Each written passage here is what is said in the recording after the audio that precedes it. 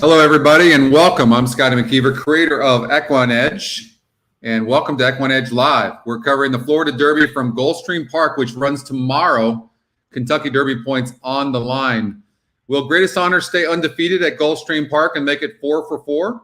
4 straight races at Gulfstream Park. Started 0 for 3 in his young career. 6 lifetime races, now 3 wins. If you're new to the show, we would love to hear from you. So get involved on the chat and ask any questions you like. And the show is the best way to learn how to use the platform. What's up, Tony, Pat? You guys ready to go? We're going to cover races from Fairgrounds, Oaklawn Park, Gulfstream Park, Aqueduct, maybe Tampa Bay. Not sure. Tomorrow is Florida Derby. Of course, we'll cover Florida Derby. And the reason we're doing the show today is because tomorrow I'm going to be playing in a tournament. And I'll be live over at Gulfstream Park. Didn't want to miss that. What's up, Keith? I'm doing fantastic, Tony. Thank you. How are you doing? There's Gary. Hey, Gary. Things are good. Feeling good. And I did a stream from Santa Anita Park today covering races from Santa Anita. So we'll talk about that. Was on Giorgio and Chappie's show. So that was fun this morning. What's up, Cindy? Daryl. Here's Eric. Everybody's coming now. All right. I was wondering where you guys were. You guys were like late to the party. I thought, man, I'm going to do this show all by myself today. You can see that I've got the Florida Derby showing, but we won't cover that right now. Let's get out to Fairgrounds. And, oh, that's right. I got to put it on my phone so I can make sure I can see the races before they go off. All right. Bear with me here real quickly.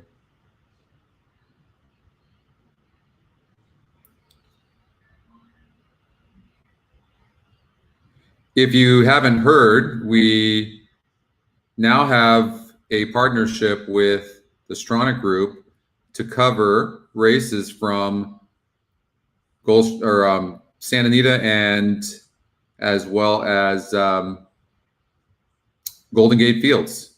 So just kind of like we were doing with the Sam Houston series, we're going to be doing a series for that. And I don't know if you guys saw this, but look, we've got the golden hour wagers up here now. So, of course, you know, we've had the Stronach 5 up there, but now we got the little Golden Gate Bridge there, and it starts so you can play it just like you use a ticket generator, can do it just the same way. So that's up now.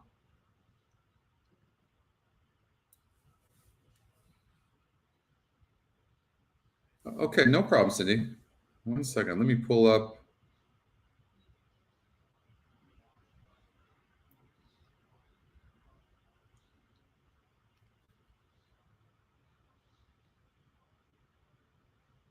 So they're at the gate over at Fairgrounds. All right, Cindy, I'll get right back to you on that question. Let's get out to Fairgrounds race number 3. And there might be a bet here, there might not. You know, we're going to start passing on races, playing every race. I'm kind of a bad example, aren't I? If you look at the number up here, I went to the test site because, you know, I've been testing the same race SOR. That's what that 36 is. So that, I don't like the 3 and 6 necessarily. Okay, so when you see the numbers up there, that's just what the current race SOR is. So you would compare that to, let's just say like this. So what I'll do, I'll look at the past performances and I'll compare it and go, okay, well, this horse was in a 54 SOR, now in a 42 in this current group, and was the favorite in that race, but got 5th. So, but is facing easier horses here. All right, so that's kind of how you use the current race SOR. They're about to load into the gate for race number 3. There may or may not be a play here. I'm going to look to see.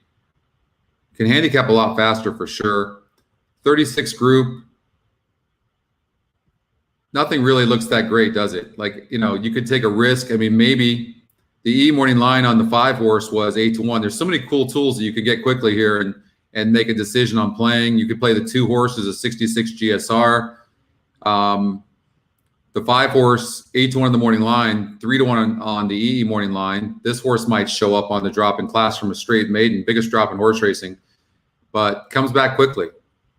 Last race on March 13th. So if I wanted some action, it would probably be on the 3 horse. The 10 is the favorite.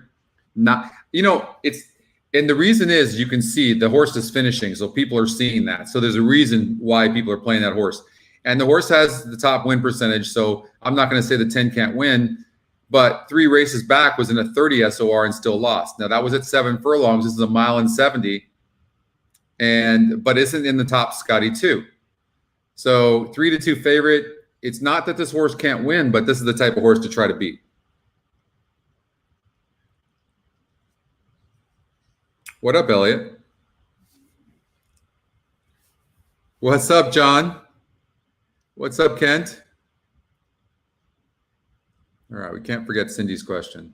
All right, why they're lagging to load into the gate. All right, you played a pick 3 and a pick 5, and the system used 1 and 2, and you then played a trifecta, and it used 7 and 8. Okay, that's easy.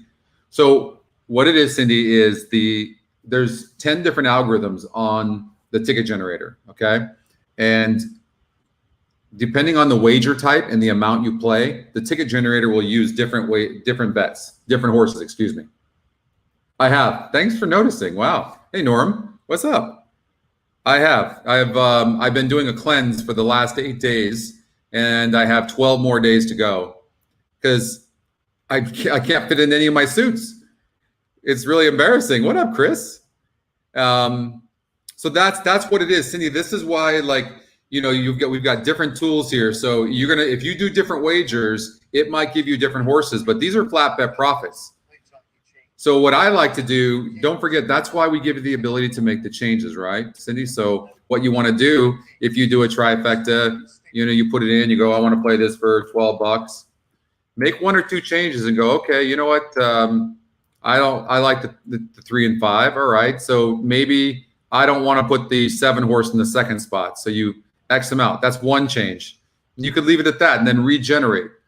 I'm gonna lock this and go, only the 3 and 5 can win, right? And then I'll regenerate and something like that. If you're right about the change you make, whether eliminating or adding horses, you've just increased your chances of winning exponentially. That's how I use the ticket generator. It's a good question, and I know it throws people off. Fair enough. But that's what it is. What up, Jared?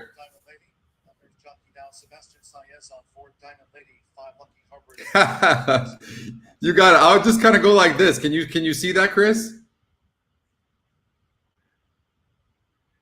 Eric, who do you like? 3, 5, 10, 8 in that order? Okay. You're doing a cleansed meat only. Yeah, that's what I was doing. It didn't work out for me so well. All right, they're loading into the gate for Fairgrounds as usual. We're just going to turn the volume up and on my cell phone and play it. But I think, like I said, I'm not betting this one, but if I was, maybe I do the 5. 3 horses, a price play, and Scotty's second pick. That's interesting to me because 2 separate algorithms are saying that the 3 horses live. What, you can't hear out of that ear? Put it in the other ear.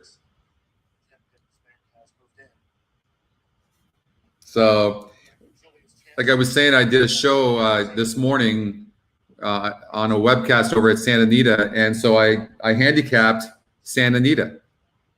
So we'll have picks for you at Santa Anita. We'll play that. But I'm in competition with Carl O'Canahan, and so you guys are going to drop my payouts, aren't you? If it wins, I can see it already. Really enjoyed Carl. Carl's got 22 horses over at Penn National.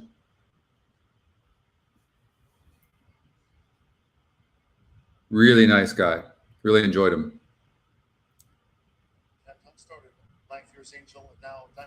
You know, you can go to Sanity website and see that, but Carl mentioned that he liked one of his horses, and I didn't take note of it, but probably should have written it down. But you can probably go back and watch that tape on the Sanity website. All right, they're loaded into the gate. The 10 horse is the favorite at 2-1. Can't like that post. Watch how wide this horse is going to be right now. Look at this. Like, that horse already ran 3 or 4 lengths further than everybody else. So at 25% win percentage and not in the top 2 Scotty, it's not worth it. I mean, maybe if the horse was 55% or something like that, right? Cato River is 70-1. Yeah. I would agree. It's like 400. Yep, that one. It's called the Incurable Diseases Cleanse from Dr. Schulze, Schulze. It's insane. Do you know only 5% of people finish this cleanse? Good luck, Keith. Yeah, only 5% of people finish the cleanse. There's the 3. I mean, running easily at 5-1 right now, 4-1. 5 is in third. I can't tell. Is 5 on the rail?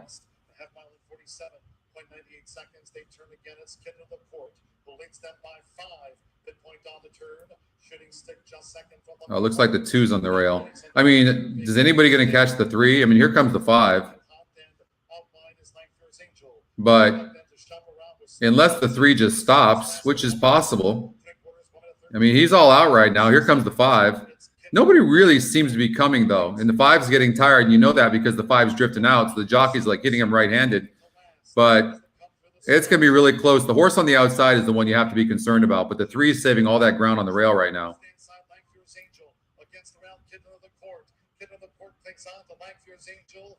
10 ran just an enormous race.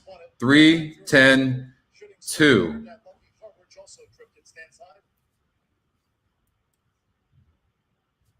But what a big race by the 10. I mean, going wide like that and running that good, that was good.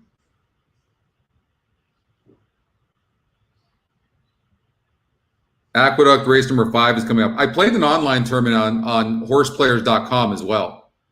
So what up, John? Yeah, me too. JP.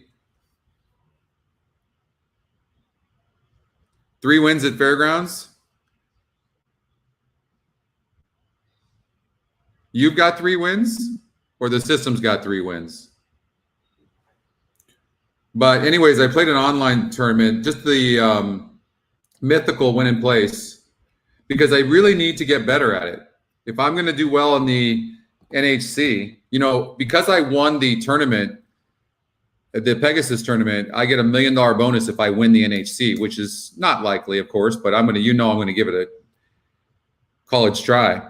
Okay, so Cindy's got more questions. Okay, so no, I mean, I would just add what I would do, right? Add or subtract. Do you adjust the ticket generator or do you just play it the way what it's giving you? Oh man, beer crawfish sounds so good right now. Where was I? I was cruising. Oh, I was cruising down here in Fort Lauderdale Beach, and somebody was selling crawfish, and you knew it was fresh crawfish.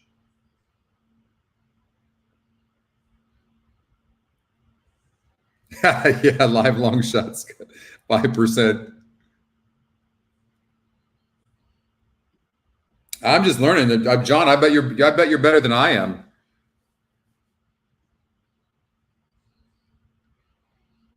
I bet you're better than I am. Brett, did you bet that 3? Work call's done. All right, good. You guys, anybody bet that 3? Scotty Longshot paid $22 and won the second race at Fairgrounds. And race 1, the second, we hit the exacta box, and the second pick won, paid $12.60. So it's doing well so far. $21 exacta, that's nice. And then we get this price play and second Scotty pick to win and pay $10.80 over the top win percentage. So, that's easy to say after the fact, but the information at least is there. You have to make a call. And we talked about that 2 horse at 8-1, the top GSR, and that horse ended up getting up for 3rd. No excuses for the 5. What up, Chest? What's up, Chester?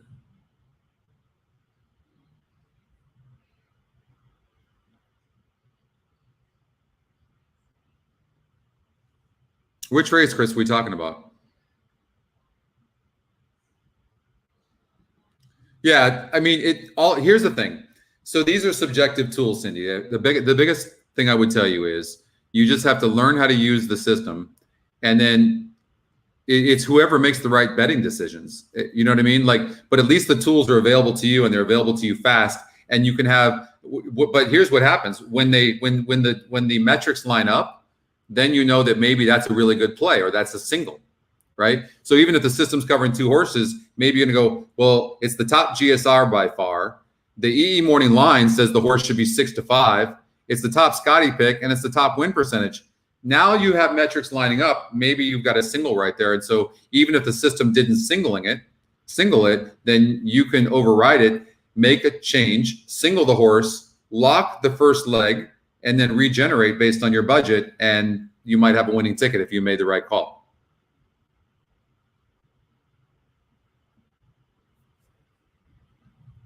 All of them did, Brett? Yeah. You'd be surprised how many times that happens. What is the overall win percentage of the Scotty long shot? Oh, there you go. You're making me work for it. 3 minutes. I have no idea. I've never run that number.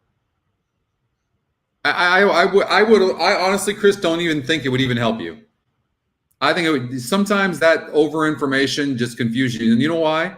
Because every race is different. The horses in the races are all different, right? So I don't think it would even help you. Yes, producer Tony, we're going to Aqueduct. The tournament that I played in, the horse players tournament, it starts in race number 6 at Aqueduct. So I'll be looking intently at that. The SOR, you asking me what is the SOR? What does it stand for?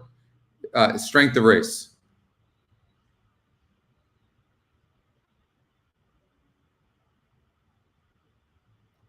That's right. Michael's going to give it out though. Michael, didn't I give it to you yesterday? Don't forget to like the show, everybody, and follow us on Twitter at EquinEdge. Also, the VIP Facebook group. That's a pretty cool group as well. A lot of people on there teaching everybody how to use the tools. Cindy, that'd be a good one for you. The VIP Facebook group, if you're not already a part of that, and you'll get it. Watching the show is your best way to learn too. What up, Billy? My man. Billy, me, and Sue were over at Gulfstream Park on Wednesday. Billy had a pretty good day. The SOR is the best tool. You got it. It is the best tool. It really is.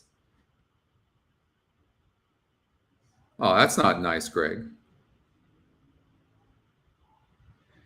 Yeah, I'll talk about that during the show, Norm, for sure. We'll talk about the upgrades. I'll get the test site up, and I'll like we like to do, and I'll show you.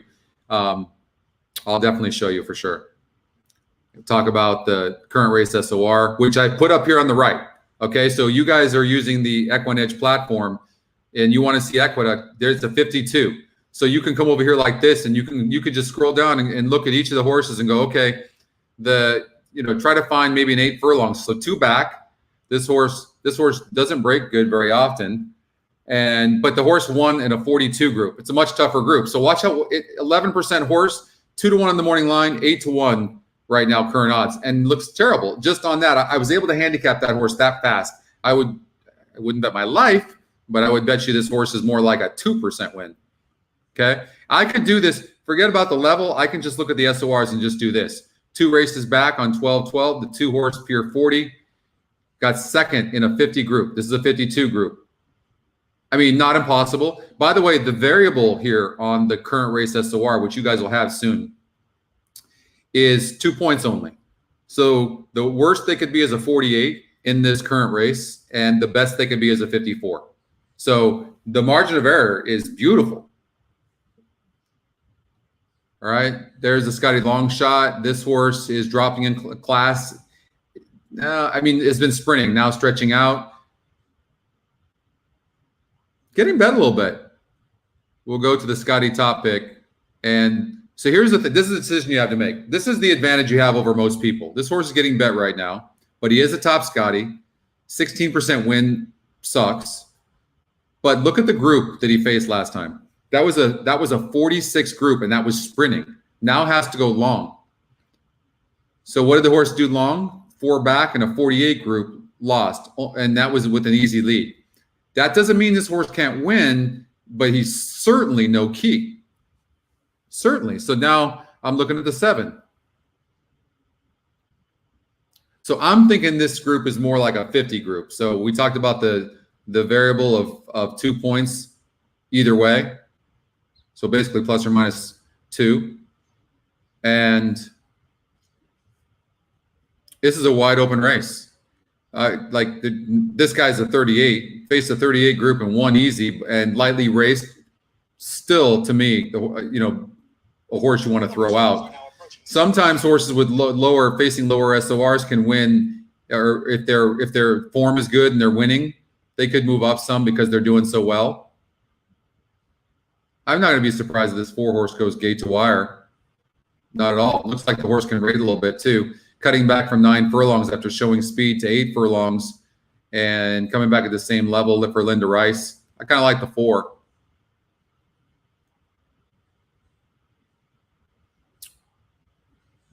I like to see where a horse won. What was the SOR when the horse actually won? Now, the distance makes a difference. So the 3 horses, Sky Longshot, won in a 42 group at 6 furlongs.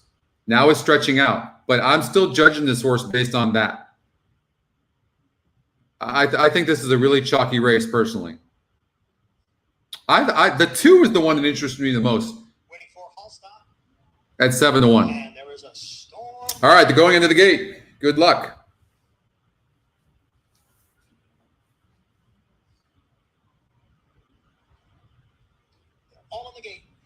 I hope I answered your question, Cindy. What's up, Jeff?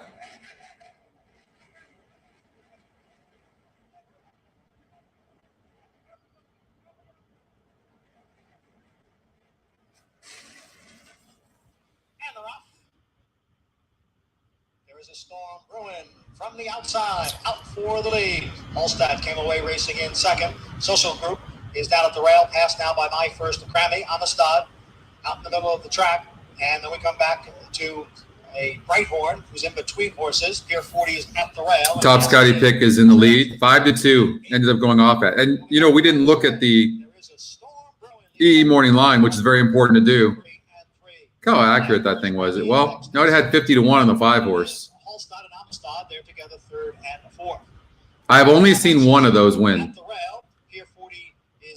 I mean, the 2 favorites are in the lead right now. 2-horse broke last but moved up. That's the type of horse you want to follow next time out if the horse runs good at all. Those are the horses I like to follow because they rush up, and if they hang in there long enough, then you know that they had more in them. And if they drop in class, that's even better. Social Group down at the fence. On the outside, Brighthorn begins to pick it up. Holstad's in between horses. Pier 40 is tailed off. And here comes the 4. 7 horses toast. Now they're at the top of the stretch. There is a storm. I mean, Jockey's looking around the 8. Right there, did you see him? At the top of the stretch, he started asking. I mean, if he wins this race, he really did a heads-up job and didn't ask the horse too soon, and he's gonna go away. Top Scotty pick's gonna win. And maybe the 4-horse on the rail is going to get second. No, is that the 7 going to stay up for second? Yeah. Did it right from the get-go. A front-running victory by a half dozen lengths. My First Grammy. Wow, that 50-1 or 12-1, the 5 got third, but chalky 8-7. Yeah, the UAE Derby.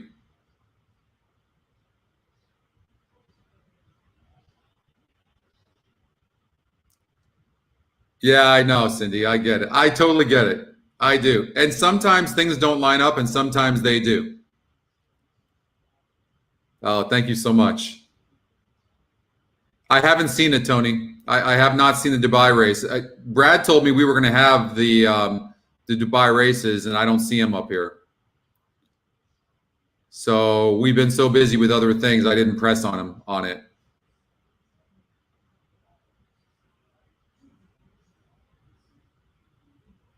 Five to 2.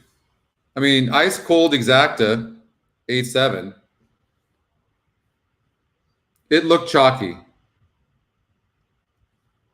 All right, so the race number 6 is where the tournament starts. And how much time to Tampa Bay?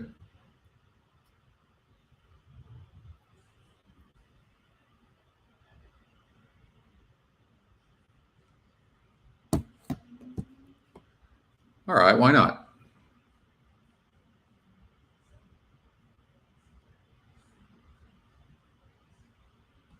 So here's one thing I like to do.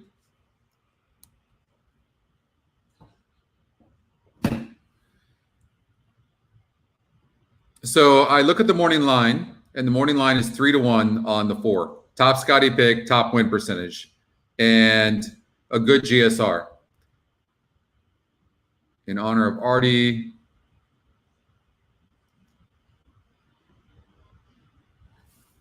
The thing about that I don't like about the 4, wow, this must be a bad field because that was a 34 group.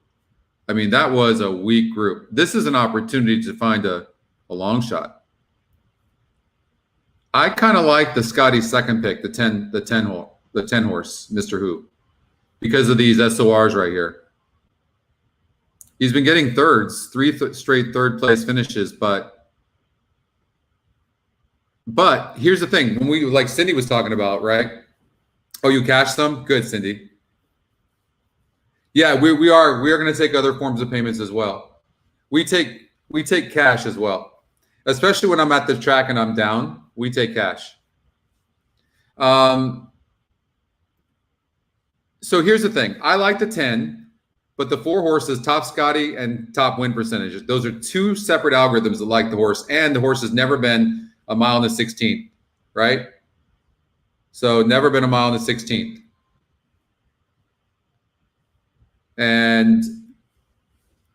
But in honor of Artie, I mean, this horse has got, I mean, 27-1, nice GSR, but 0 for 6 lifetime, going 8.5 on turf. So I would throw that out immediately, is what I would do. So Lion Charmer, 8-1, and from a 15-1 morning line. But what is the E morning line? E morning line says 10-1.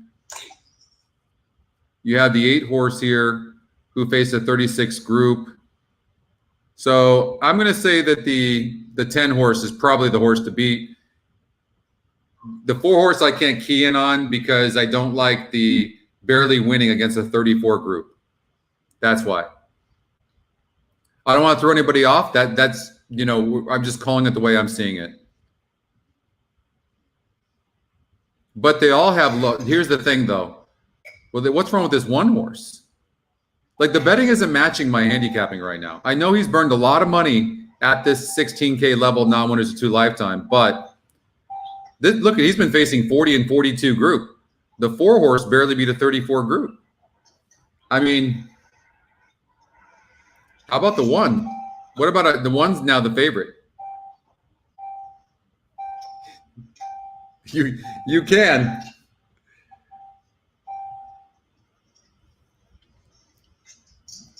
I got to come collect. Damn. What up, coach? You upgraded unlimited from Weekend Warrior. I think I saw that, John.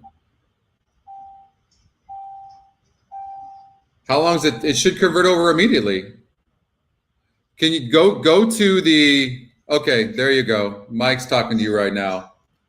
Go to intercom. Okay, that's what I was just going to say. Go to intercom and tell John. It should have converted right away. Or not John, but Brad, excuse me. I'm sorry. Sorry about that. If anything like that ever happens, make sure you say something.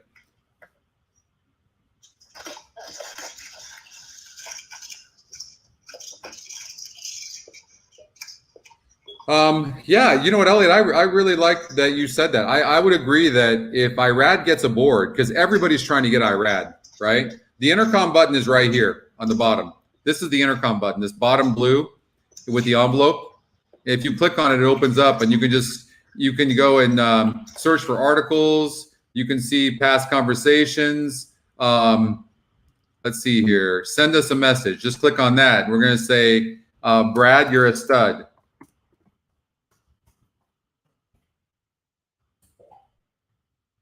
And then you click back on the circle and it gets rid of it. And then it'll pop up and say, we'll usually reply in under 20 minutes. It used to be 10 minutes. We're getting so busy now, we've pushed it out. Tampa take off already?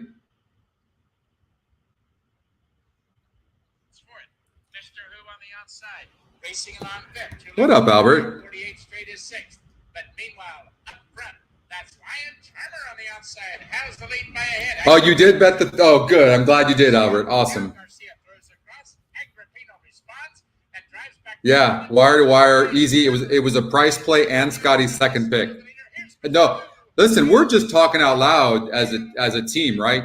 You made the bet. That's what I've been saying all along. It comes down to is making the right bet. So we got 5-1 on the 10 horse. Anybody bet the 10?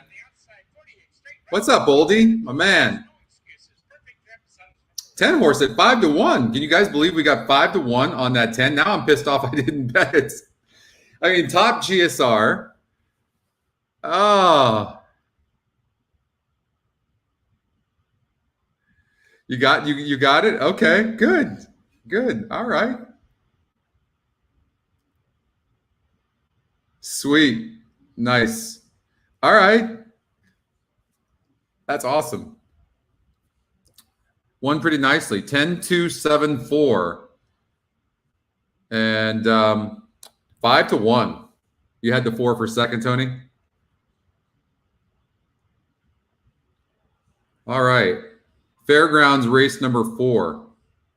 You guys want to see the test site and see the SOR, and I don't know if I showed you the GSR Plus, which is the link feature, but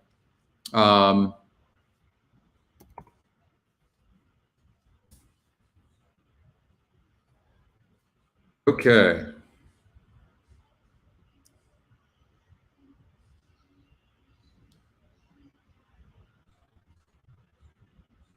Fairgrounds right here. So we'll go to Oaklawn Park race 4.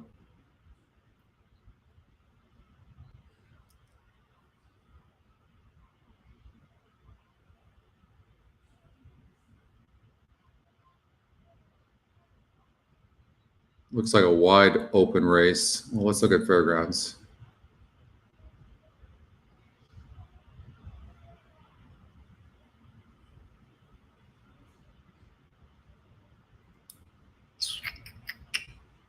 Which one do we want? The E morning line on the 6 horse, top Scotty pick, top win percentage. You know what? Maybe we'll stay at Fairgrounds here. All right, Fairgrounds 4. Sold. Fairgrounds race number 4. All right, this is the test site. So if the win percentages are different, these are the old win percentages. So the old win percentages say that Pie Killer is 33% to win. And the new ones are a little bit more conservative at 29%, but still strong tout there, plus top Scotty pick. Sometimes what I like to do is I'll go over and I'll just say, hey, I'll take the top 2 GSRs. Hold on here. Let's see what they are. So the 8 horse, which is a Scotty long shot, only went one time at this 8.5 furlongs on the dirt. And that was a 52 group on a sloppy track. I mean, maybe the horse didn't like the sloppy track. Okay, but faced a 34 group on the SOR last time out. This is a 50. This is a 50. So now it's like to Cindy, the example would be here. Now it's just not, you have to figure it out now. You wish it all kind of went in one direction. That would make it easier on us, but it doesn't. So now we have to make a call. So you could use the ticket generator. And you can say, oh, I'm going to play a $10 trifecta. You could do that.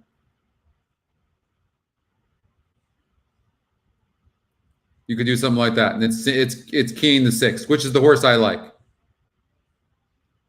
But we have yet to look at the, so we know that it's a 50.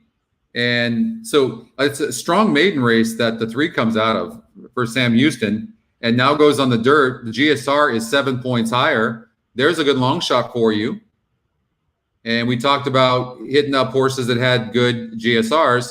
I'm not liking the Scotty long shot as much. I would prefer the 3 horse. 5 horse,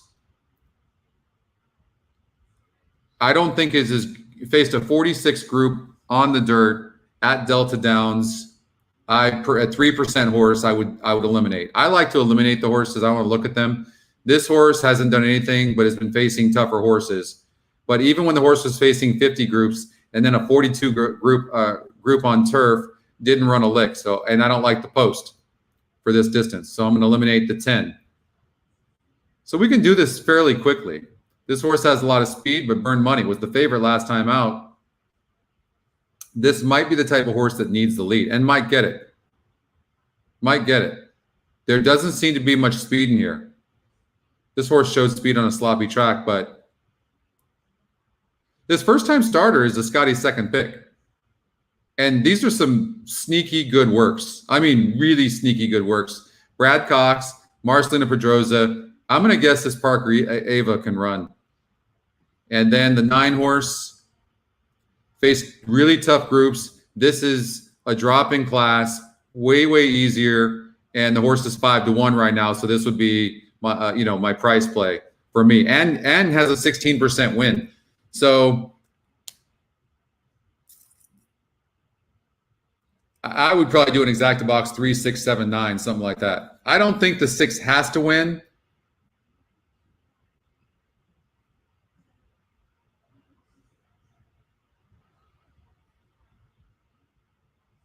I don't think the 6 has to win. I kind of like the first-time starter, Parker Ava, but it's wide open. We're going to look at Oaklawn Park for sure. What's up, Lexi? Hey, Angela. Haven't seen you in a while. I know, Albert, right? What up? It's good to see everybody. What up, Mo?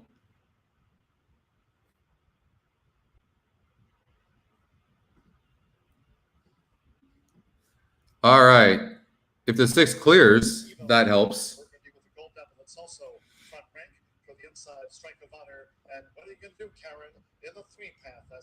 I mean, the 7 horse, a first-time starter that actually broke good. That's a good sign.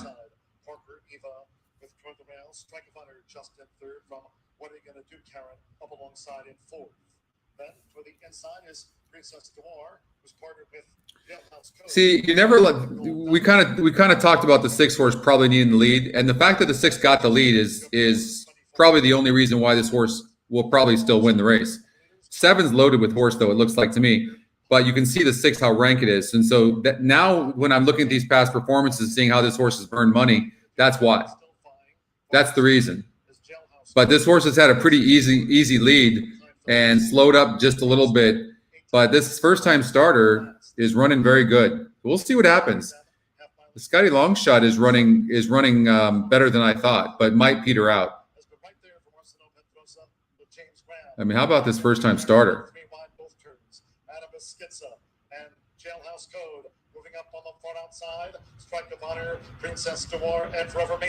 I didn't like the 10, but the 10's running. 10's petering out. All right, so it looks like the 6 is probably going to get there. 9's coming on the outside. The first-time starter is slowing up, but looks like the Scotty Longshot's going to get second. I think it's going to come 6, 8, 9. I mean, you can top GSR on the 8. You can never discount the Scotty Longshot, no matter what, right? In the money. I mean, this horse ran huge, and not my type of horse because 2 back faced a 34 SOR, but it's still a Scotty Longshot. So Cindy, when we talk about stuff like this, when things aren't aligning, right? And that's kind of what happened there for me with the 8 horse. So it doesn't mean you don't use the horse, but it just wouldn't be a key. But the 6 horse cleared, and that's why the 6 won. If the 6 didn't clear and somebody went with that 6 does not win. And I'll put that on there too. Like that will be my note. Front runner.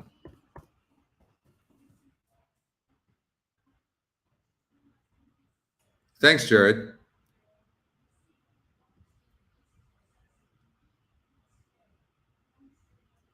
That's true, Matt.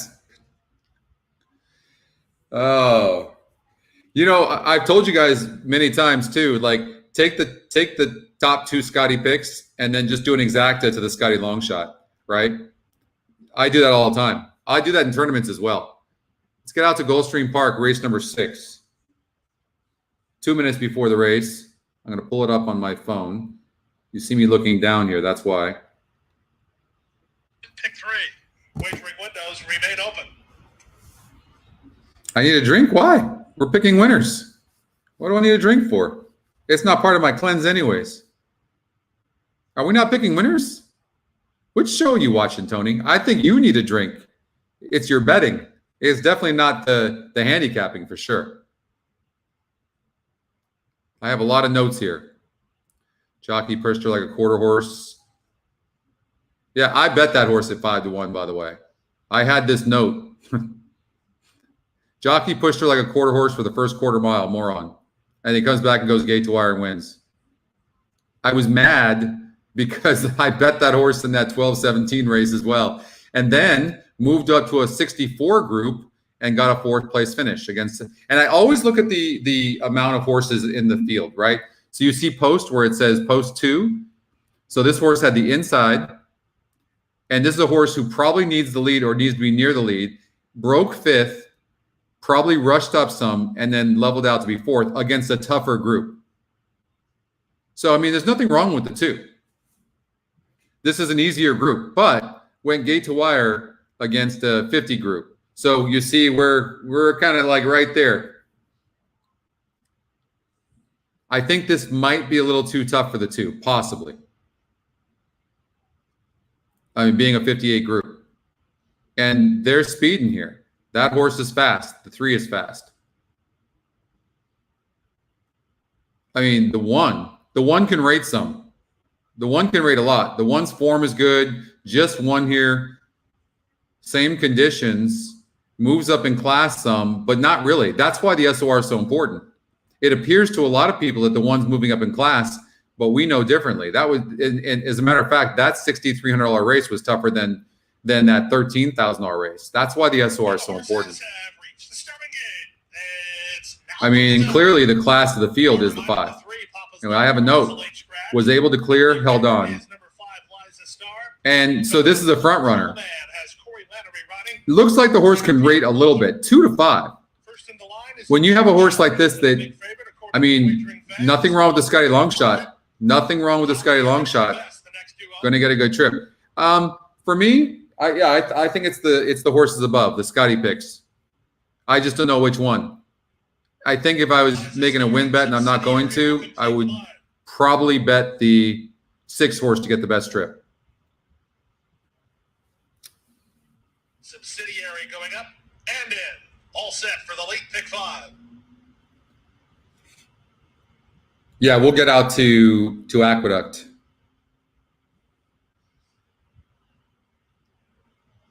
Oh, you want me to drink with you? That's all. That's what happens when we drink, right? We don't want to drink alone. The big favorite Liza Star was, I mean, I like the 1 and I want to like the 1. I just don't like the post. Subsidiary driving through between horses, Domineer. And I knew the 5 was going to show speed and is in the lead, but I also knew the 6 horse in that post, the 6 would get a good trip. And look at the jockey's been having to push on the 1 the entire time. This is a horse you want to follow back. 22-1 for the opening quarter. There's 3 furlongs left to race. The daughter of Cool Coleman, Liza Star, in front half a length. Subsidiary turning up the heat now. She's within the neck of the leader second. 3 wide, free to fly now third. Domineer being outkicked while. I mean, Scotty Longshot's going to win this. And the 1 horse ran gigantic in this race. And the 5 is starting to show some heart here, but I still think the 6 has got his measure. And I think with the trouble that the 1 had early on, I think it'll cost the 1, but maybe not. I mean, we talked about it being these 3 horses. I mean, the 1 was gigantic. 1's going to win this race.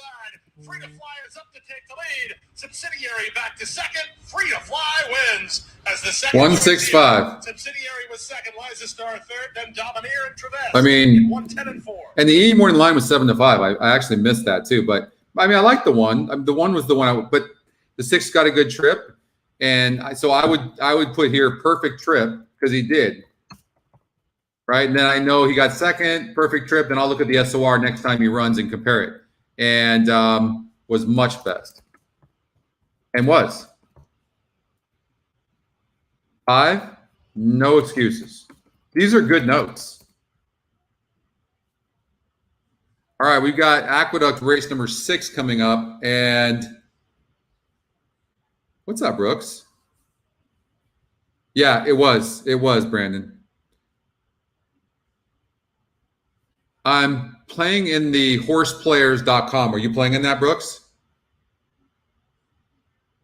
Paco's 4th winner today? Wow. So you guys want to hear some good news? So let's see. We got Aqueduct, 2 minutes to the race.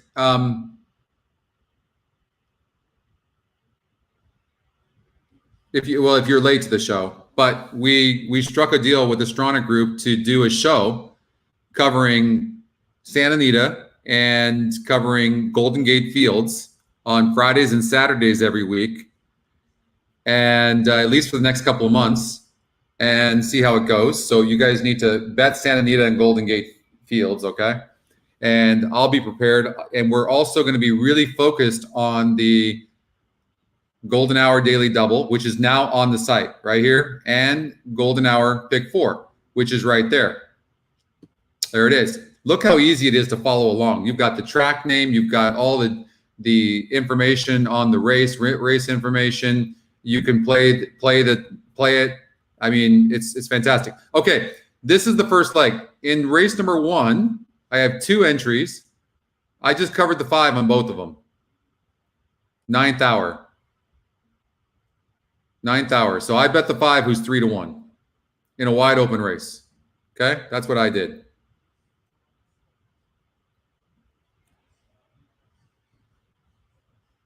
Thanks a lot, Junior. Yeah, it's exciting because we're going to be covering that, the Stronach 5, and it's neat to partner with the Stronach Group.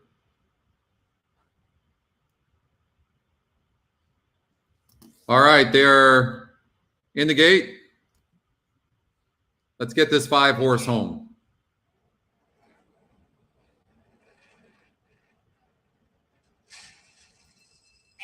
Thanks, Brooks. Let's do it.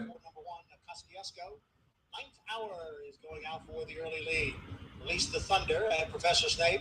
They're right together, 2nd and 3rd, and closing in on 9th hour here in the early going. Kosciuszko, after that bobble at the break. Next Friday, Matt.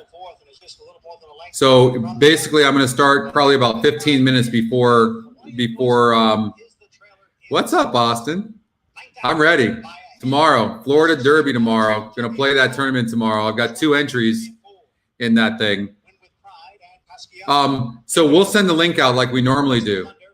And I'll start 15 minutes before whichever those tracks start first, which is usually Santa Anita. On the inside, it is 9th hour, and on the outside, it is Professor Snape. The 2 of them right together through a half and 47 and 2. They've got 3 lengths on Kosciuszko in 3rd as they head for home. 9th hour on the inside, Professor Snape on the outside. They remain heads apart. Kosciuszko is. Come on, 5. Pull away. Pull away, 5. Pull away. Pull away. That's how we do it right there. That's a good way to start. 9th hour, 5-2. 3rd win today for jockey Eric Consell. It's a good way to start. Both entries.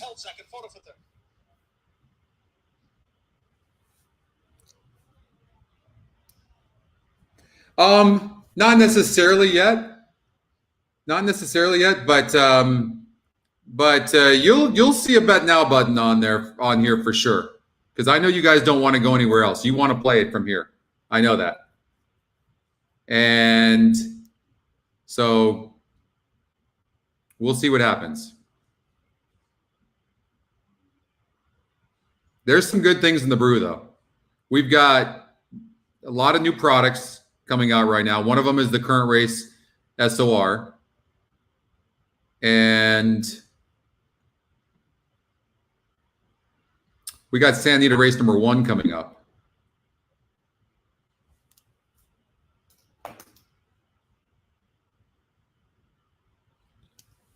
That 5 ended up pulling away. It looked like a closer race than that, but that 5 ended up pulling away by about 4.5 lengths in the end, which was huge. What's up, brother? Thank you, John. I wasn't feeling so sharp a couple of days ago, Brett, but now I'm starting to get back to myself a little bit. I've been struggling for the last couple of months, to be honest with you. But today's the best I've felt in a few months, for sure.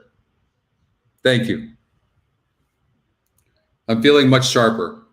I was feeling pretty foggy, and I was drinking more and more coffee. I haven't had coffee in 8 days. It's not boring, Santa Anita, but I understand why you'd say that. I mean, the fields are smaller. So when I was on that show this morning for Santa Anita, Carl, who's my competitor today, love Carl though, he's fantastic. What up, Bill? Oh, nice. And Carl chose the 5-horse.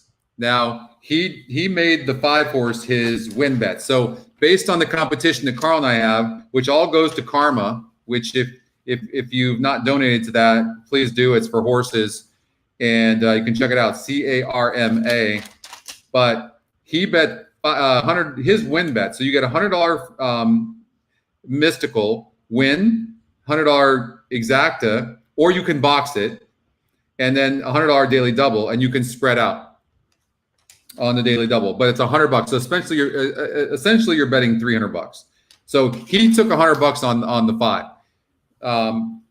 So 1 to 9. I mean, listen, I might not. When you guys see what I did, I'm keying one horse pretty much the entire day. So he could beat me just with this horse winning. So initially I was thinking to myself, Carl, why would you choose a 1 to 9 shot? Right? Because if I just win one of my, really, if I'd have known ahead of time that his strategy would be to pick this 5, then I would have spread my wagers out amongst 3 horses. But I like Carl's picks today. I'll give you what Carl did as well. I'm talking about Carl O'Callahan, who's the trainer up at Penn National. You've heard of him, been around a long, long time. Fantastic guy, and I met him for the first time today on the show. He's got 22 horses over at Penn National.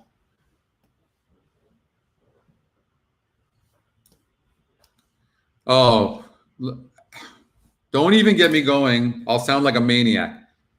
150%, but only 5% of people finish it. But if you've got, if you'll, at the end of it, it'll be the best you've felt in many, many, many moons. That is a promise. It's hard though. All raw, 20 straight days, nasty teas. Yeah, very good trainer. But I highly recommend Incurables Diseases, Dr. Scholl's. I mean, look, it's only been 8 days and you guys are already noticing how handsome I'm getting. I don't have the jawline yet, but give me a month. Get that jawline back. Be like this.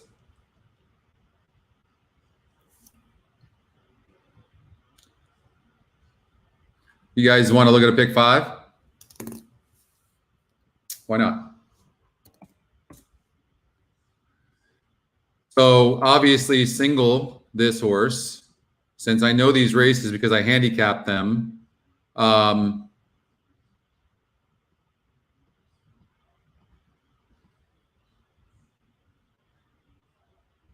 You know, this horse might not be a single. You might try to beat that one. But you might single the 1 also. Because the 1's going to be tough.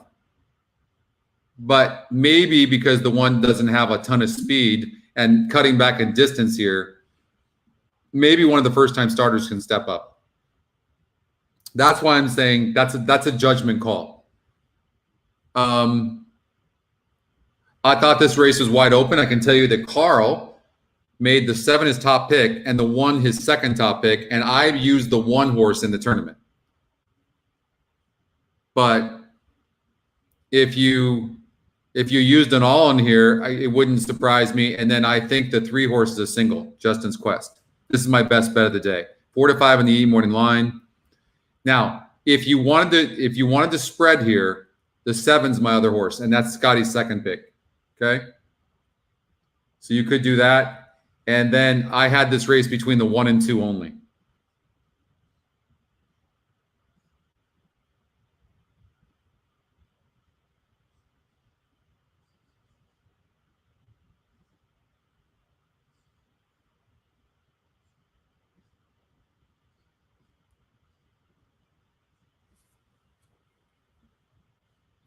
Thank you very much.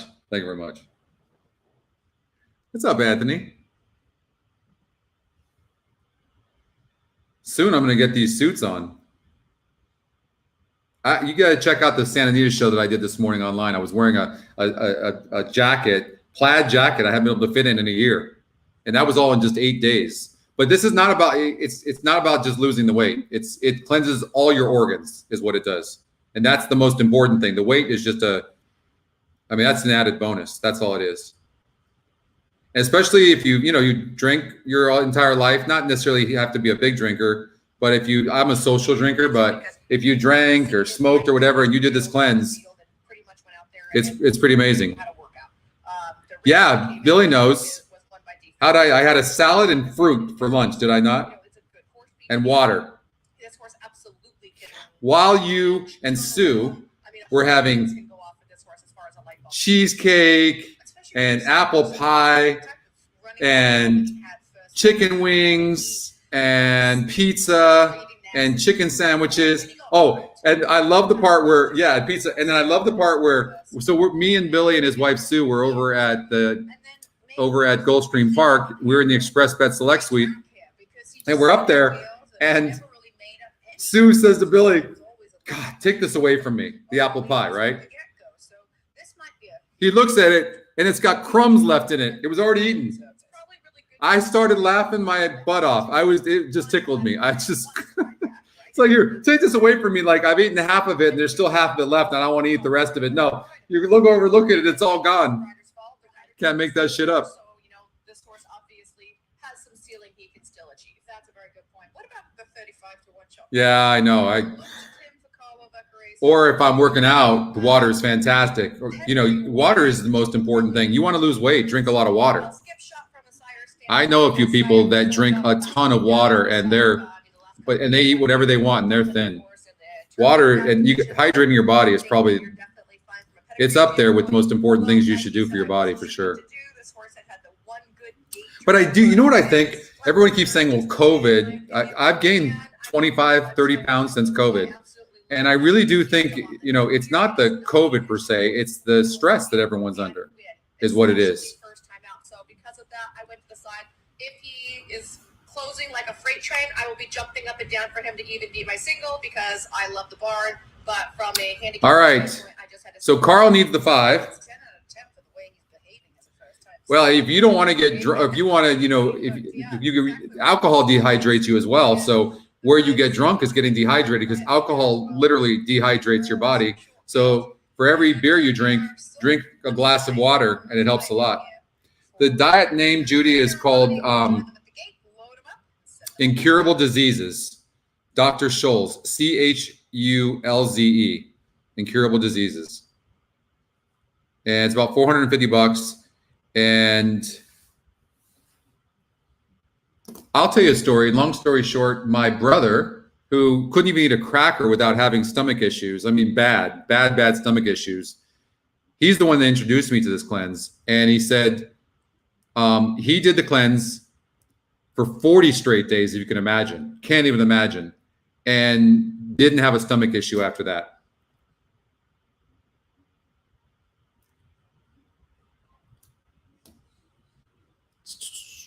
Well, I don't know if we're going to make fairgrounds. I didn't handicap it anyways. I'll give you what the SOR is though. The current race SOR is a 42. And so you could look quickly like this. Look how fast we could do this. This guy's dropping in class. Okay. So, and cutting back in distance after showing a little bit of speed. 2 is a second Scotty pick as well. This one's facing similar company, but hasn't run, maybe third for the 3. This one's not been running, but getting easier competition. Now is sprinting and showed some speed against a 52 group. I'm not going to be surprised by the 5 running good at 15-1.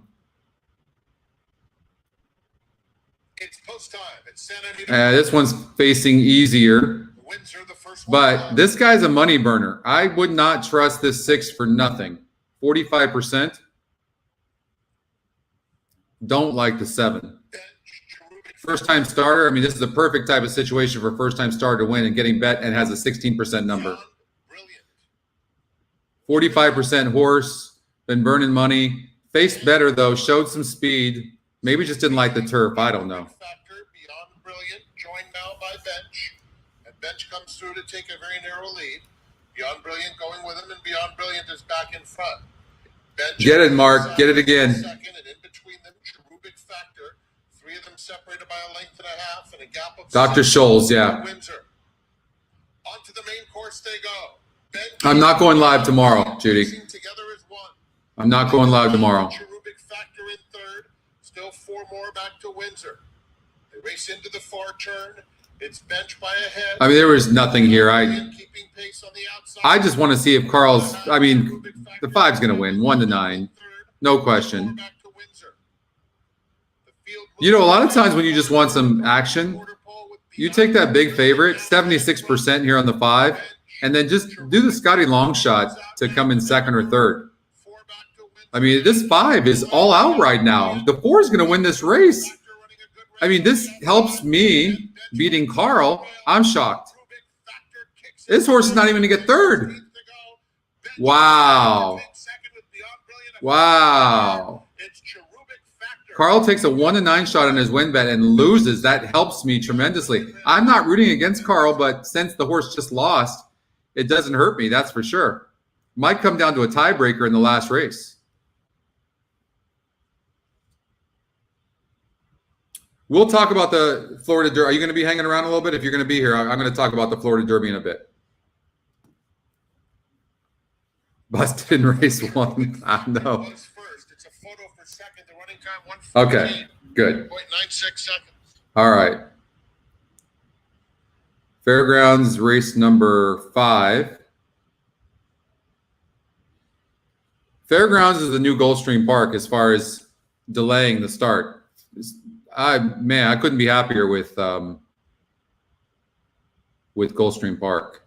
All right, race number 5. You know, again, the 6 would be no key for me. I don't want to throw you off the 6 to say the 6 can't win, but would be no key. I'm kind of liking this dropper here, to be honest with you, in the 2 horse. Scotty's second pick, Kamara Vision. I didn't like the Scotty long shot, but it's beat me many times before. It's getting bet. Low SOR. I think maybe for the exotics. I didn't like the 3 that much. First time, situations like this is where first-time starters really excel and do well. I'd probably throw a flyer on the 2 and the 8. I mean, I wouldn't put a lot. I mean, we're not keying in on anything here, right? So you don't go bet a ton in races like this where you don't have a key. We'll get out to Oaklawn Park for race number 5 after this. You need the 6, Keith? I think the 6 needs to clear to win. It just looks like that type of horse. I don't know. It's just burnt a lot of money. God, I hate horse. I understand. Top Scotty pick, 45%. I understand why you singled it, Keith. I do. And if you didn't look at the past performances, you know, when you look at the odds, right? And when you see 3-1, 7-1, 3-1, 2-1, even money, and the horse keeps losing, that's burning money.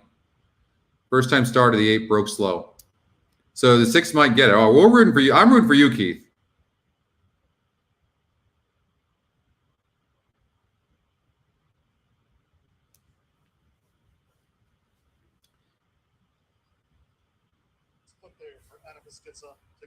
So 6 is sitting in third. We'll see. You see, look at the 6's head. Maybe this is a shitty group and this horse is going to win. But you see that? Like, put a note on that. That's exactly what I'm talking about. When a horse runs like that, with its head up high like that, it just doesn't win very often. I think the 2 is primed to win this race. Where's the 2? 3 horse got bet down. Here comes the 3.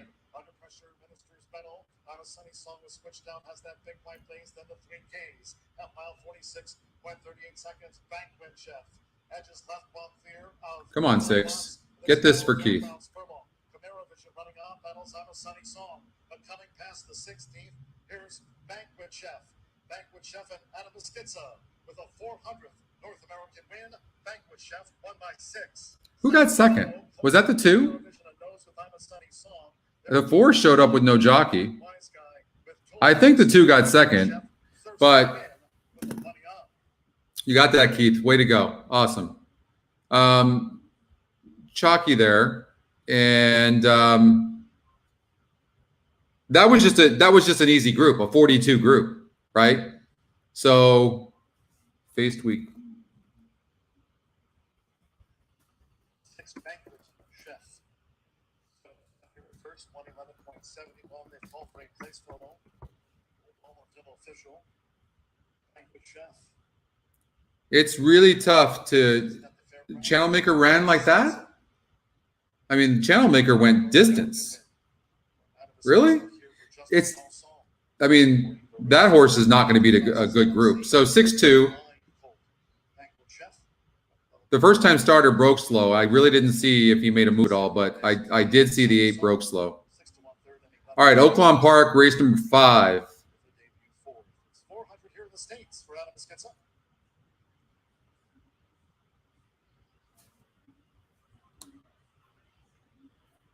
Awesome. I'm glad you hit that. Yes, Oaklawn Park. Yeah, but he wasn't really pulling.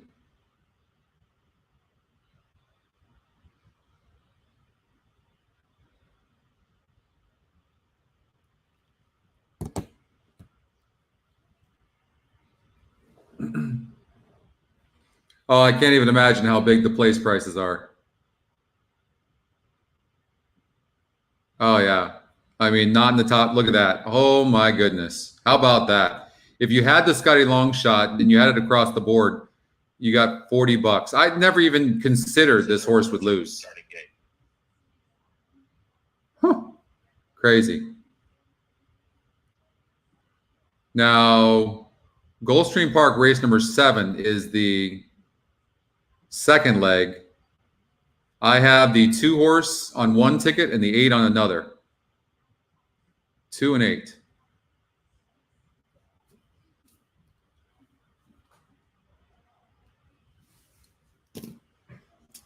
All right. So we know that it's a 56 SOR. We know that. 6 furlongs on the dirt. The horse can rate, but that was it. By the way, I give horses less credit when the track is muddy. 1 minute. And I also don't ding them as much when the track is muddy. You see what I mean? Like it could go either way. Yeah, 100,000 in the place pool. Wow.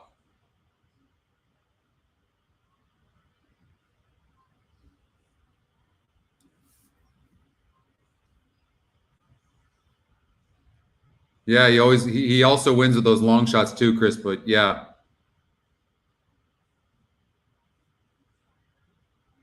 Unbelievable. I mean, should any horse ever be 1-9? Give me a break. What are people thinking? Betting a 1-9 shot. Key it in the exacta. Cool. I get it. I do it all the time.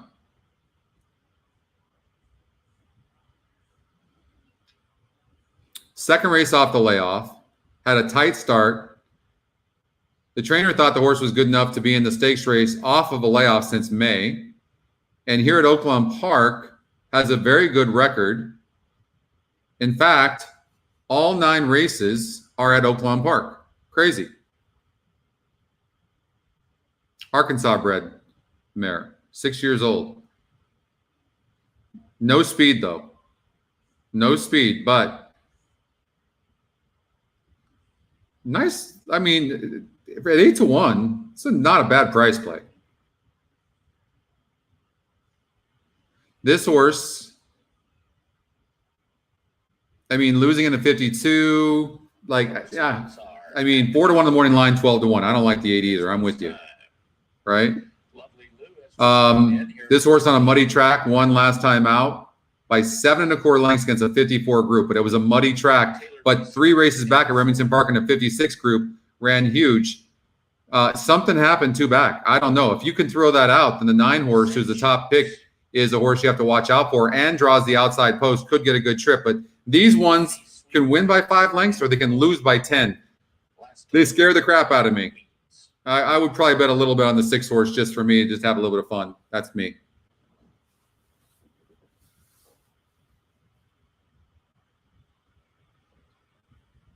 They're at the post. I don't know if that's fair, Chris, entirely. They're off. I think John's a good trainer. Be Swift and Zanforce show speed. Tiddly's close up, so is Triple Happy. Then Many Sweet Treats and Euro Me, followed by Lovely Lou and 5 Queens, and the trailer is Florida Bird. It is Triple Happy and Zenyatta by far my favorite horse. Taylor B. Swift with Tiddly between horses. See, I hate situations like this, like for the 6 horse. When you're in between, this is why in the trouble line, I always look for notes like that, in between horses, because a horse really has a hard time with it, unless it's way the best. And we know the 6 isn't way the best. You see what I mean? And then has to check back. And now the jockey's going to stop asking about the top of the stretch. And then it's going to look like the horse ran terrible when he was right there at the top of the stretch. This is where you find long shots. This is why when you're watching races throughout the day on TVG or on the site, you need to, so the jockey just let off right now. Exactly. Just stop asking. But we know the horse is better than that. Probably just needs easier. We talk about the 9 horse winning by 5 or losing by 10, and the 8's going to win the race. 8-1, and it was, I only eliminated 2 horses, and the 8 was one of them. Why didn't I like the 8? That might have been a mistake. I'm not sure why I had that horse eliminated. All right, let's get out to Gulfstream Park 7. I need the 2 or the 8 to win. How are we doing in the tournament? Let's see here. Leaderboards. I imagine, well, I have to be in the lead, right? All right. How many people had the 5? Evidently, a lot of people had the 5. I don't know how many people are in this thing. Let's see here. Looks like 350, probably 330. It's a photo finish. The judges will examine the photograph before posting the order of finish. 400 people. Okay.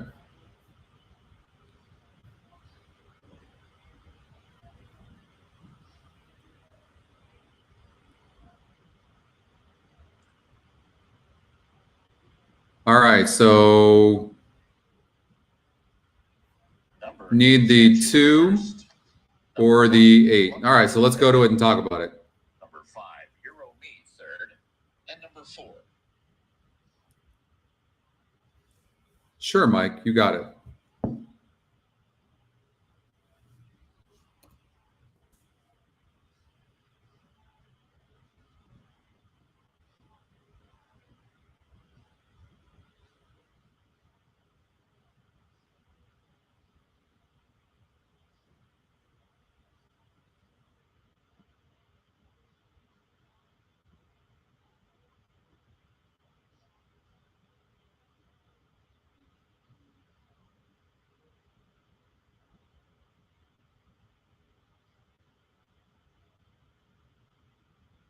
The 8 horse from the outside could get the lead and go gate to wire.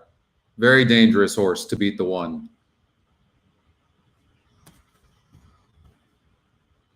We could do that quick. So we're not going to single. And 7-2 on the E morning line.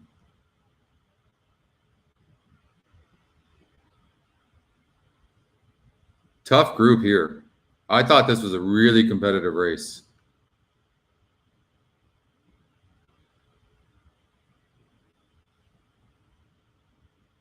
But this horse looks like the real deal.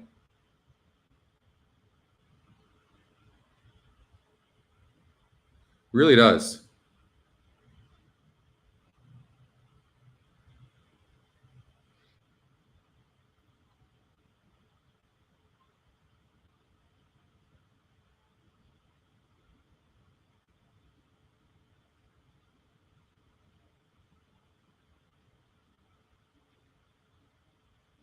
You know this one's going to the lead. When this one clears, this one can almost beat anybody. That was a 70 group, Patty HP.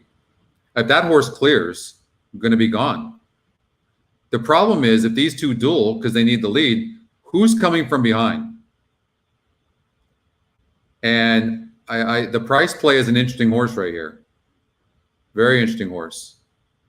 But look, after a 2nd place finish, Tyler Gaffalione gets off of both the 1 and the 4.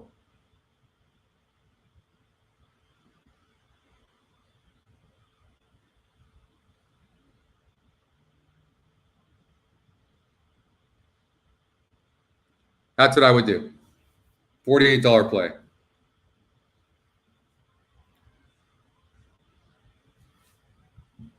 But I'm rooting for the 2 and the 8.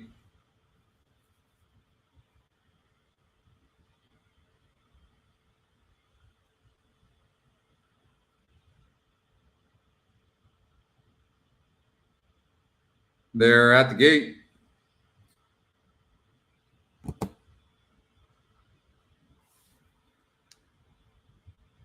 GP tomorrow's card, the same race SOR. If you remind me towards the end of the show, you got it. I'll do it. Okay. Star getting ready under John Velasquez. Mint edition from the outside gate will complete the line. All set.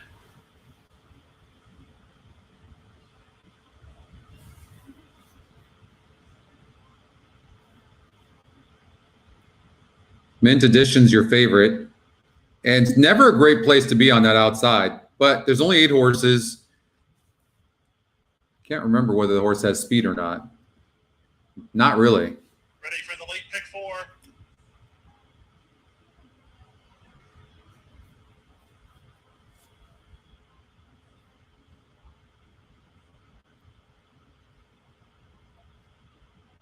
So I think we're coming from behind on both horses. Edition actually so far up the track I didn't see her, so she's still behind the gate.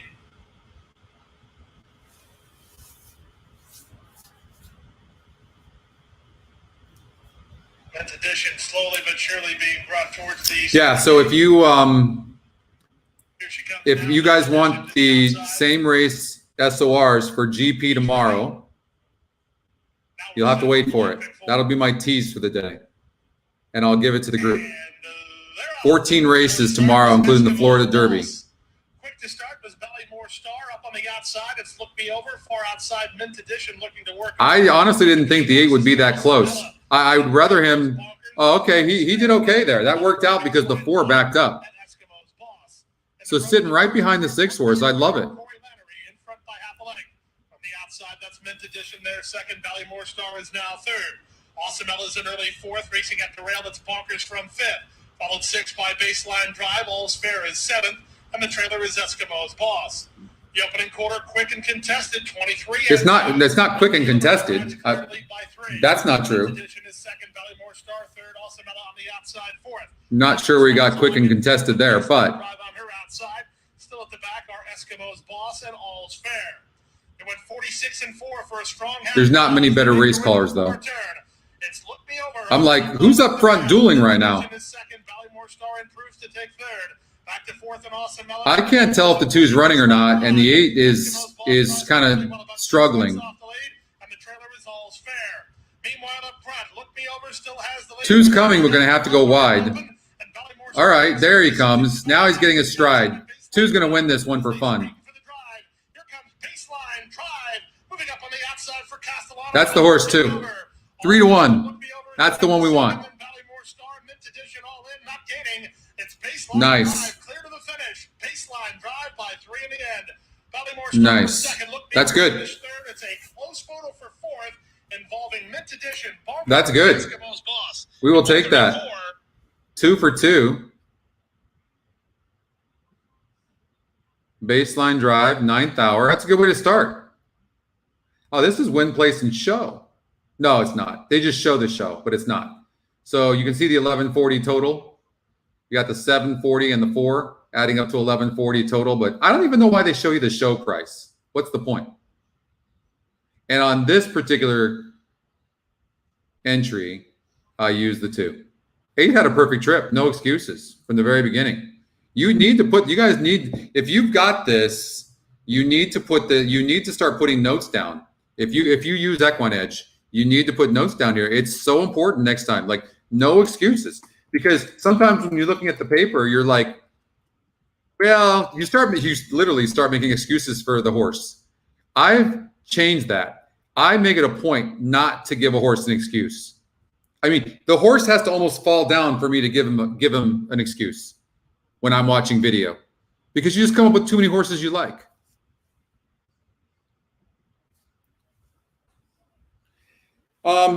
No, I did that a little bit here, Rashad, on this one. I kind of, to be honest, I didn't have a lot of time to handicap it. So I took two of the horses I liked, and then I kind of, and the ones I liked a lot, I did them on the same horse on both entries.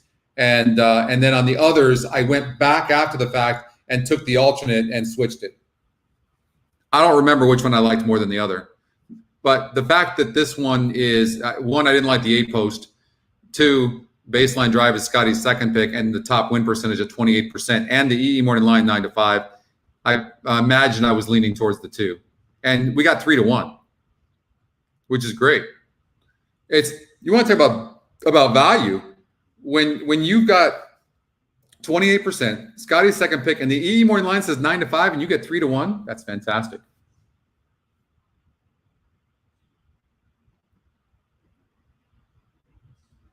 Golden Gate, race number 1.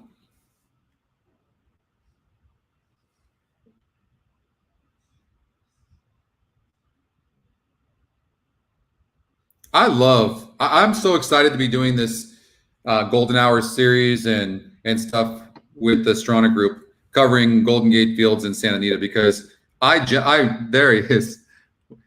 He says, Brad just replied. So that's what it looks like when somebody replies, one of us replies back to you. And I said, Brad, you're a stud. And he replied back, it was supposed to be under 20 minutes. So I'm going to reply.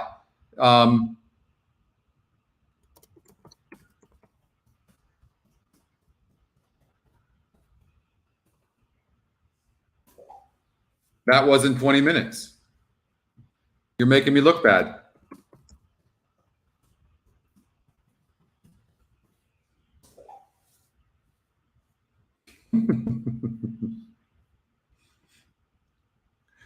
And so you can have a conversation with us, our customer service for you. What's up, Coach? Coach Williams, say hello to Coach, everybody. When Golden Gate took off, but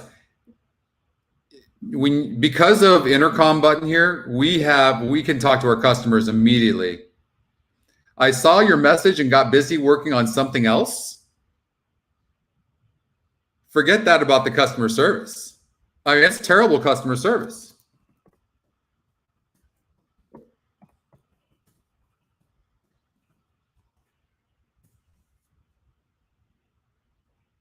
He says, I didn't even think about responding to you at first.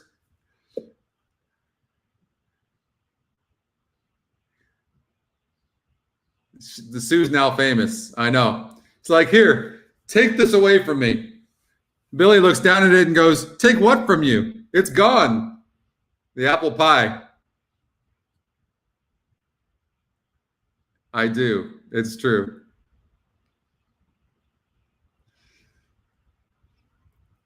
Yeah, he probably does, John. Oh, go Hogs. Go Hogs.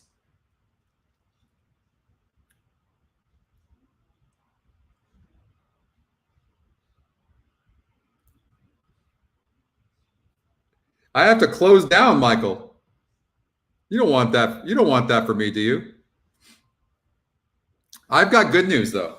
Do you know that when we started this project, like unofficially started this thing 15 years ago, but this particular project, we started it, the team started it 3 years ago. And we are now over $2 million into this project, but we are now actually making money. Not a lot, but we're profitable. That's all thanks to you guys. I mean, how sick is that? Like, do you know only 5% of online companies make it? Thank you, Michael. We are actually profitable. So thank everybody. I want to thank everybody for that. It's pretty rewarding.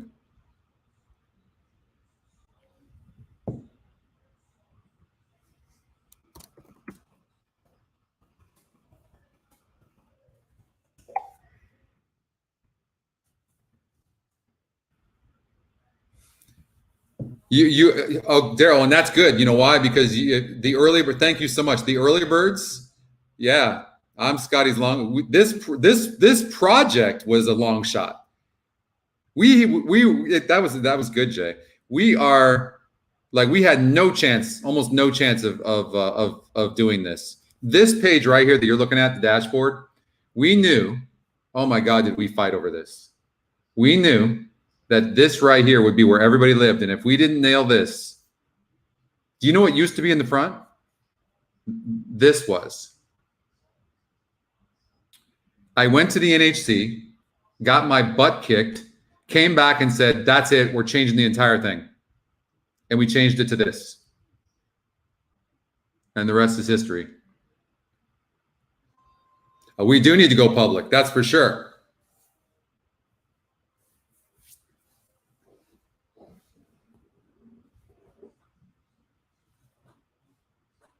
Anybody want to invest?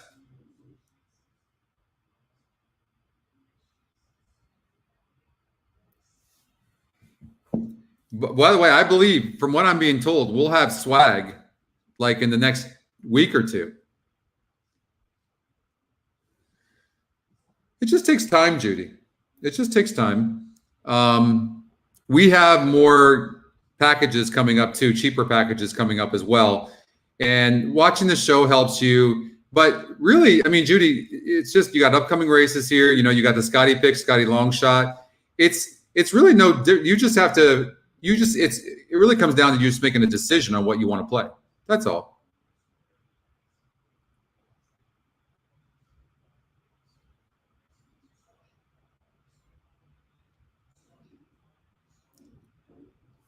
NASDAQ is down.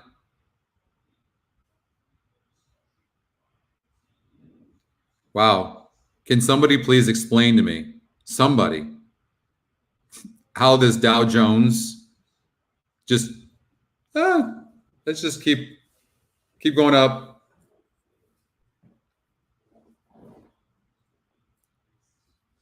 Yeah, the ticket generator is, it's the bomb for sure. All right, so in the tournament, what's the next race? Does it say?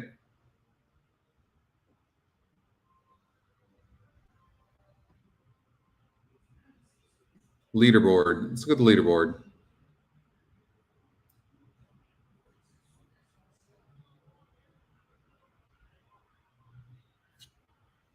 My entries.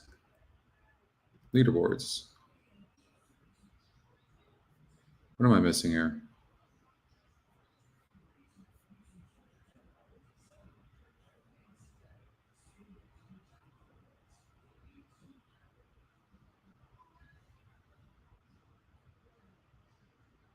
Who got second in that race?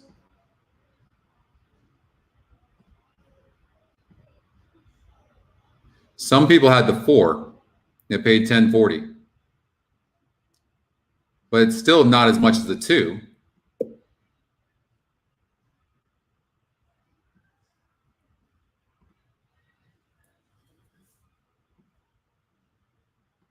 What am I doing wrong?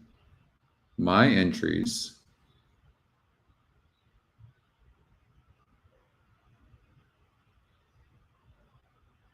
How am I? Oh, that's the other ticket. Okay.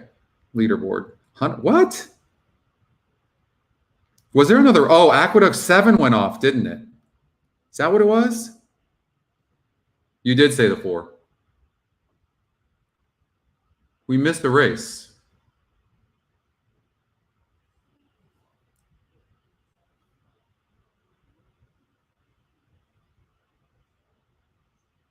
So I had at Aqueduct 7, I had the 6 and the 4-1. So I'm in 74th, which is mind-boggling. How that's even possible, I don't know.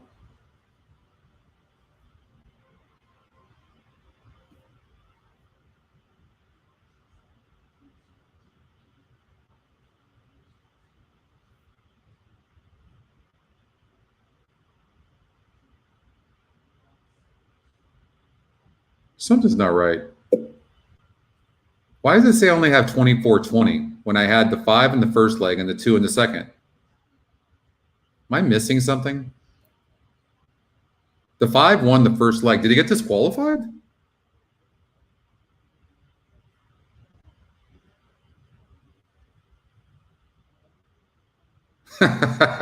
Smart ass.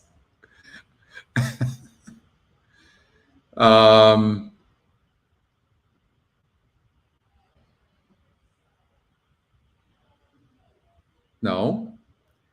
They're not adding right. I've won on that ticket. I've won with both of my entries. 5-2.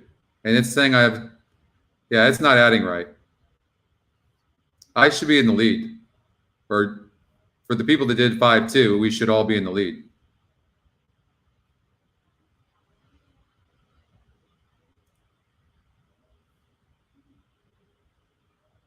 Race number 7 at Aqueduct. Did that go off yet?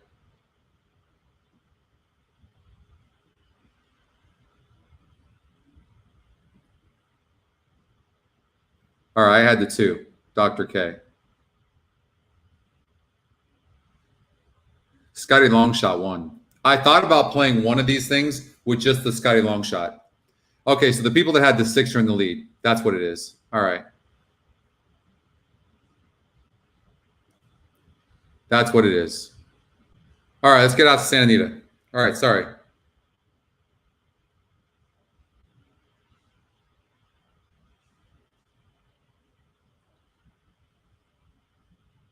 It's rough. When the Scotty Longshot beats you and I don't have it, it kills me.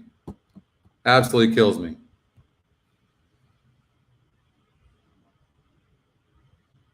Won by the 6. Yeah. Yeah, that's what it was. God. All right, here at Santa Anita. This is the race where I use the 1. And the E morning line says 3-5. First time starter, the 5 horse for Blake Heap is the favorite. I looked at the mom, wasn't much. Never really showed any speed. Cheap.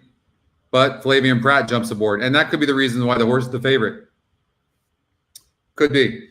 I do worry that the 1 doesn't have any speed. I would say this. Any bets you do would just put the 1 in the second spot. And the win spot. But at 2-1 and a 53% horse, top Scotty pick.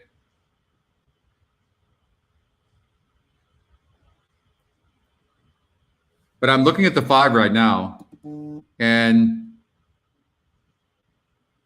it looks fast. It does look fast. I will say that. But the works are not fast. So maybe they've been sneaky. But does look very fast. We know that the 1's not fast.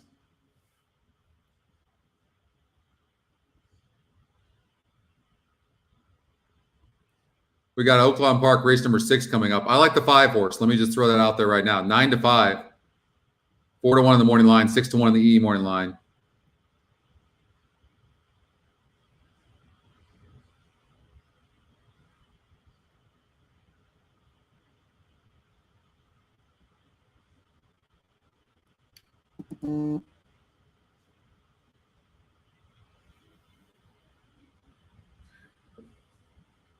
I think we're having an issue with the Stronach 5 today. So I think we're going to take it off the site for today. So if you are playing the Stronach 5, we apologize for that.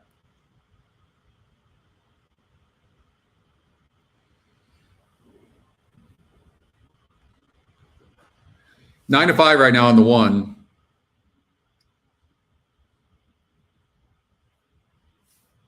Three to 5 on the E morning line. The problem with this horse just does not have any speed. I mean, I need the 1 for the tournament. It's post time for the second race. Start of the early pick. This is why people tell you in the win in place mystical, you have to play long shots, because if you get one long shot in there that anybody has, then you're going to lose.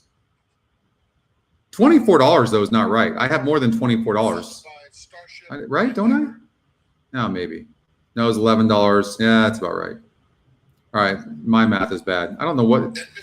Keeping up with these races when they do them at different tracks like that, I get thrown off on that. But you know, at 2-1, I would probably do an exacta box 1-5 here. I think the 5's live, probably going to be on the lead. Good luck. They're in the gate. Yeah, Laurel was canceled, Lexi. And they're off. If the 1 gets the lead, the race is over. Defiant. Matt strides through the opening furlong. Miss O'Brien 2 off the pace in third. I didn't expect this. Starship Endeavor. I don't. Starship Defiant heading to the But the half 2 horse got bet. single length on Elgo Franco's second. I mean, jockey's looking around, and the 2's showing that kind of speed. Miss O'Brien and then Starship Endeavor. Huh. Heading to the 3/8, Starship Defiant is speedy. Leads by a length and a half. Elgo Franco has to counter in second. Now it's 5 back to Miss O'Brien third, 2 in front of Starship Endeavor. A quarter of a mile to go, and Starship Defiant maintains a 3/4 length lead. Elgo Franco urged on in second. Still 5 to Miss O'Brien in third. A final furlong for Starship Defiant. Chased intently by Elgo Franco, who's now 2 behind. And then Miss O'Brien gathering a little bit of momentum, but as they pass the 16th pole, it's Starship Defiant. Will the 1 even hold on for second? I don't know. Wins easily by more than 3 lengths. That's very close. The 5 got the head bob. But 2 was well meant first time out. Juan Hernandez. Juan Hernandez quietly having an amazing year.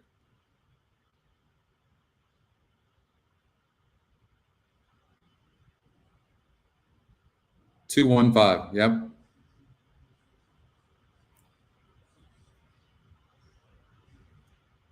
Aqueduct race number 8. Number 2, Starship Defiant was first. The running time 104.29 seconds. It's a photo for second. Aqueduct race number 8.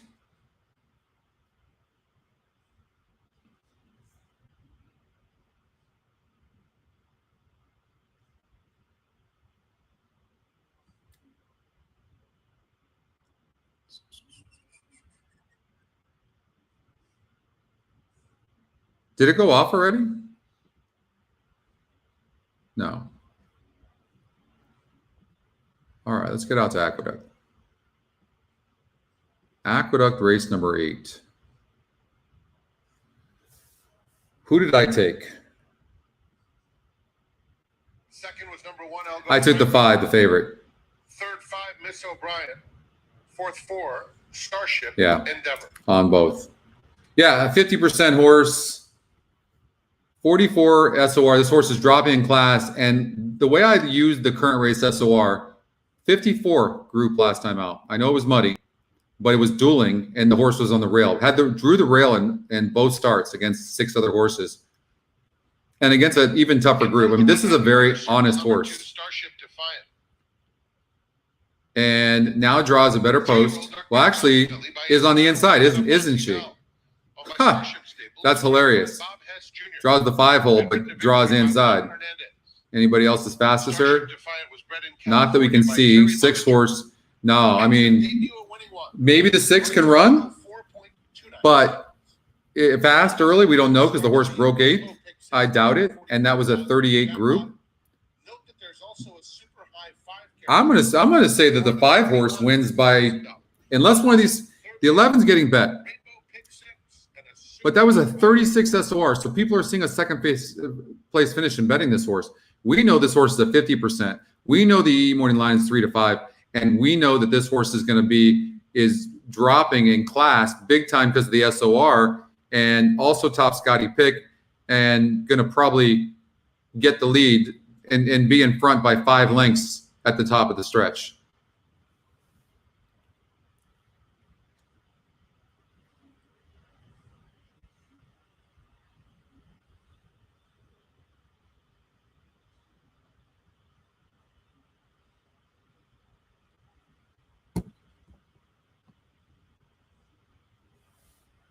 Eight just scratched.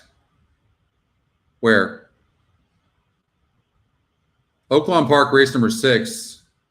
5 horse, Tash Kent. Norm, where did the 8 horse scratch?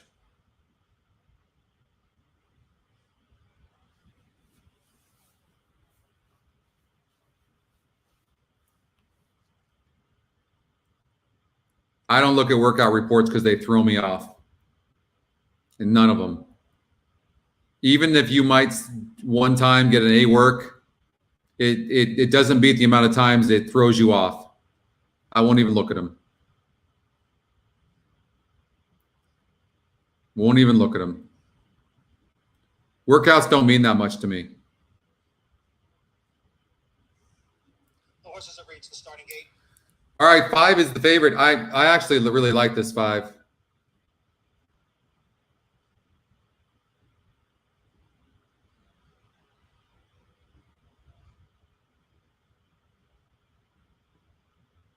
Three to 5 now. Gosh. Yeah, I had to figure that. Okay, 8 at Aqueduct was scratched. I mean, 11's getting bet. 11's getting bet. What about an exacta? 5-11. Maybe the first time starters can't run.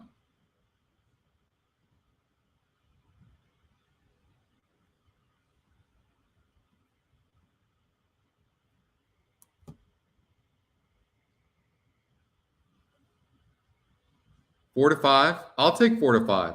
I will take 4 to 5 on this 5. I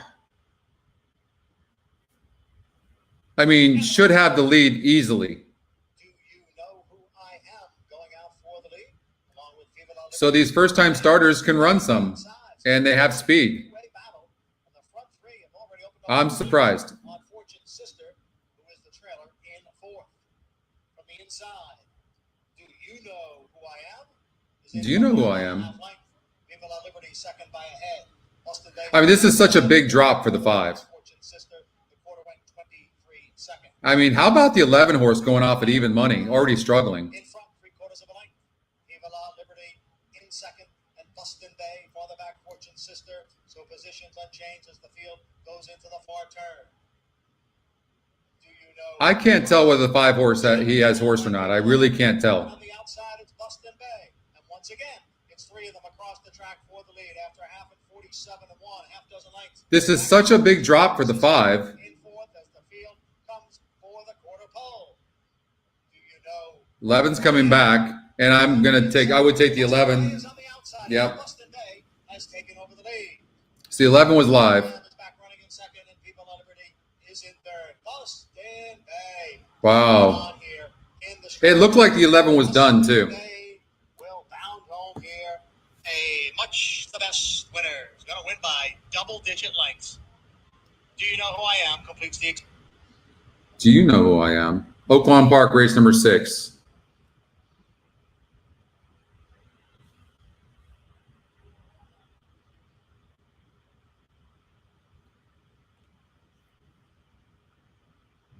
So I'm betting the 5.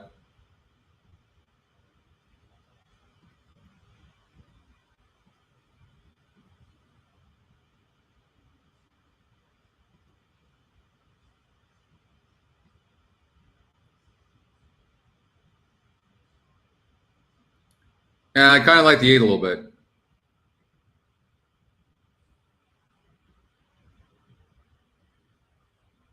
But I'm not going to get that in. All right, they took off. Street to Indy, followed by off 6s and Believe in Holidays. Never Been Called is in a tight spot. Then comes Dealin' Stealin', and the early trailer is Ellich. To the backstretch they run, and Ike Ghostly Who is kept to the middle of the racetrack, so Ike leads by a half length. Ghostly Who. I don't know where the 5 is at, but it's not where they're saying he's at. Off 6s, Believe in Holidays. I mean, they're flying. Then it's 2.5 back to Street to Indy. 6th and about 4 from the front, a length in front of Never Been Called. At the back of the pack are both Dealin', Stealin', and Ellich as they run up the backstretch, and Ike is the leader. Ike is a length in front of off 6s, who's now taken over second. Then to the outside, and Ghostly Who, still kept in the center of the racetrack. Believe in Holidays is at the rail, 4th and less than 2 from the front. Street to Indy has run past Tashkent at this point. They're both about 3 from the lead. Then it's 3.5 back to Ellich and Dealin' Stealin', and the trailer now has Never Been Called. Ike has the lead with off 6s right alongside. Ike. I mean, I would imagine that the 5 could just get through. It'll be okay because they went so fast, but he just had nowhere to go, and he's not liking it. But he'll have to find a way through. Now dives to the inside. Tashkent 3 from the front. Top of the the stretch and off Go to the outside. Go to the outside. off sixes, 2 lengths in There you go. Holidays. Now Tashkent is in the clear and he's coming on. Here's Tashkent up into second. See, he did not like being in between horses. Sixes, a 2-length lead. Tashkent is Not going to get there, though, I don't think. It's going to be really close. The 7's coming on the inside. flies through at the rail. Off sixes, LH Tashkent. LH. Yep. 7-2-5. Gets up, defense, and beats off sixes. I think he was best, but he just did not get a good trip. That's all it was. Did not get a good trip. We're playing chalk. It's kind of working out that way. So I like the one horse here at Gulfstream Park, but I also liked, well, I used the 3, but I think afterwards I found a horse I liked some. And that's the 8. She's Classy.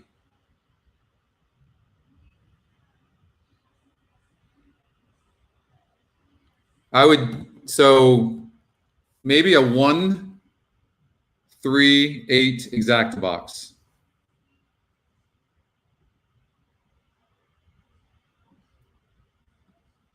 I think the 8 could go gate to wire.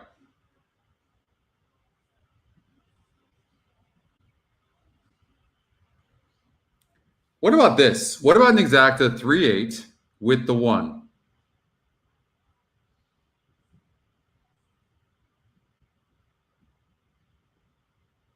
I mean, the 1 is on the rail.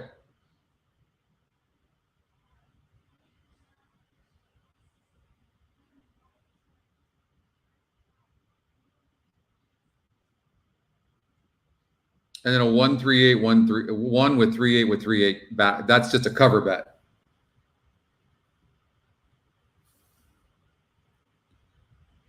Better late than never. Yes, sir. All right, they're on the track for the 8th, and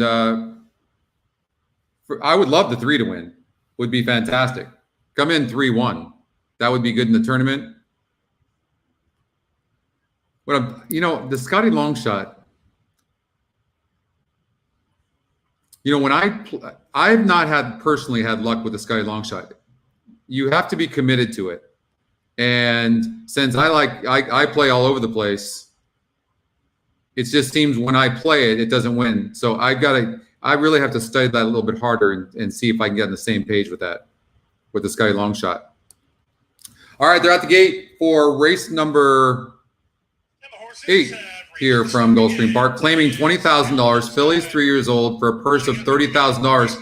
They are going 5.5 furlongs on the turf, and the rail is out 120 feet. So it's the outer turf, and the rail is way out, as far as it can go. As far as it can go. She's 19-1 today. Beauty Queen. So what does that mean? Well, it means that if you're on the outside post, like the 8, it could be tough, but the 8's probably the fastest horse in the race. So it's tough for a horse like the 7 horse, and really tough even for the 6 in this situation, because if you don't have any speed, I think you have to be tactical. So it's going to be interesting to see what the 1 horse Missing Link does. The horse is fast, but so is the 8. If the 8 can clear the 1 and the 1 breaks a little bit slow, then that 8 can win. Far outside, and that's exactly what happened. Driving through his speedy fire, splitting horses very savvy, Missing Link along the rail.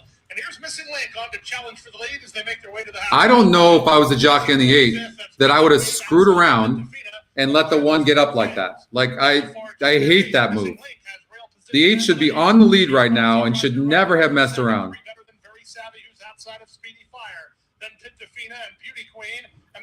Who's the jockey on the 8? 21-2 for the opening quarter. Jose Ortiz. Has he not looked at the past performances and seen that this horse needs the lead? And he goes over and has the advantage and then plays games. And now he's going to lose.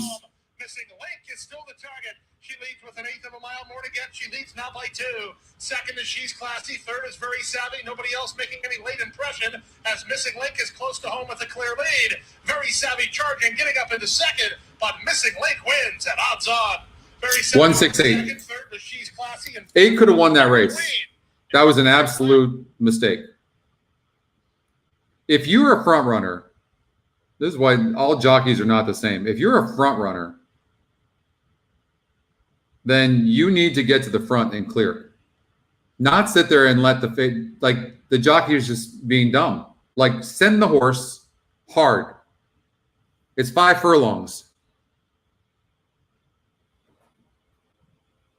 No, that was just bad riding by Jose Ortiz. Flat out. Easy.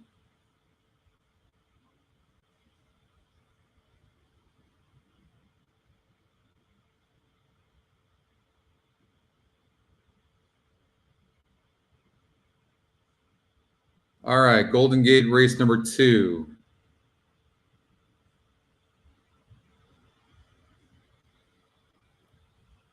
So she is the third pick for me. Could we lose on the lead? I'm going to go 1-3-5 in this race. The only other runner we haven't talked about, Family Trips. 2 starts ago, she won for 5 and 2X and beating next out winner Rocket first off the plane for Jonathan Wong. Was reclaimed out of that race by Sergio Ledesma. We've got this mare taken on. Yeah, probably.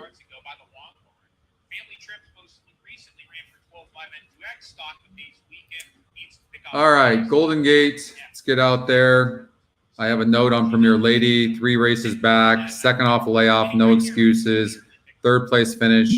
Horse had the lead. Here's a clear front runner for you, pretty much. Like, the only time this horse was able to sit back is when he was 1-2.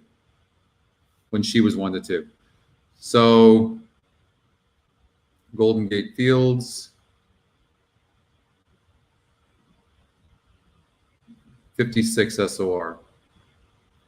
All right, so we know that it's a 56 group current here. This horse went the same distance, same surface, same track as the favorite against an easier group, and now faces better. And on the rail, but it's Scotty's top pick.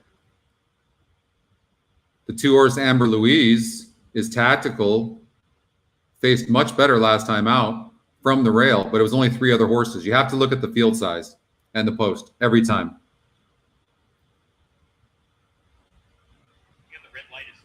I mean, this is a very, very contentious field. I mean,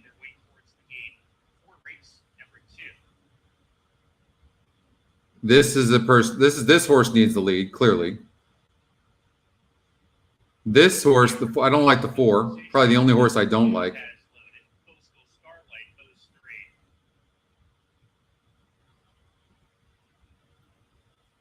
I like the 2. Amber Louise.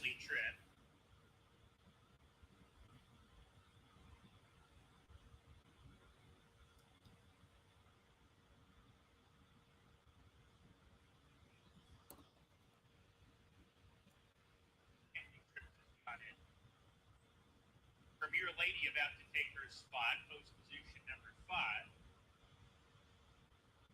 And to the inside, Jetfire strikes back.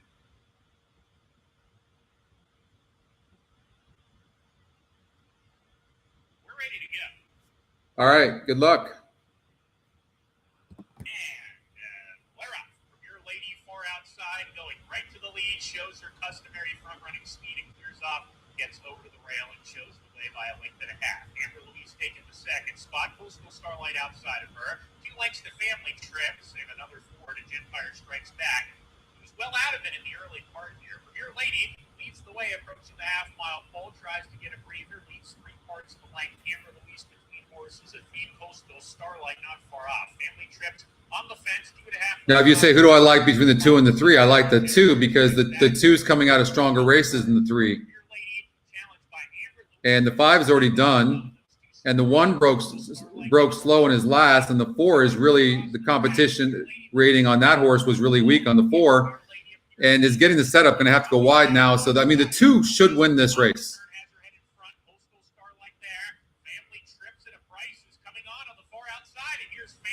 And going to have to settle for second. So, I mean, this was a bunch of false favorites in here. And that 1, how huge was the 1 in this race? My God. No excuses for the 2.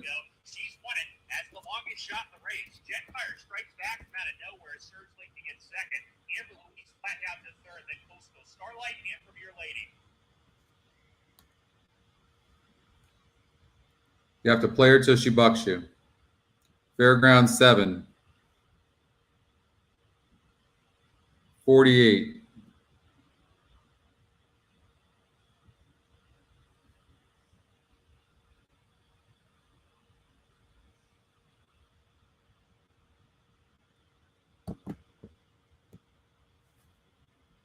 So sometimes on the SOR, yeah, it's 48 SOR. And sometimes you can have a weaker number if you can go gate to wire. This guy faced tougher last time out. Needed the race. That last race was first off the layoff. Second Scotty pick. The top Scotty, so the top Scotty pick is just one in a 46 group, and the second Scotty pick is second off a layoff, but was facing much better.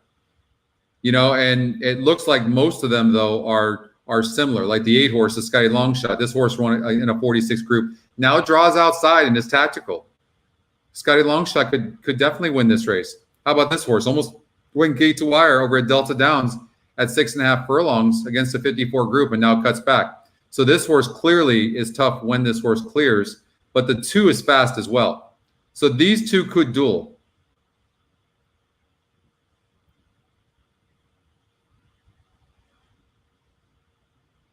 This is not the worst looking long shot as well. 9-1. Throughout the last race going 8.5 furlongs. And what has this horse done wrong? Easier group, won by 3 over at Fairgrounds. Man. Whew. I don't like the speed. I like the horses that are coming from behind. I like 10. I like the 7. And I like the 8. I'm taking long shots. And look, the Scotty top pick though is 7-1, and the EE morning line says it should be 2-1, 5-1 on the morning line.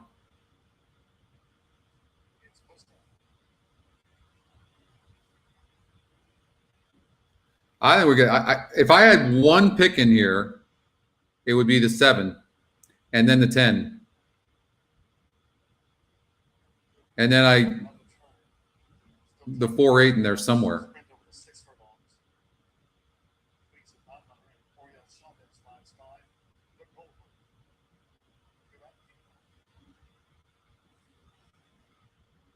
I'm doing an exacta box 7-10 and a trifecta 7 and 10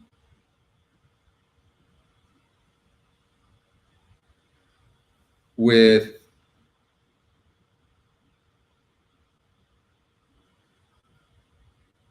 something like that. 7-10 with 4-7-8-10 with 4-7-8-10.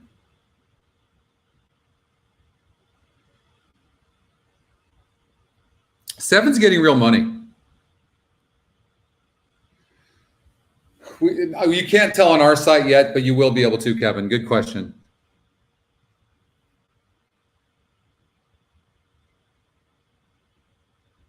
I mean, 6-5 right now. 48 group, second off a really long layoff. I mean, this horse has had some layoff lines, but I'll tell you what, Wayne Catalano, he is a good trainer. Kobe Hernandez aboard. Jockey trainer combination is they've not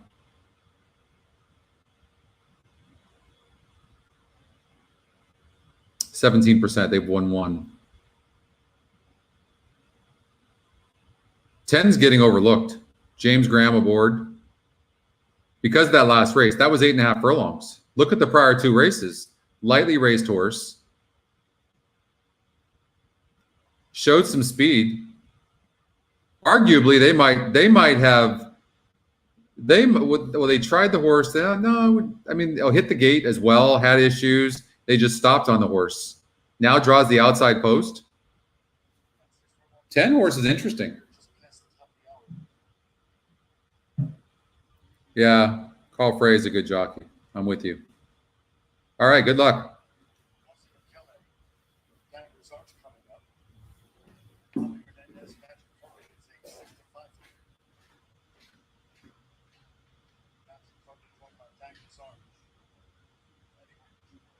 Max and down.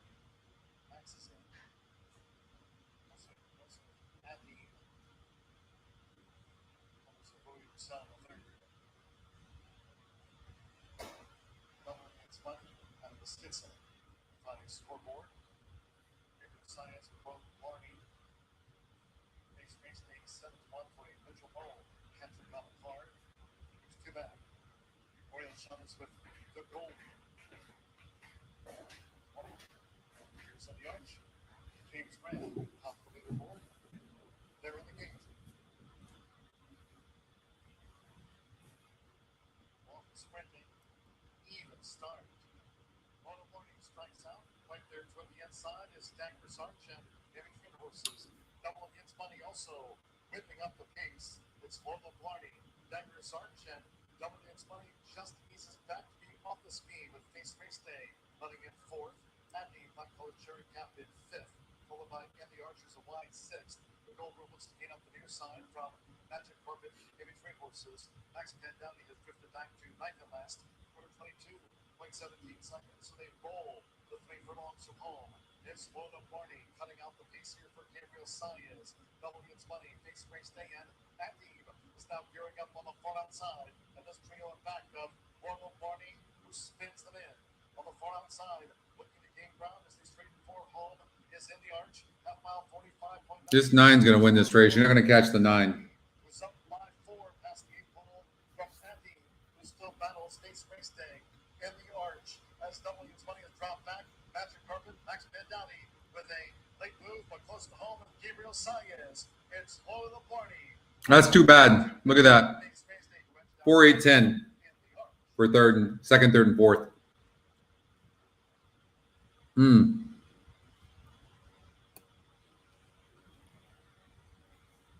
I did not see that 9. Well, coming in from, that's not entirely true.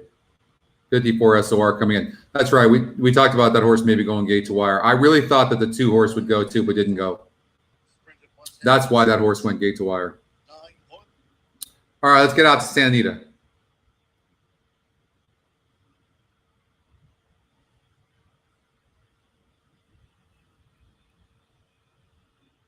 You have the try? Nice. Yeah. Yeah.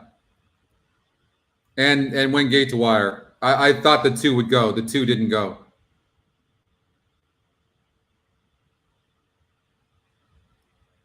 All right.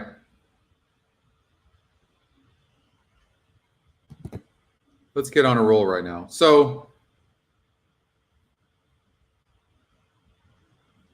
this is it's a competitive field. I told you guys I like the 1. Carl, who was on the show this morning for Santa Anita, we were on, and we're competing today. My horse is coming up in race number 4. But Carl did, what did Carl do? He did a 7-1 exacta in here, acoustic shadow. So let's take a look at what he likes. They're going 8 furlongs on the turf, last time out. So this one's an easy horse to kind of look at, right? Third race off the layoff, right? You can see that 10, 25, 20. Third race off the layoff. Second race ran good. But that got an easier field as well. This would have been the type of horse I would have bet last time out. I probably did, for all I know. And this is a current race is a 44 group, but it's the third. So this horse should be tighter. Also had the 7 hole last time out and broke 6th.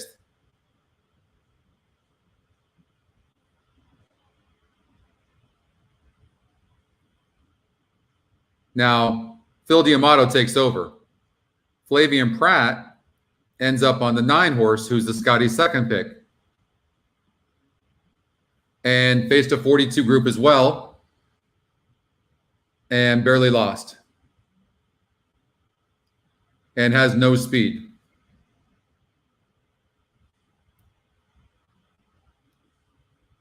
Now, 9 furlongs and 8 furlongs is a big difference. You like the 3, Cindy? I eliminated the 3 with 1, 7, 8. I eliminated the 2, 3, 5, and 8. The 6 horse against the 42 group barely lost. What you do need to know is 8 furlongs and 9 furlongs are completely different. They just are. But this is a contender. Not getting bet, though. This one, here's my thoughts on the Scotty long shot. This horse has been facing 42, 44, not running. 3rd, 6th, 6th. Last 2 races, sprint races on the turf. 6 furlongs and 6.5 and have run good and broke bad. This is a late running sprinter to me. So I don't like the Scotty long shot. Starship Sky is a horse I do like.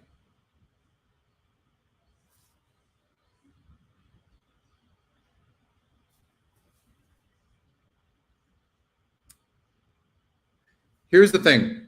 Is this horse better now? What's my note? No speed. So the last couple of races, this horse has faced better horses. Bob Hess could have kept this horse in claiming races and decided that he was going to put this horse up against straight maidens, and he's stuck. And now he's back down in claiming field. 44 group. The last group he faced was a 48. The one before that, he got a 4th and a 50. So based on the SOR. So today's show, kind of the theme you can tell is kind of like about right. I put it right here. So Justin, you guys are going to have this in a few weeks. It's going to be an elite package, but you guys, it'll be available to you guys. And, but it's on the test site. So I wrote it here. So for today's show, you can see, I put it at the top here in my notes. So it's a 44 group. Okay. Now you could just judge each horse by itself. This is just a lot easier. You could look and judge each horse. I find it easier with the current race SOR, which is the 44 there. I find it easier to just look right here. Right. And then look up there. So like it's Santa Anita.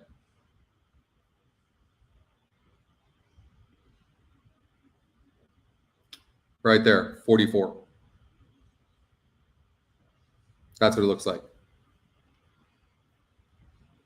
But so these are easier than what the one's been facing in the last couple of races. You like the 6, Elliot? What's the double?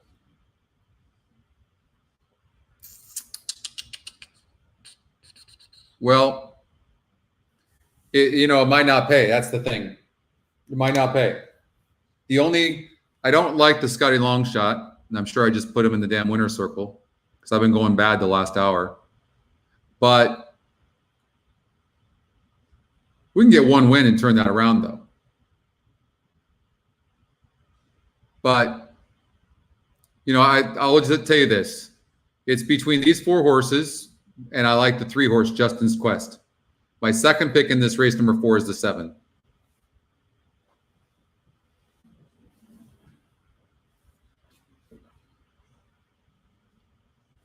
See, they all look really good on the track.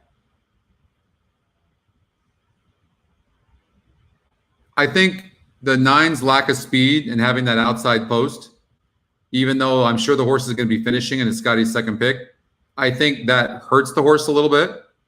Does have Flavian Pratt, though. 1's going to save ground from the inside. And probably the 6 and the 7 are going to be on the lead. But the 1 doesn't have any speed either. I'm on the 1. Starship Sky. I'm on the 1.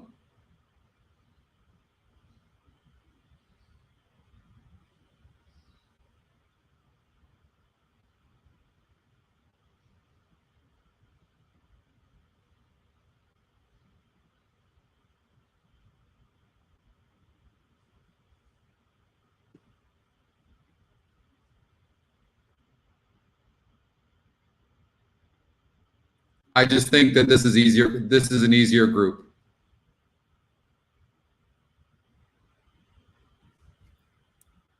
All right, Frank Miramani with the call. They're off. Kiss and Run had a smooth beginning. So did My Girl Pearl. They're joined by Catla out in the center of the course, and Catla will vie for the lead. Acoustic Shadow in the red is just behind them. Amico Chow down at the rail, and Unbreakable outside of that pair. Starship Sky is down on the inside of Mango Tango in a gap of 3 to I Give Up. Around the first turn, Catla makes the lead by a neck. My Girl Pearl at the rail, matching strides now in second, and another 2 back to Kiss 23 flat. Then it's Amico Chow, well spotted on the inside, while in hand fourth, 4 lengths off the lead. Acoustic Shadows between horses. That's very fast. Outside of that pair. And all long shots on the lead. Starship Sky, about 5 lengths off the lead, just steadying ever so slightly. 3/4 of a This is why Flavian Pratt is so good. I mean, he gets his horses in position better than anybody on the turf. Anybody. Look at that. He's loaded.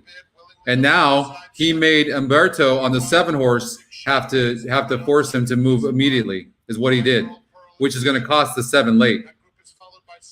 And I haven't been able to see where the 1 is. 9's going to win the race. Give Up is also starting to rally. Blue Silk swinging to the outside with the white blinkers. In the meantime, Unbreakable has spurted clear and opened up 4. I Give Up continues to finish well on the outside of Acoustic Shadow. As they pass the 16th, it's Unbreakable. All Flavian Pratt. Scotty Longshot's going to get up for second. Unbreakable wins by about 3. I Give Up are rallying second, Acoustic Shadow third, then Starship Sky and Kiss and Run. I mean, Flavian, him and Irad Ortiz, you almost can't even beat them anymore, you know? Let's get out to Oaklawn Park, race number 7. That's right. We only need 1.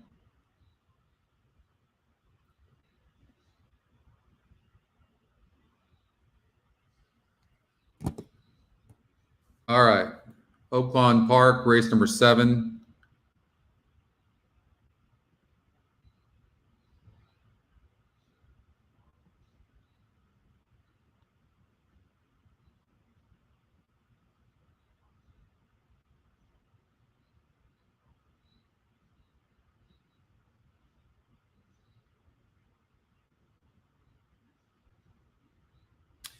So I had looked at this race earlier. 62, you can see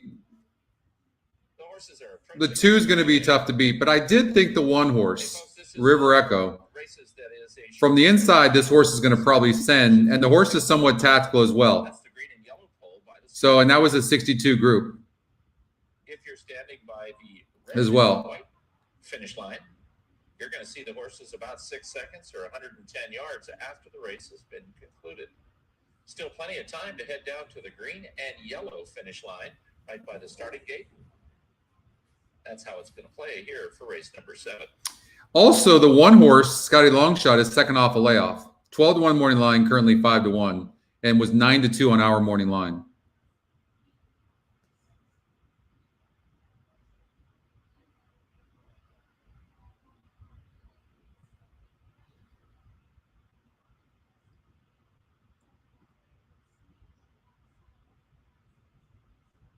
I mean, this guy's coming right back. I don't like the 5 at all, and not getting bet. So a horse like this is always dangerous. 9-2 right now on the 7, Lord Dragon. Scotty's second pick. What is he coming? I mean, obviously coming out of way better races. And a lot of times people see the starter optional claiming 30K. They don't, when they just see 80,000 allowance optional claiming, right? So they don't know these conditional races. And so you can get odds. And you might be getting like this guy might be worth playing. The horses are at the gate. It's post time. I don't like the 8. I mean the race between the, you know, For race number 7, River Echo. I can't even throw out the 4 to be honest with you. Because if they go fast up front, but I think the 1's going to be the 1's going to be the 2 can sit back a little bit. 2's the horse to beat, no doubt. Probably be better if the 2 sat back a little bit. I think on a muddy track, the 2 was, yeah, the more I look at this, the more I like the 2. I think 1 over the or 2 over these other horses in some capacity. That's what I would do. But 2's going to win this race, I think. Last to load, red again.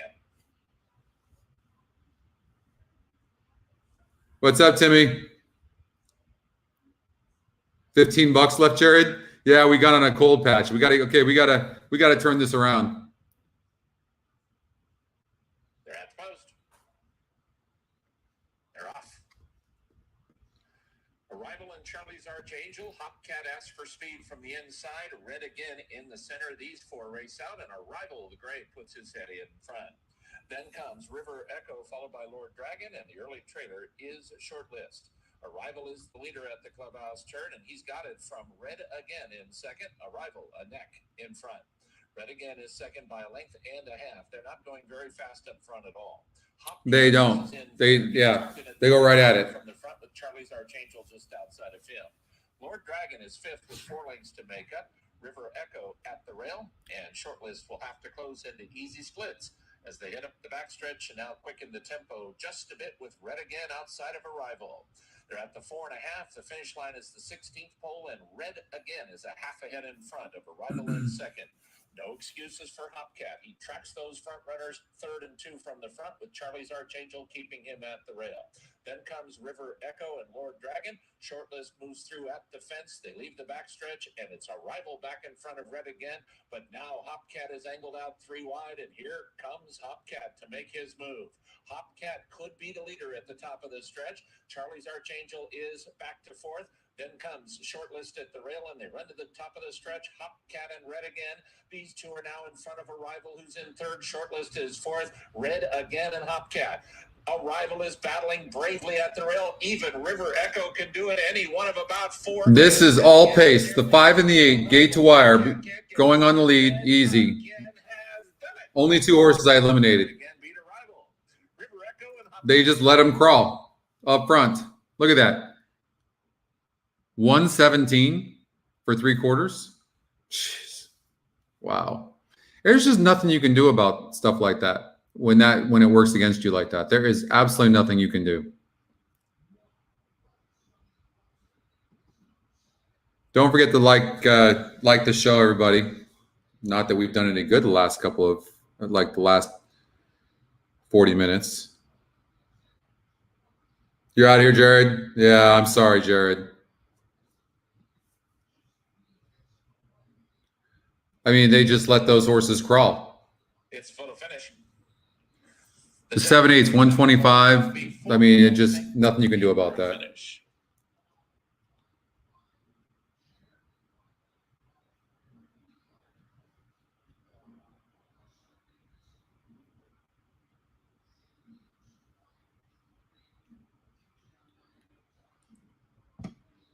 Okay. So this race is tough.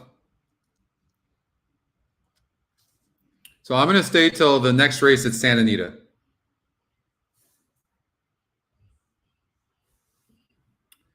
Patty H, my note, final 8, 1372 was in hand. Came back against a 70 group. This is a 62 group. And Tyler stays. I mean, this horse can definitely go gate to wire. The thing is the 5 horse is fast. Some tough races right now. These are tough.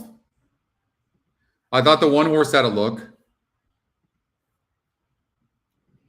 How'd we do on the late pick 4 anyways? What did we do on that? I know we did a $48 ticket, right? We had that. We got the 1. And so we need the 125 in here. What up, my brother? Oh, okay, Judy, you're right. We got to cover that, and I got to give you guys the SORs too. Thank you for the reminder. Yep, we'll do that too, Cindy. Leave it to the girls to be organized and remember those things. Okay, so I almost don't even want to tell you what to play here because it's really tough. We can just go over the numbers and everyone can make a decision. I will say this: Gone to Cabo, Jorge Delgado. You can see 41% with Irad Ortiz jockey trainer combination, but I don't see them getting the win here. You know what? The 7 wins. I just can't see it. The thing that what I'm worried about, I believe the 5 and the 2 are the best horses, but I worry if they duel. If you want a long shot, it's the 1. Or maybe the 2 and the 5 go gate to wire, do a 2-5-2-5 with 1. Something like that. This is definitely the type of race to look at a horse that's kind of a lagger that finishes, for sure. Whoever that horse is. Not somebody that's even tactical. Somebody just comes from behind. But it has to have some sort of class. 9-horse Sweet Baby. I mean, this is the Scotty long shot.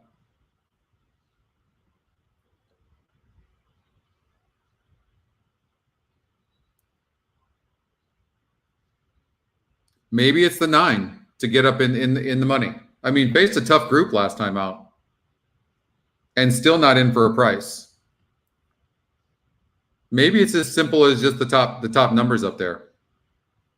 But I added the 1 because the 1's lightly raced. But you know what? Maybe there doesn't seem to be a legitimate closer with class in here. There just really doesn't. So the more I'm looking at that, the more I'm liking the favorites, 5 and 2. Let's see if we can identify who might be the faster of the 2 based on class. 64. I like the post of the 5. 5 is fast, seems tactical. I like the 5.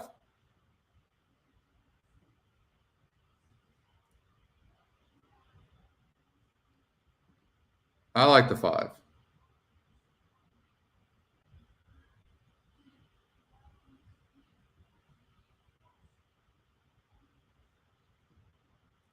I'll do a trifecta. 5 over 2. And I think the 1 is the most likely classy horse that finishes, right? The 1 is like going to be in 3rd, I think. And then the Scotty long shot, we just don't know. How about something like that? 2-5 with 2-5 with 1-9.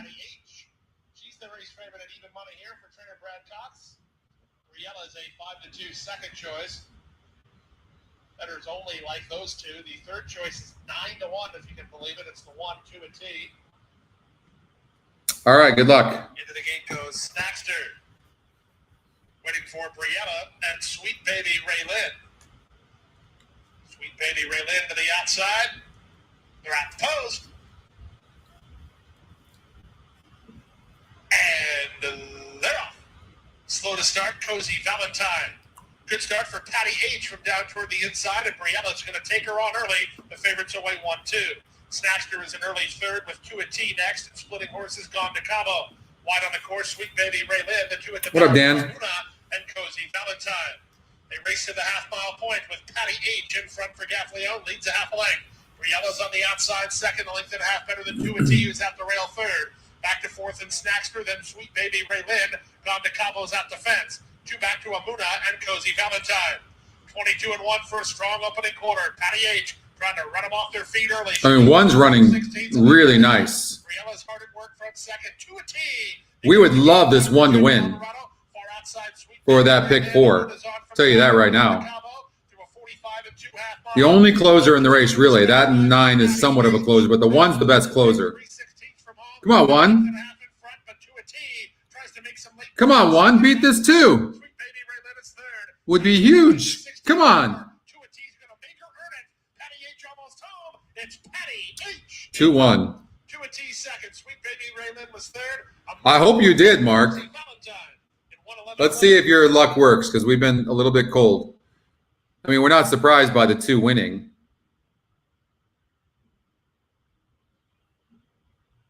And we talked about the one horse that was a long shot. I mean, some of you had to have had that, right?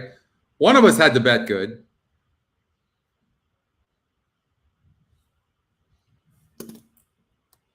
I mean, 7-1 on the one.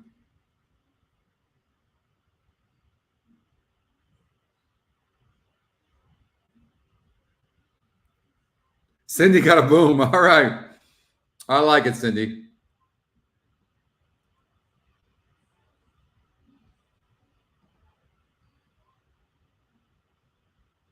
You got the try? Nice. Well, we talked about the Scotty long shot too, right? So we had the horses. Now it's a matter of, you had it too, Mike? Okay, good. Awesome. All right. Well, maybe that's going to turn things around a little bit.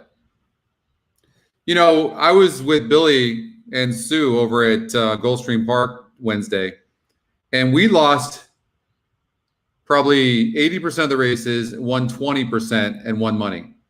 That's why you play the tries and the exactas, right? And then when you really like a horse, then you bet it to win. If you do that right, you don't have to win every race. Remember that.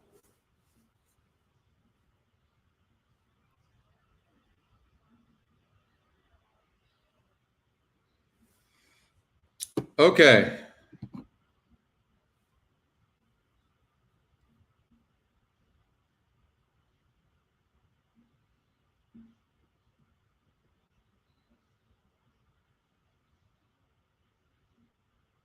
Fairgrounds race number 8. Yes, I'm evil. Only horse to close in a paceless race. That's a good note.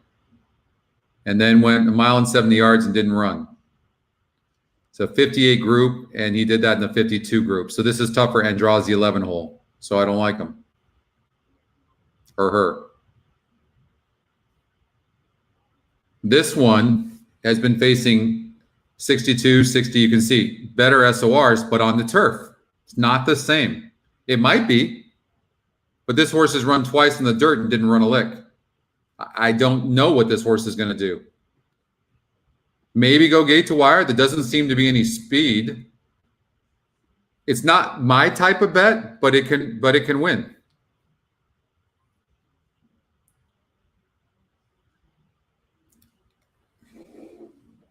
Third race off a layoff, and the 4 horse hasn't run a lick, hasn't done anything. I don't like the 4.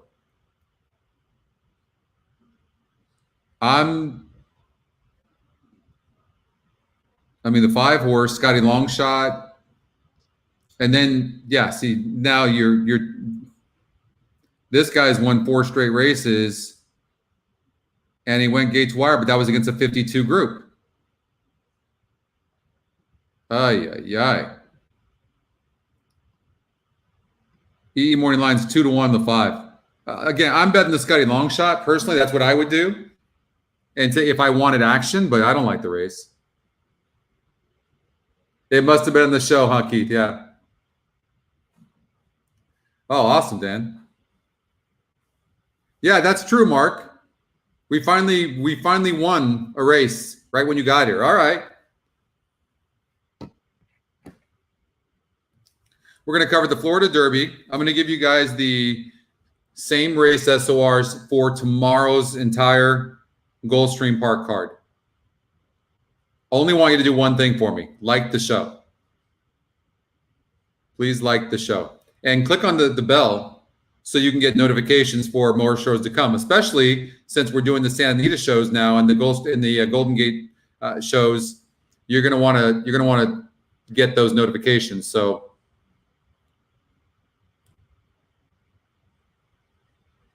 golden hour wagers right here. Look at that. We can now play it on the site.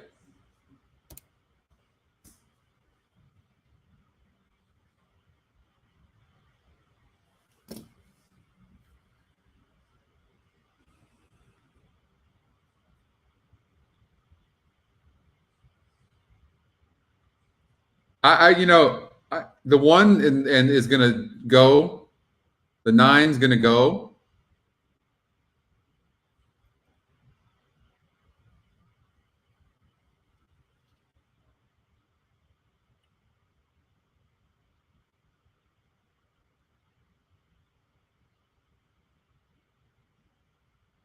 I mean, nines and here's the thing. This is the advantage you have or disadvantage because it depends.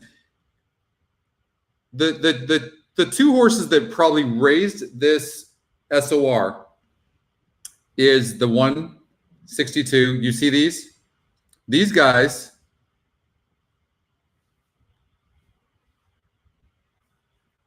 were racing on turf. So 9 horse could be a lock here because these guys aren't going to run the same on the dirt. That's a certain possibility, okay? It is. And maybe from that perspective, you just play the 9 because the 1's going to probably shoot to the lead from the inside. And how good is the 1 going to be on the dirt? That's anybody's guess. Never run good on the dirt. The 9's in amazing form, but faced an easier group. And to put that in perspective, look at what the 9 was facing on the turf. 52 SOR, 54 SOR. Do you see that? Now, doing it easy, though, mind you. Whereas the 5 and the 1 were beating up on 56 and 60 groups. Okay? So class-wise, we know that the 1 and 5 are classier than the 9, but we don't know about the dirt. I don't know either. They're about to load into the gate.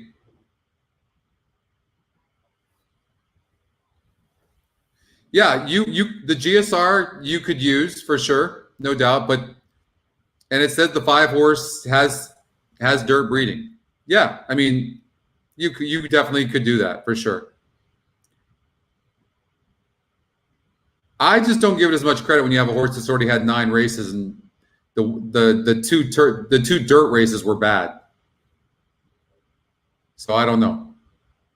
Hard read. But anyways, good luck. They're loaded into the gate. All fact. Marywood. Get Dawn taken back. And on the outside is Yes, I'm Evil. So 9 got the lead. I believe the 1 broke a little bit slow. And now the 1 is going to duel with the 5. And now that he's got the 9 trapped, which completely should set it up for the 5, you would think.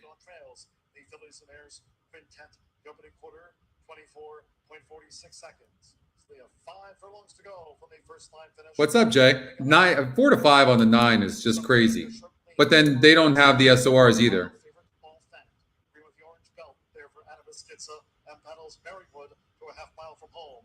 They made this 9-length break then to Dave Cookin is just in third for tomorrow with Kobe Hernandez. Yes, I'm Evil running in fourth. By they, I mean the betters. Last to the 5, half mile in 47. But the 1's toast, and the 9 is going to win. Has taken charge now. And see, the 2 turf horses just did not like the dirt. That's exactly right. Yes, I'm Evil now rallies. Marywood has lost ground to third. Dave Cookin and Breaking Dawn is last as they swing for the short stretch. 3/4 1 minute 11.80. Was this race originally on turf? I mean, the 9 and the 1 dueled, which means this 4 horse or the 11 horse could get up. It's going to be, I think the 11 is going to get there. Trying to slowly reel in all fact. Here's Yes, I'm Evil for Kobe Hernandez. Yep. Yes, I'm Evil. I mean, that was that type of race. A lot of those. A lot of those today.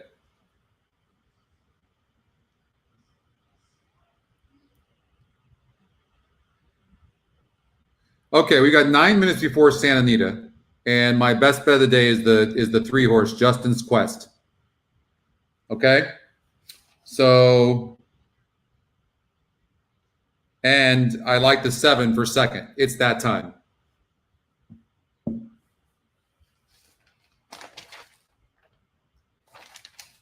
It's that time.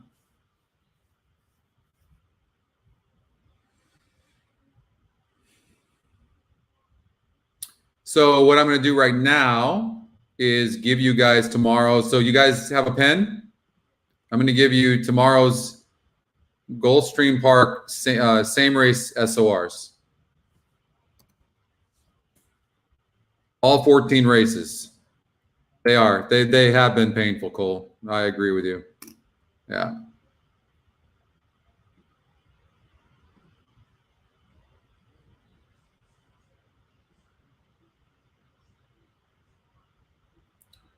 Okay.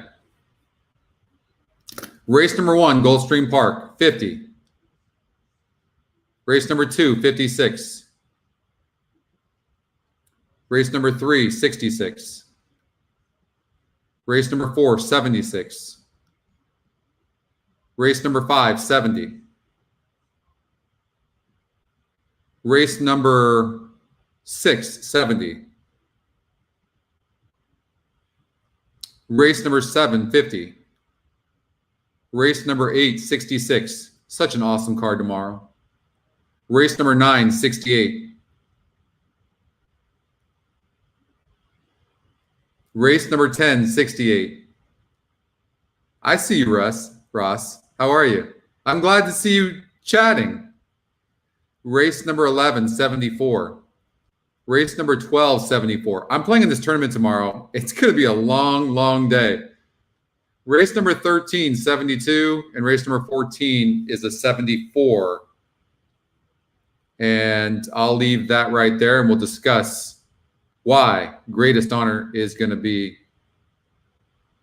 the winner. Oh, the crystal chandeliers light up the paintings on your walls. The marble statuettes are standing safely in the hall. Thank you, Ross.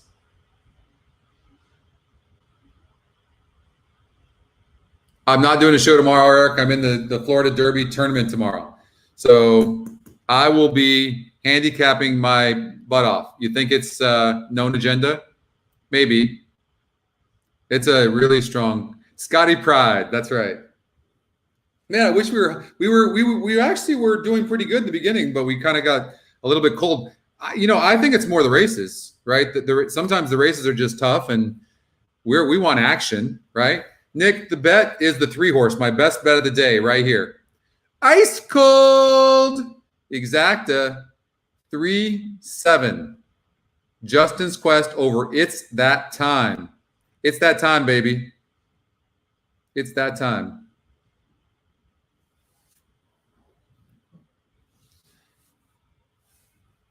I think the 2-horse gets third. I think it's an ice cold trifecta. The form of the 2 is good, just facing tougher here. I think you're looking at a 3-7-2 ice cold trifecta. You heard it here first. Scotty Pride. Oaklawn Park race number 8 is coming up as well. I don't think I'll last long enough to do it, though. If we were hot, probably, but I don't want to give you guys a bunch of losers. But you guys are the ones betting, too. But I don't even think even your betting's not bad. It just the races have been tough. Like, that was a tough race. You saw me. I was just struggling with that race. But you guys are just waiting with bated breath for me to give you a pick, aren't you? You were. Don't lie. And I'm like, I have no idea who's going to win this. And the 1 and 9 dueled, and then the 11 came up.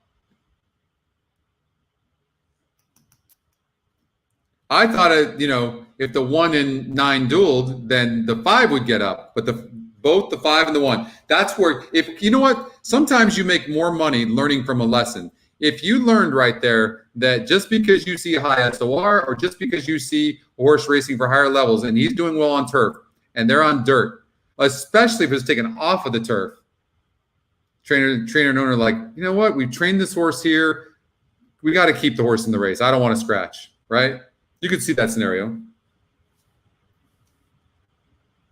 4 minutes before Santa Anita race number 4. If you missed it earlier, we've struck a deal with the Astronic Group to do 2 shows a week. So kind of like the Sam Houston series. It'll be the Santa Anita Golden Gate series. And we'll be covering the Golden Hour wagers as well, the Daily Double and the Big 4. We'll be covering the Astronic 5 on Fridays. And so you need to subscribe. It's free to do so if you want to get notifications of when those shows are. Most likely they'll be Fridays and Saturdays, but sometimes we'll switch up. We'll do a Friday and Sunday. Thank you, Mike.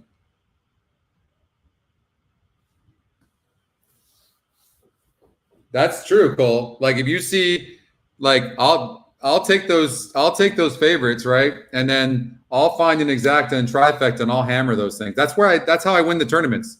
You know, if a favorite wins tomorrow, well, not every favorite. I don't like every favorite. So that's not true. But there's a high likelihood that I made my money taking a favorite and keying them with a horse to come in second or third. That's likely. I got fourth in the tournament last week. I was in the lead all the way to the last race. And I didn't bet the last race because I had no idea who was going to win.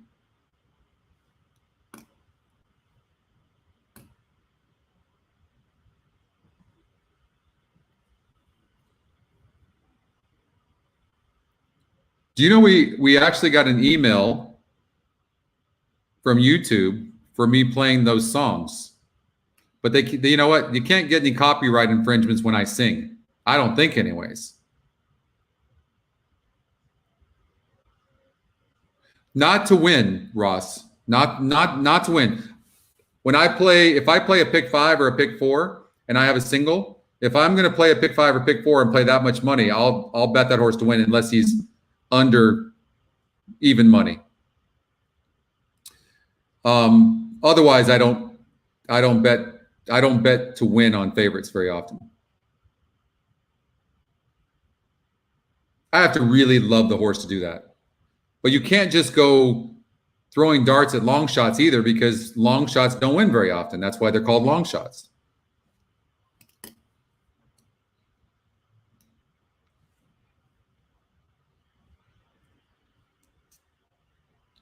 So I'll tell you another couple of tools that they're going to be in the elite package, but another couple of tools you guys are going to I always have the highest rake, right? Who has the highest churn always?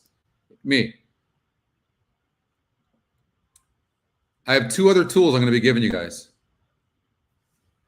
That's true. Why do you put an LOL in there, Mike?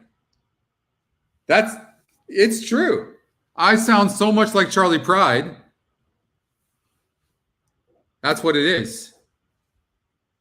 Sending me emails telling me you just sing the song too good. Got a couple of new elite packages coming out, and one of them is going to be we're going to notify you of every horse that's running that day that's running 8 points or lower, excuse me, on the SOR than it did in its last race. So you can catch all those horses that are dropping in class. And then we're going to give you another tool that tells you the same thing with the GSR, 8 points or higher. And we'll give you all the horses that day. So you'll be able to just click on 2 separate buttons.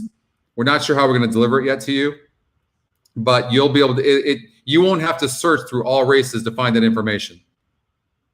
We've got like 6 to 8 new packages coming that we're creating right now. Many of them smaller. Thank you, Tom. Thank you so much. I appreciate that.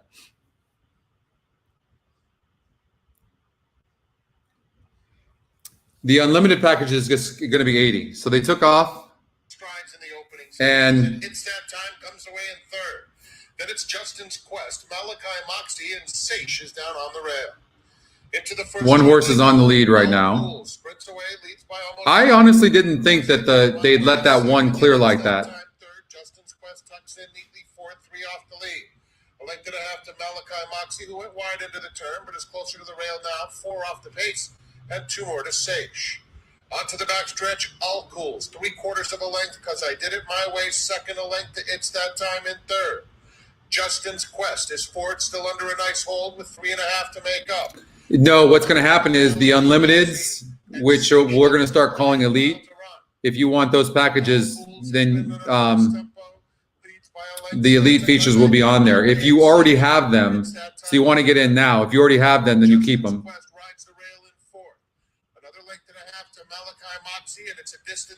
So you won't get charged more if you already have it. Approaching the quarter pole, Al Cool's lead down to a head, because I did it my way, comes right back for more, retakes the lead. A 3's not running. Time in third.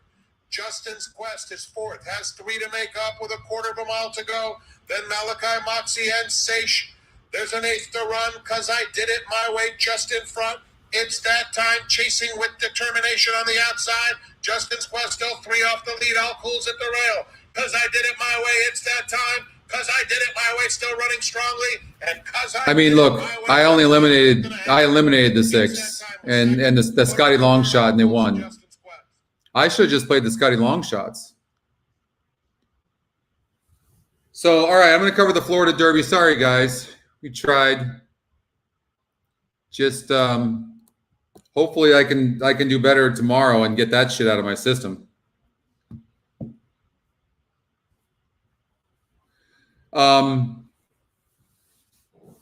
You know, Judy, it's easy for me to say. It just depends on your budget. The unlimited, to me, like when you look at like other packages out there, I mean, they're, you know, ones that you know are $150 a month, and we charge $80 unlimited for every single track. So Frank Sinatra, I know. You had the 6 oldie, awesome. You know, the daily is great. You know, you get all tracks for $10. Some of the new packages are going to be great too, because they're going to be a lot cheaper, but you don't get everything, right? So we've definitely been limited in the packages that we're offering. That's going to change here shortly, so probably the next month or so.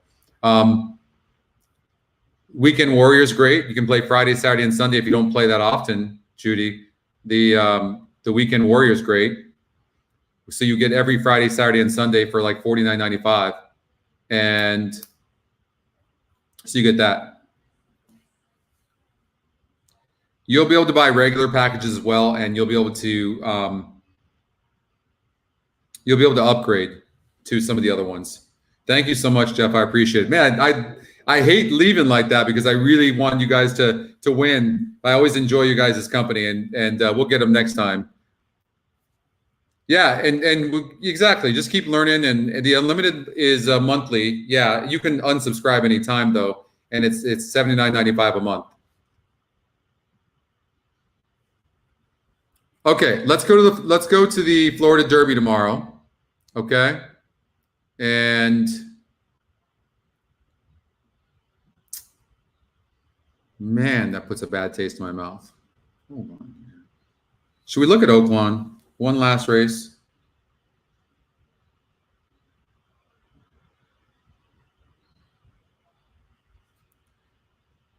I did it my way.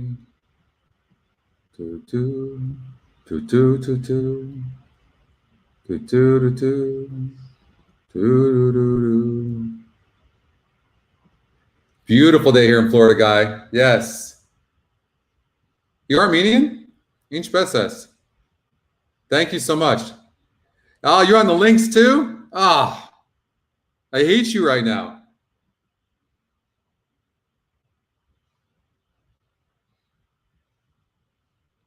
Oh, thanks so much, Mike. Yeah, we had some luck earlier, but we gave it back and a little bit more.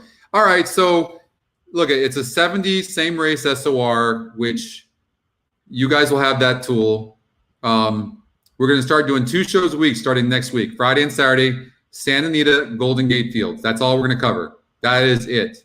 We're going to do just like the Sam Houston series where we did more horizontals and stuff. So I'm going to study for those shows, and I'll have tickets ready for you guys. So you don't want to miss next week. It's going to be a lot of fun.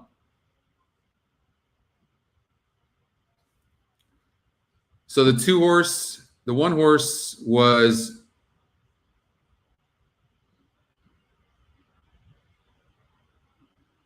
I mean, clearly this 3 horse has been facing better horses. Scotty's second pick, but 7-1. I like the 4 as well. 4 is going to sit a good trip. I just can't tell whether this horse can rate or not. And I don't think he can. Or she can. I've done that a lot today. That's like a big no-no when you're doing TV, calling a he a she, or she a he.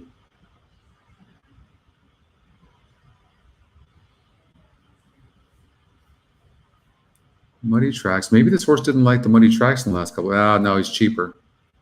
I don't like the 6 either.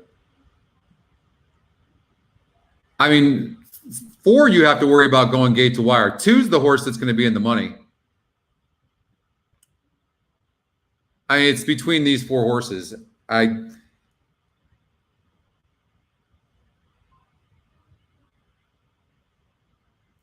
think they're all equal. I think whoever gets the best trip. I might take a flyer on the 4 horse, to be honest with you, at 5-2. All right. Even start. She's So Majestic, French Empire, Sunnydale, and Headland. These 4 The 10th at Gulfstream. across the track. Sunnydale. There you go. They're just sucking me back in. Best kept secret at the back of the pack. And they're off. She's So Majestic are 1. See, the 4 is sitting good right now, but I don't know if the 4 can rate. And there's the 1. I mean, it's the horses we talked about. Not going to be a surprise. Then comes Best Kept Secret, and Mucho Amor is I'll give you my watch if any other horse besides the 1, 2, 3, or 4 is first, second, or third. She's So Majestic, Headland, and French Empire. It's a good one, too. And the front runners, Headland trying to beat French Empire to the spot at the top of the stretch, and she's got it done. French Empire's going to have to wait for Racing Room. She's So Majestic, the new leader. Headland to the outside. French Empire has found. There goes the 2. See, 4 really. I mean, 4's running huge, but I don't know that the yeah. Look at the 4 trying. It's gonna be a 2-4. 2 on the inside. I'm calling my shot right now. 2, 4, 3, 1. Row 2, 4, 3, 6. Close. I hit the trifecta though. And you guys already gave up on me. This I didn't. I'm not wearing it. I have many watches, and not really expensive ones either, by the way. Collecting watches, I'm not going to say it's a hobby, but I like, you guys ever seen like those Nordstrom watches? They're like anywhere from $200 to $500. I like those kind, so I can mix and match with my clothes, which I can't fit in anymore because I'm a little plump. All right, I'm doing Gulfstream Park, then I'm going to do the Florida Derby. That's it. Finito. Boom. That was a delayed boom. I'm not sure that they count, Eric. You can't, when the race finishes, 1 minute later come with a boom. It's not a true boom.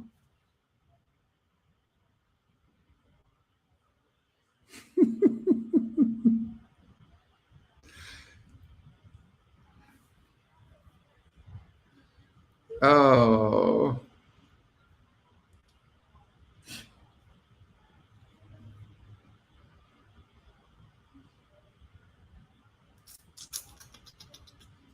I thought the 1 horse was live.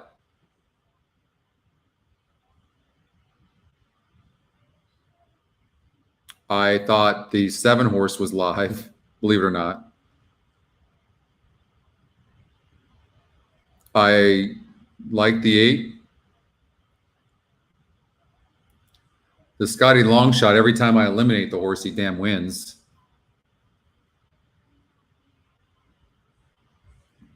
So here's where you can make an excuse for him. It's a 44 group. We know that. At Churchill Downs in November, this horse faced a 48 group, which is better than this, and got a 4th by 3 lengths. Then went to dirt against the 56 group, didn't run. Then went back on turf and showed some speed for a while, but that was a 60 group. This is 16 points lighter. Then goes back on the dirt. I mean, do I love this horse? Should this horse be 6-1? No. But can the horse run? Probably gonna show up here. But this is a tough group for the level as they step onto the turf course. Is the 9 horse the horse to beat? 48 group, has some speed. Post in this situation shouldn't be a problem. I have no idea what this first-time starter 10 is going to do. And the 2 horse, I have no idea as well. Not really bred for the turf, but has 10 points higher GSR than what it did in her last race. Man, is every race a female race? We're just getting dominated by females here. You're a little plump as well? Show title. I know. I didn't forget. Thanks, Kevin. The top GSR? Yeah, I mean, man, one day it's the top GSR, and the next it's the SORs, but the SORs are the most consistent tool, in my opinion. I'm not going to tell you what to play here. I have no idea. If I had one horse, just one to choose, it'd be the one. Uno.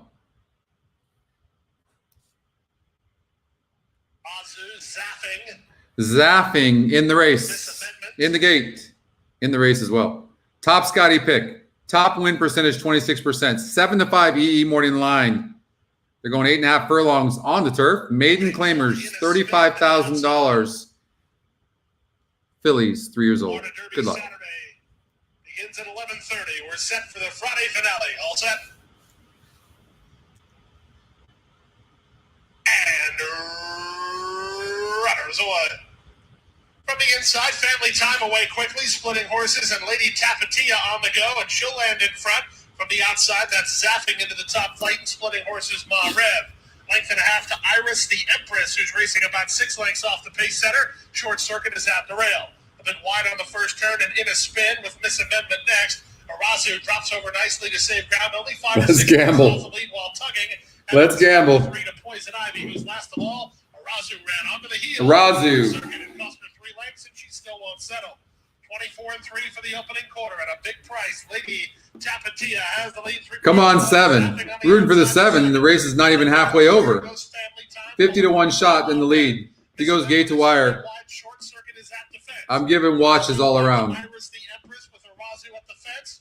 And then on the outside, the 2 trailers are in a spin and Poison What Ivy. up, Chrissy? 49 seconds for the opening Now quarter. the entire crew's joining. Man, you guys are going to force me to stay, aren't you? She leads by a length and a half. Zapping second. Family Time third. Bob Rail fourth. Short Circuit begins to angle and look for racing room. She's got room now, and here she comes. Arazu's going to need to follow her or find a way out. Then Iris the Empress trying to rally from the back. That's Poison Ivy as they run to the top of the stretch. Zapping is now tackled by Short Circuit. Arazu's into the clear. Running home from last is Poison Ivy as they straighten for the drive. Short Circuit. She's up to take the lead.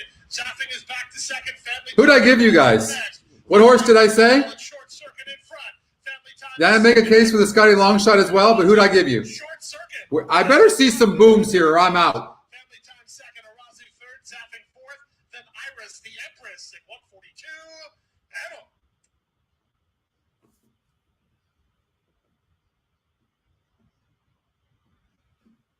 All right, maybe I'll stay for a little bit. All right, can a brother just go to the bathroom for a second? I'll be right back.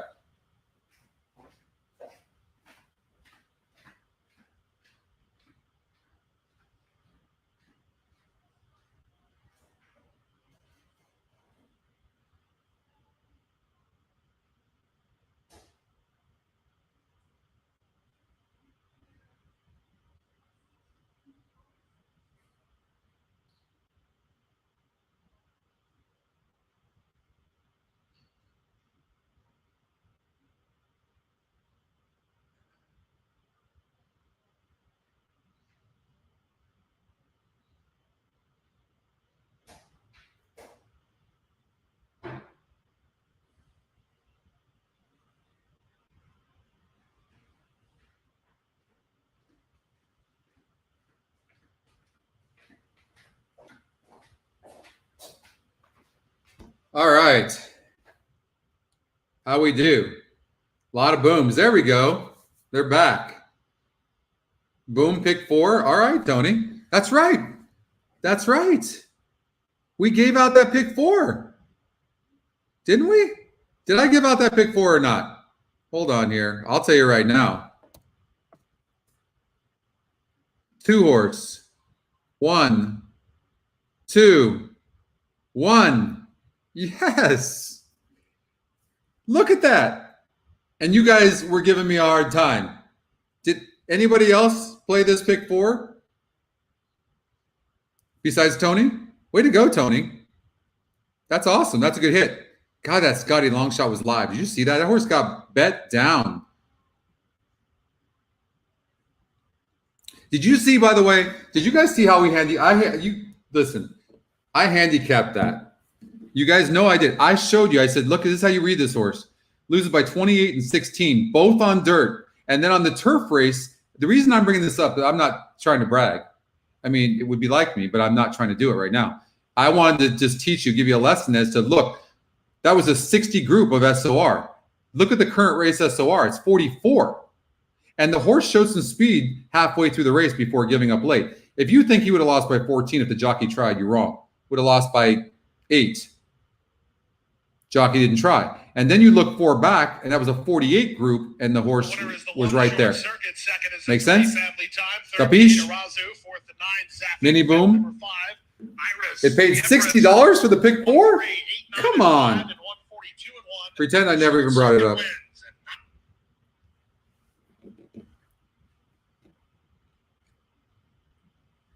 Fairgrounds, race number 9.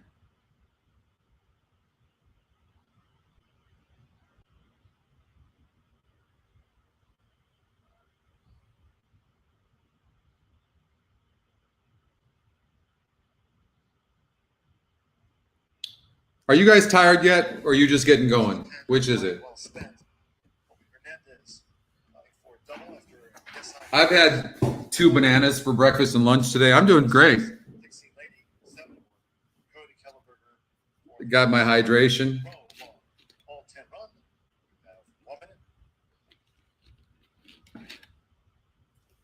I wish I could. I think you missed it, Jay, but I'm on a cleanse. 1180 on the 1 horse. You're just getting going? You got back from Vegas? How was it? Was it crowded or no? It's good? The sports book is good, huh? Oh, man. God, you're just teasing me, Chrissy.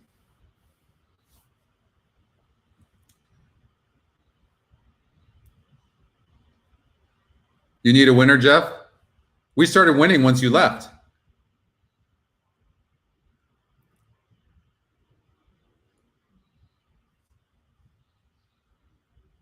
All right, we're going to go to Fairgrounds, race number 9.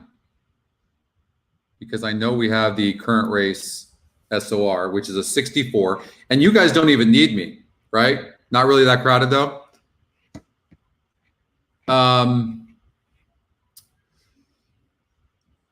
All right, so 64, you can see that up here. I just wrote it in there for you. You guys don't have that product yet. You elite people will. If you are not, so early birds first got in for $74.95 on the unlimited. Right now we're at $79.95. That's going to go up once we become an elite package. So if you get in now, you get all the elite packages on the unlimited without your price going up. Okay. So the only reason I bring it up, it's not to, I'm not trying to sell you on it. It's just that if I didn't say that, you guys say, well, why didn't you guys let us know? All right.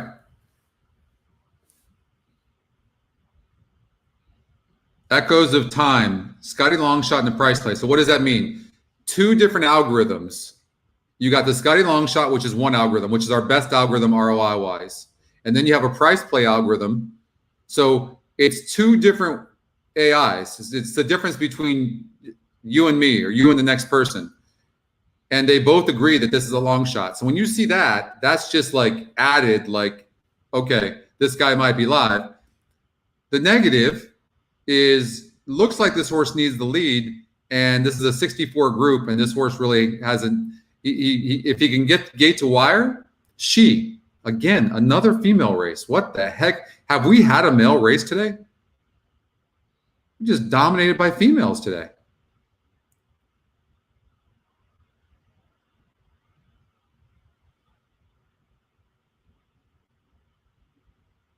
That's never a bad thing, though, is it?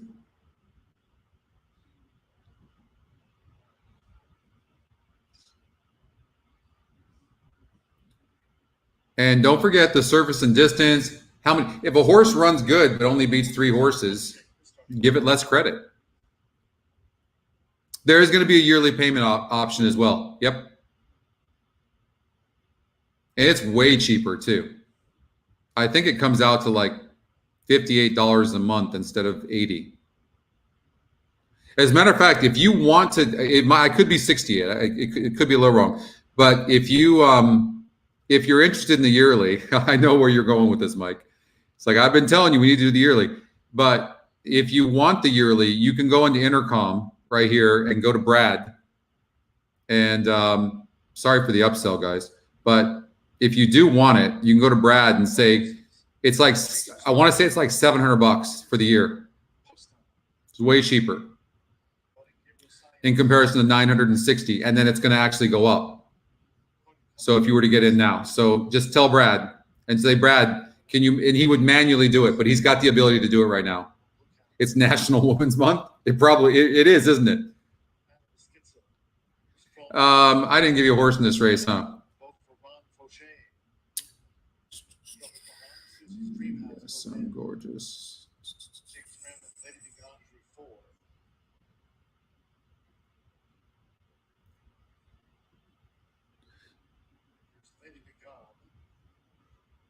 I'd probably have to go with the 7 horse. Scotty's top pick. How about this? Scotty's second pick. Do you see this? We have it at 4-1, Sienna Breeze. This horse is 32-1 right now. I mean, don't you have to put a wager on this too? Or do an exacta box 1-2-7? You have to.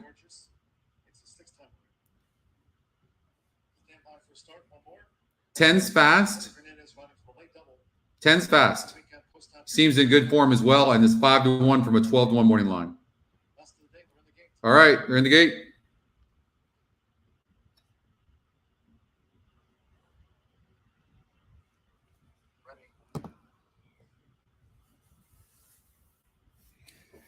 Tell him you want the, yeah, you want Scotty's package.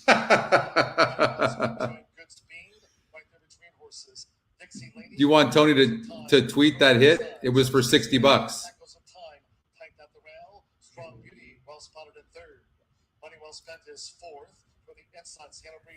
Lady Be Gone, Dixie Lady, Strong Beauty, Sienna Breeze, Susie's Dream. Good catch. What's up, Eric?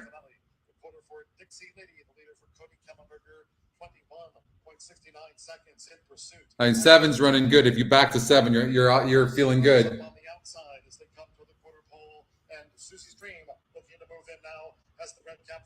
Awesome, Eric. Dixie Lady narrowly at the quarter pole from charging now Strong Beauty. Put outside Susie's Dream. Deep around Galaxy 36. Then to the rail, Sienna Breeze cycles the time. I mean, 7's got the momentum. He's not guaranteed, but he does have the momentum. And I think Susie's Dream looks second. Not changing leads, but it's going to win. 4-1. 4-1. 4-1. 5-1 and 4-1 back to back.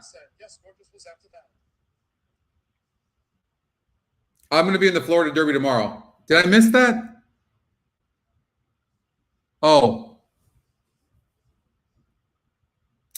Because tomorrow I'm going to be in the Florida Derby, so not in the Florida Derby. I'm one of the horses running. I'm going to be in the tournament tomorrow. 14 races tomorrow. 14. 7. Anybody have that? Not one boom? Yeah, let's do it, Oldie. Good call. Sprint finale, 7-3-5-9.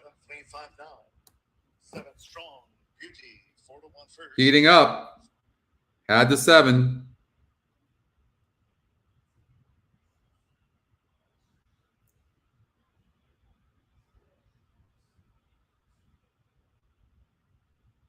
Ask you about Walker, this 3-year-old colt. What do you think his chances? I have to get my phone charger.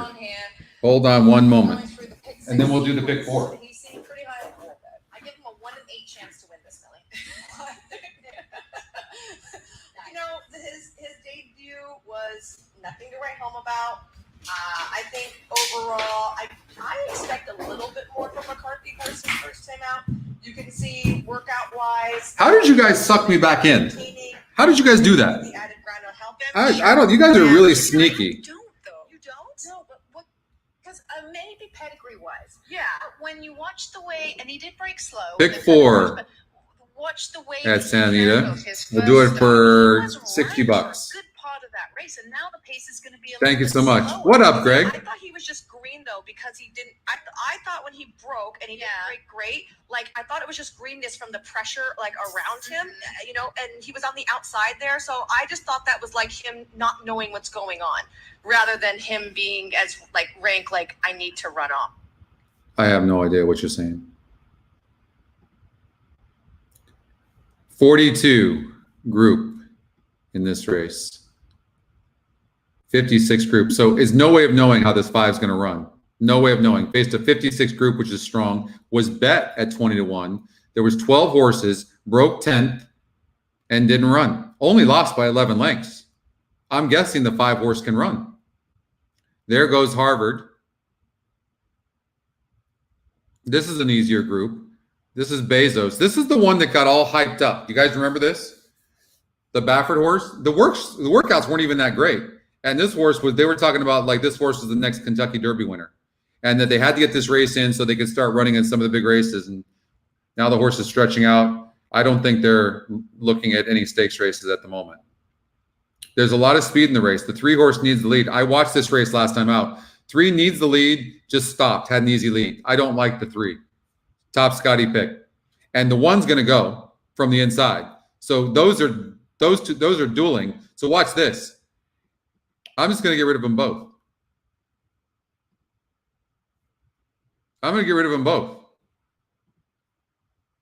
If you want to hit a big score, that's what you have to do. 58 group. 50, but won by 3.5. So give her some credit. I just said her in like instinctually because I just knew it was a filly race, and it is. Bella Chica, she's perfect. I guess maybe I could have read it that way as well. 58 group. This horse won in a 54 group. Oh, translates a single. 4. You don't even have to play that much. That's it. $12. Ice cold. Dave Weaver style. $12. 1-4 with 2-5-6 with 4 with 1-3-5-6.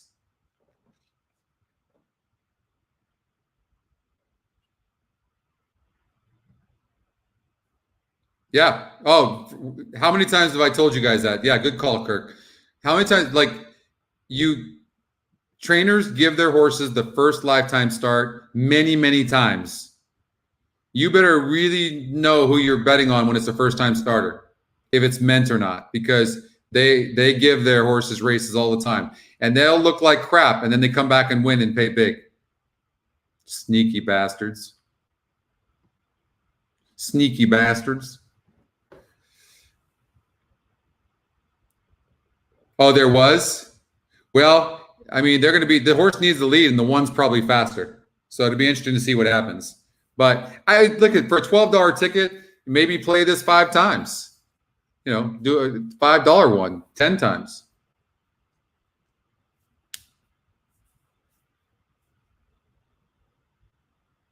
Injects his mares, I feel like, with so much stamina.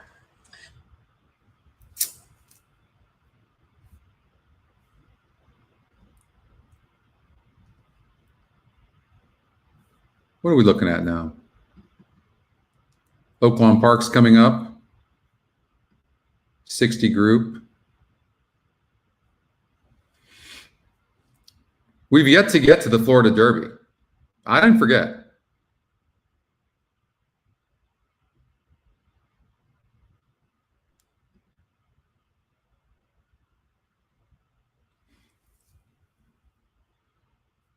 Heated argument, 52 group, but did it easy. That was a lifetime start. First start for this filly. It's hilarious. Superstar B.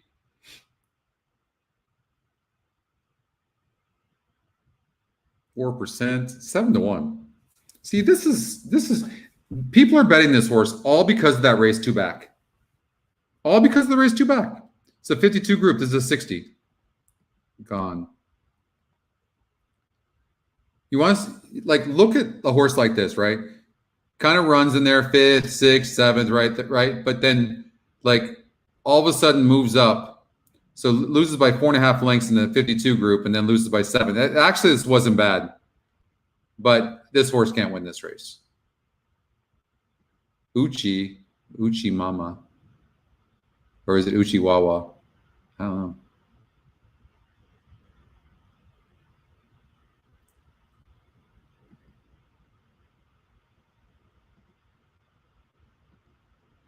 So remember I told you, so if the number's a 60, it can be off by 2 points plus or minus. So it could be as low as a 58 or as high as a 62. I'm leaning towards this group is more like a 58, and which makes me really like the 2-horse heated argument. I think the way this horse won looks like this horse has some upside, and I'm leaning towards this horse. I think it's a weaker group. And so for this horse's first race against winners, I think she's catching an easier group. And the EE morning line on this horse is even money. The next closest was the 10, Presley. And Presley looks good. Presley's good. And from the outside post. As a matter of fact, Presley has a chance to go gate to wire, for sure. But there's speed in here. The 2's just going to sit behind him. And the horse that could be in the money is the price play, Scotty Longshot. I don't think the horse can win. But let's get out to Santa Anita.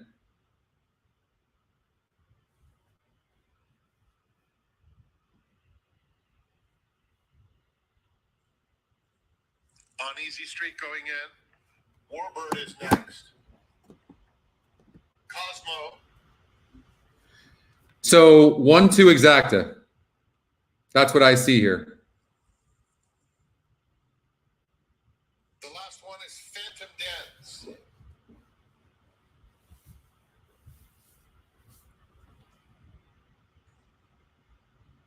They're in the gate. 2's going to be on the lead with a good break. They're going 9 furlongs here on the turf. They start off on the dirt, though. Work there with Ivory Sky. Rider comes off. And some of these turf horses have a tough time breaking from the dirt.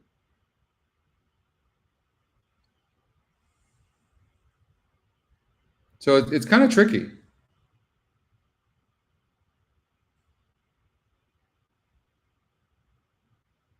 And the rail's out. Do you see that? Like, there's no room for them. Do you see how far out the rail is?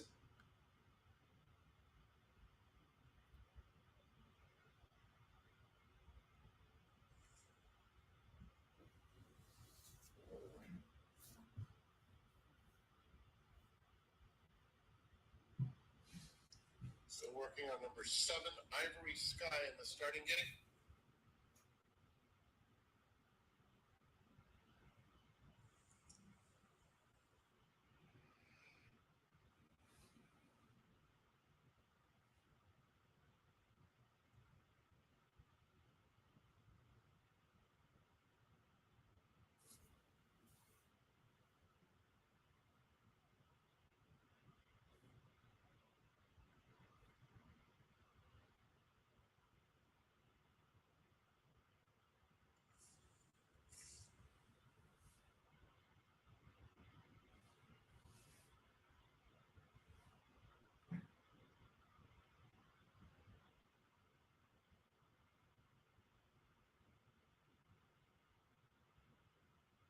One, 2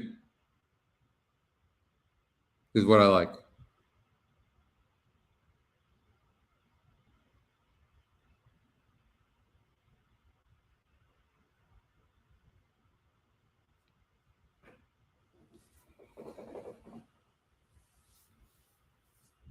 Others being backed out.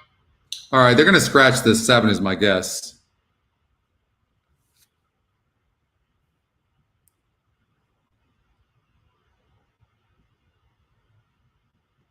That would be the only reason. Yeah, late scratch of the 7 Ivory Sky.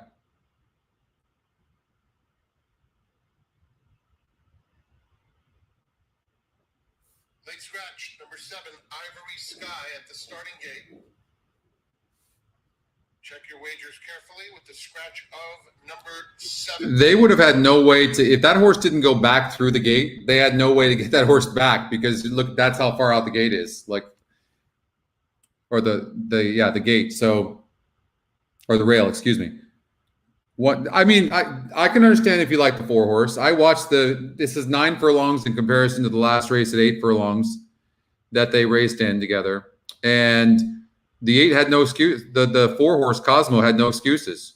Either did the 8 Phantom Dance on that 2:14 race. Astronaut and Still in the Game were much best, and they both were off of layoffs, second off the layoffs. But the extra furlong could make a difference, but they weren't closing. And I watched the gallop out in the video as well, the backtrack, and the Astronaut and Still in the Game galloped out great. The 3-horse Warbird, it's just a tough one to judge, Oldie, you know? Tough one to judge. No, I really don't know. I'd probably do something like a 1-2. I would do a 1-2-4 try, 1-2-8 with the Scotty long shot, something like that. Back in. Are you acquainted with their jockeys? I'm not, you know, Rispoli is on the 3, so from that perspective, maybe.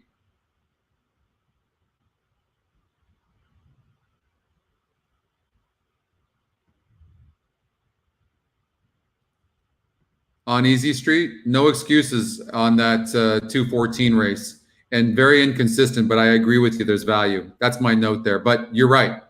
The horse can run, but just doesn't seem to put it together. But yeah, good call on that, Elliot. You're right.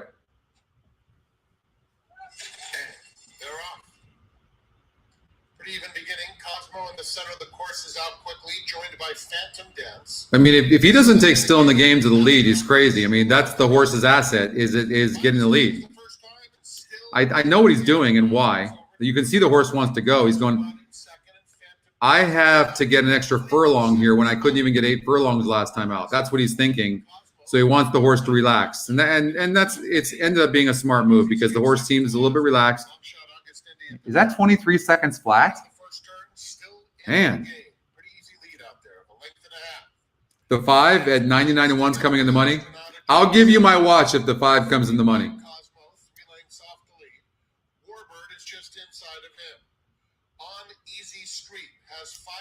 That's a good number, Oldie. Down the back stretch they go, still in the game. Heads to the half-mile, length and a half advantage. Phantom Dance second. Heavily favored Astronaut at the rail with Cosmo just outside of him.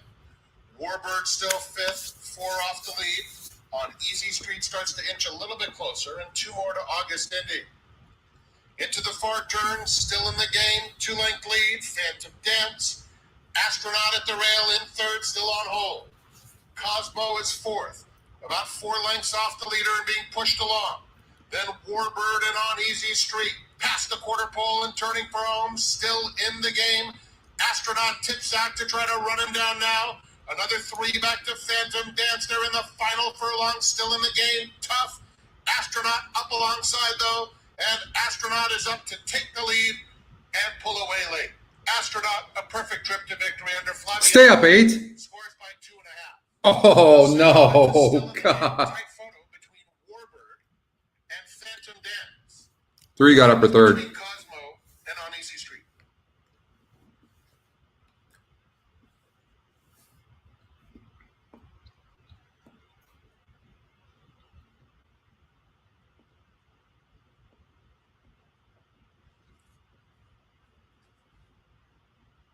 No, I think the 8 got 4th. Number 1 Astronaut was first, 2 still in the game second. It's a photo for 3rd. The running time 147.94. I think the 3-horse got 3rd. Yeah, that Gary. All right, exacta. That was easy. Thank you, David. Yeah, that 3 really improved.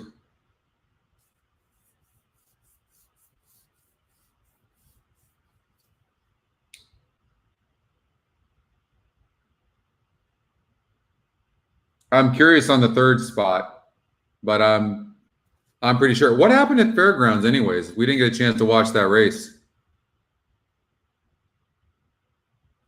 watch this photo. I'm pretty sure the 3 on the inside. Ooh, maybe. I still think it's the 3, but maybe. Yeah, the 3 got it. 1, 2, 3, 8.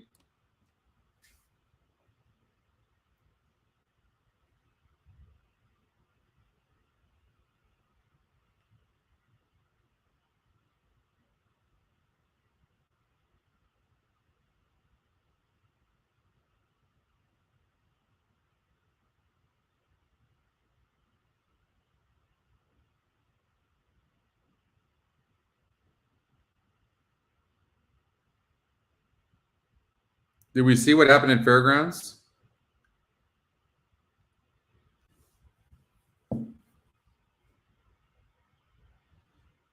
You guys got the exact end try? Nice. 1, 2, 3, 8. 540 exacta, 1335, 2670 for a buck. What happened at Fairgrounds? Anybody know? Inquiring minds want to know what happened at Fairgrounds. No, not fair. Where did we look? Was Oaklawn Park? Excuse moi.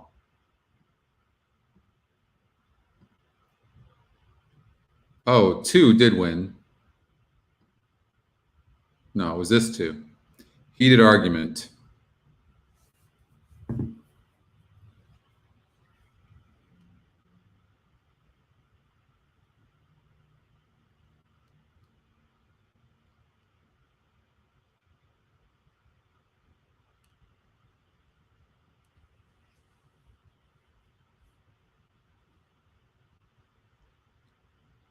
Eight to 1 shot at Oaklawn.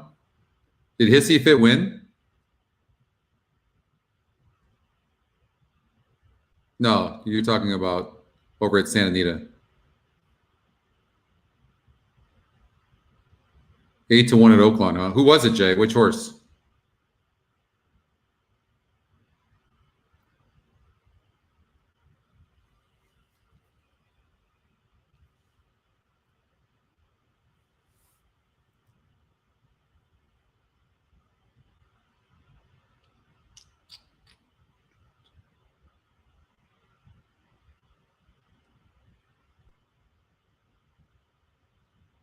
No, I know it was 8-1. I thought you were saying 8 to 1 shot. Like 17 to 1. Holy crap. Over Hissy Missy. Wow. All right, Golden Gate.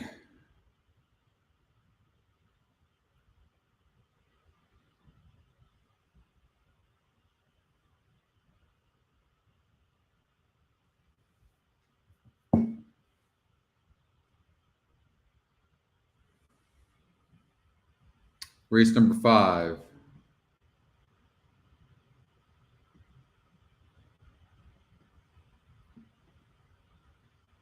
$48 SOR.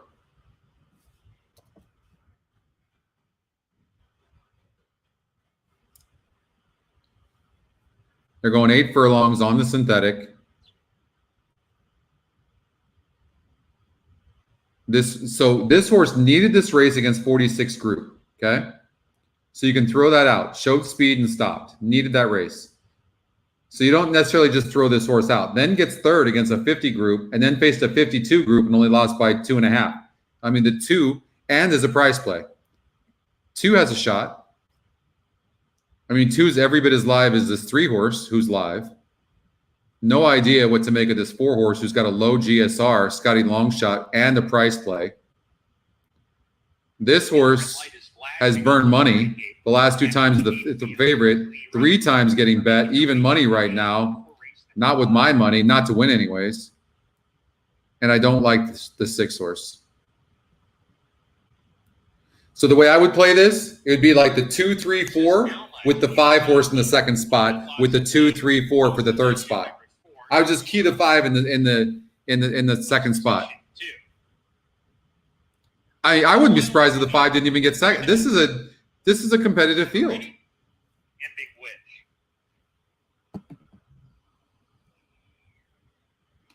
Matt Dinnerman has the call of race number 5 from Golden Gate Fields. To complete the lap.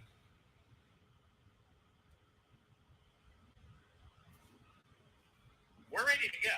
And we're off for the start of the late pick 4. Turalura broke alertly, takes back with Lila at the beach. These two are 1-2 from a tugging lots of bling. A little bit eager. First time routing, adding blinkers today. Big wish. See, a lot of times with the jockeys, you know, up here, I don't know. You can't really trust. Like the 2-horse had position. Okay, now he's going to the lead, in which he preserved him a little bit too much, but that's good. And the 5-horse.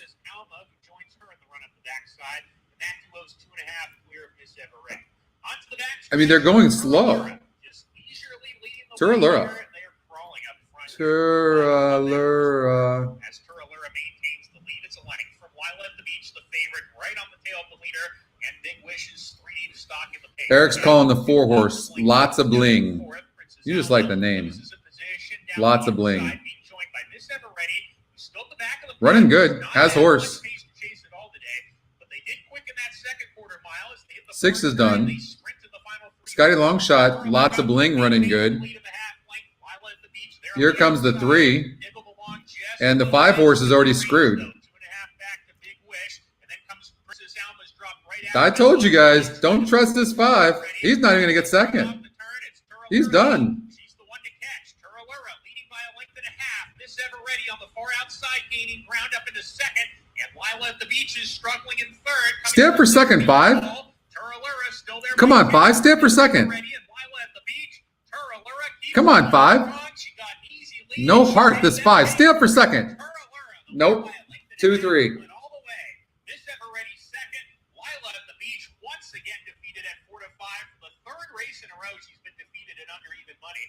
Big Wish, who was 4th.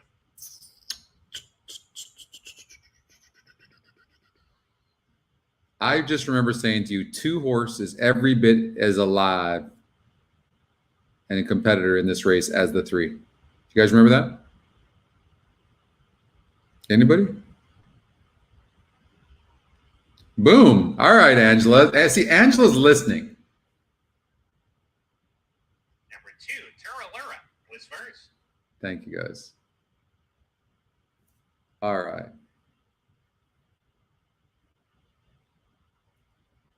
Sweet. Second and third. Waiting on the placing for 4th as well. Waiting on the placing of the 4 as well. That was very smooth, Matt Dinnerman. I like that. Matt, like really good with his voice. He like lowers it. Like, yeah.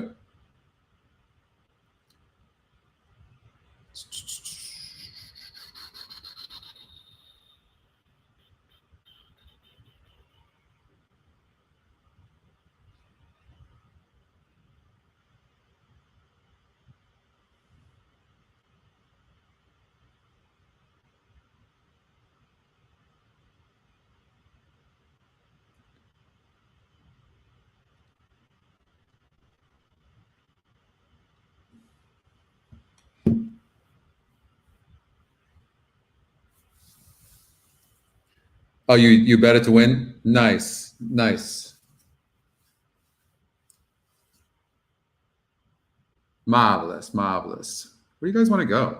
There's nowhere else to go. You guys want to go to Turf Paradise?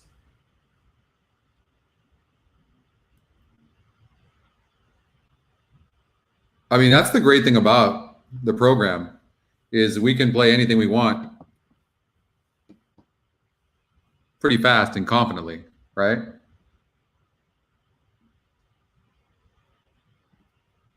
On turf, look at the GSR, 19%, 6-1, but the E morning line 7-2 on the 3-horse, who's the Scotty long shot. Okay, hold on, let's look here. I know you guys want this. Turf Paradise, race number 5. How you guys liking this same race SOR, 42? Good tool, huh? So unless the horse is changing like a surface or something and the GSR is higher because you can use them in combination, the 3-horse is, don't forget in a small field like this, it has to choose somebody for a long shot. But what's throwing me off right now is the EE morning line, which is a separate morning or algorithm, has this 3 horse at 7-2. It doesn't like the 2, and nor do I. This horse figures to improve, coming back at the same surface and distance, broke from the 8th hole, which is an easy, and finished like that. As the top pick, I would automatically like the 4. I can tell you that for sure. This guy's got to go 2 turns and turf for the first time. I don't like that. And a low GSR out. 5 coming in from Los Alamitos around the hook, and now is going turf. Can go 2 turns. I kind of like this horse, but I all over the 4. Foe for me. Foe for me. Call it 4-5-3. And the field of 6 at the 7 1/2 furlong gate. And now on the racing. Metro Rose by base card Contessa together with Platinum Hallway quickly away. Then Miss Michelle followed by Dance Lady and Good Haven last. And after that good start, base card Contessa has now been taken back to the tail of the field. But Platinum Hallway has successfully crossed over from the outside and leads by 2.5. Man, that turf course is in bad shape, isn't it? Looks like dirt. Kickback's worse than it is on dirt. I mean, 6 horse, the jockey on the 4, Luis Fuentes, 17% in the last 365 days. Really running a smart race right now. I don't know if he's best or not, but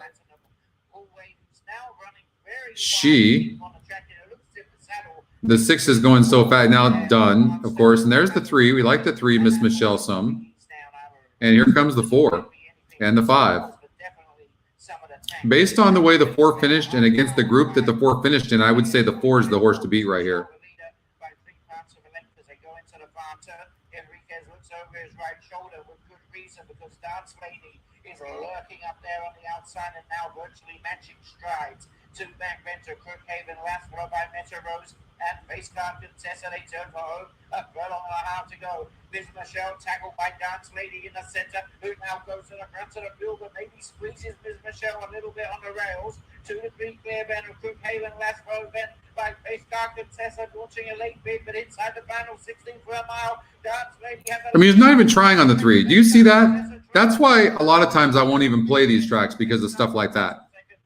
There's going to be an inquiry. I don't know if the 4 interfered or not. But the jockey on the 3, just literally after it, just stopped trying. Just stopped trying. Like, it's not like the purses are bad. $16,000 purse is great.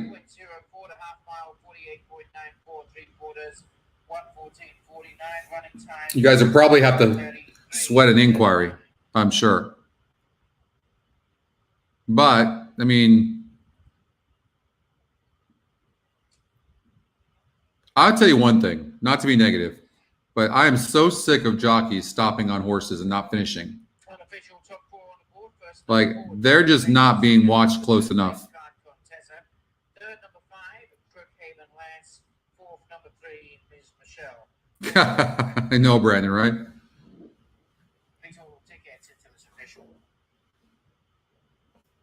If I owned a track, somebody would be watching every single race, watching the jockey's hands, watching everything, watching every one. That jockey on the 3 just stopped asking. He literally just stopped. It's the truth. Literally just let up on him.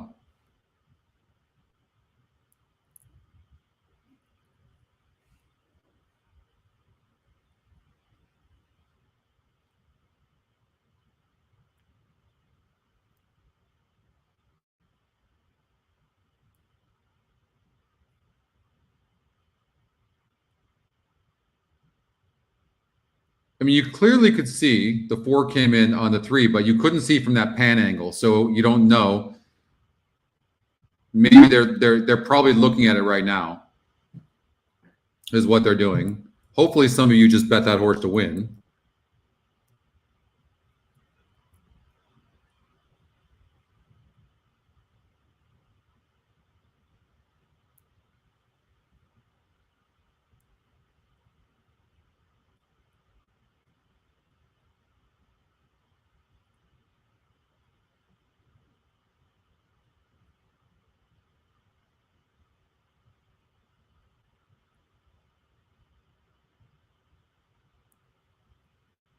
Come on, talk to me, Goose.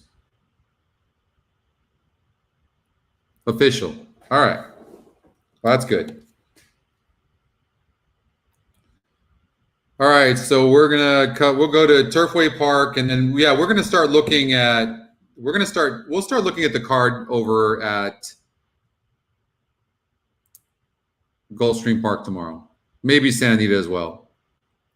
We do have Santa Anita race number 6 coming up. We've got Turfway Park coming up, race number 2. How do we do in the first race? 5 horse, so we hit the exacta box. Okay, race number 2.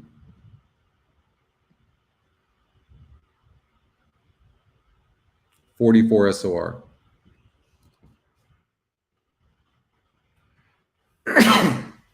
Excuse me. All right.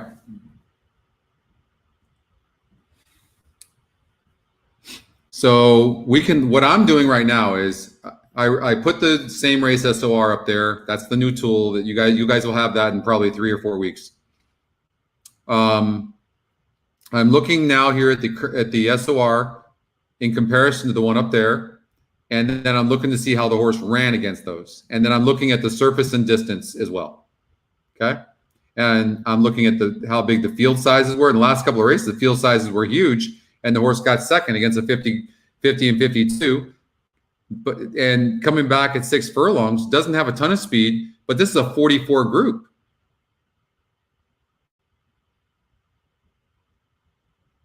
What am I missing? 5-1. I definitely like the 1. I don't like the 2. 3 horses facing easier. And here's the thing about somebody like a horse like this. Definitely ran good, fits here, same condition, blah, blah, blah. A little bit easier group, cuts back. The last win was against a 40 group on the turf. So in my mind, I'm like just hesitating a little bit. Going to be giant pools tomorrow, Jeff. Yeah, you're absolutely right. Thank you, Angela. So we'll cover that, Gary. You got it. So I'm just, getting a minor placement and winning are 2 different things, right? So I like the 3. The horse is competitive in here, but I don't know that I'd put too much on the horse, only because the last one I see was against a 40 group, and this is a 44. Okay? But the horse is competitive. In here, I mean,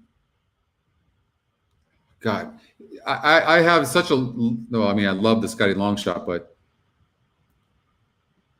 I don't love the 4.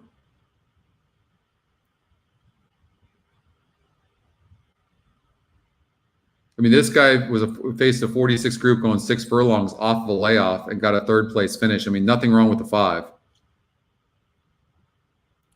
I don't like the 4. I don't necessarily like the 3.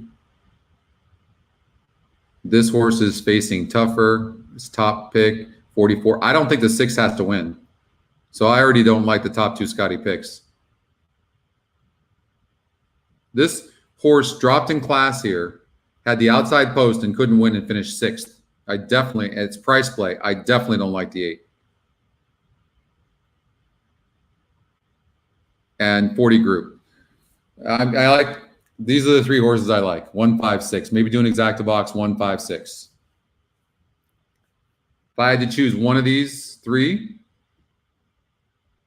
it would probably be the 1. We'll go to Santa Anita after this. And we'll cover the golden hour as well.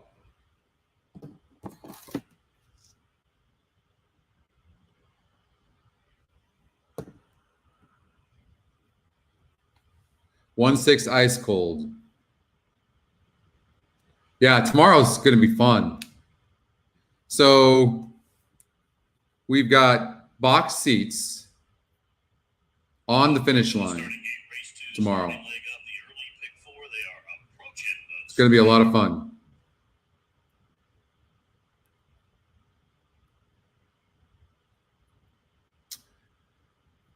Yeah, I mean 6 to 1 on the one. Here's the problem: the trainer's over 0%, but I mean the horse figures here. Jockey's not bad. Those last couple of races were good, and maybe this horse is turning around. I mean, been facing arguably based on the SOR better horses. Again, the advantage that we all have is that we have the SORs. But there's no one horse here that's that much better than the others. So you have to get racing luck at the same time. You know what I mean? And that's what we're dealing with here. This is why you take odds. This is why you don't play favorites. I play favorites when I'm going to use them in combination, unless you just really feel strongly. Because if the horses are really close in competition, who's going to get the best trip?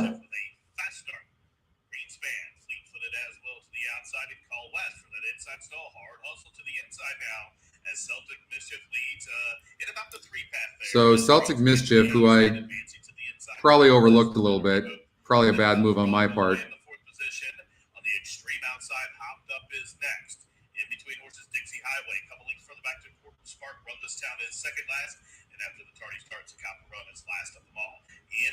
I mean, when you get an easy lead like that, if somebody had told me the 3 was going to get that easy of a lead, I'd have felt differently. Celtic Mischief in front by 5.5 lengths. Greenspan is second. Up on the extreme outside, hopped up, moves it closer third. Dixie Highway has been shuffled back as Call West is coming under a ride, half mile 45. And 4, Celtic Mischief shows the way, but his lead is down to 2 lengths as they arrive to the top. Well, it's going to be the top 2 Scotty picks, it looks like. Right up to the outside is coming at the pace center with 1 furlong to go. Whip comes out on Celtic Mischief. Hopped up is getting to him to the outside. Greenspan shifting ground late on the scene. Roth with a 16th left to go. Hopped up is now on a 2-race. 6-3-7. Top 2 Scotty picks. Sometimes just as easy as that. You don't even have to handicap. All right, let's get out to Santa Anita. 2 minutes before this race number 6.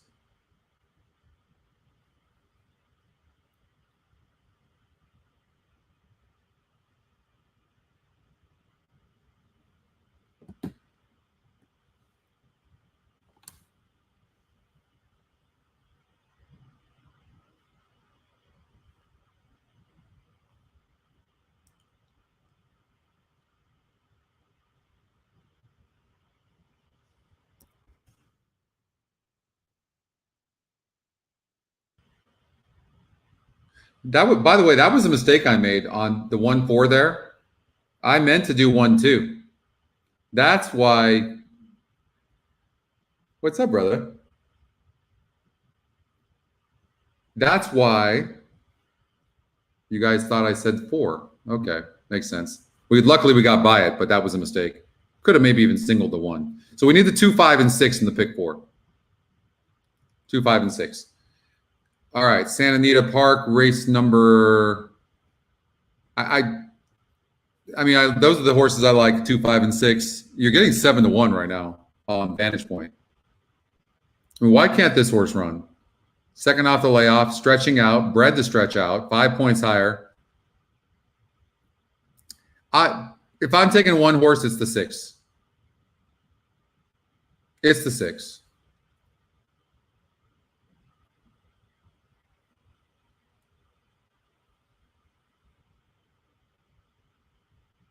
Abel Cedillo off of the 2 horse, but Juan Hernandez got on.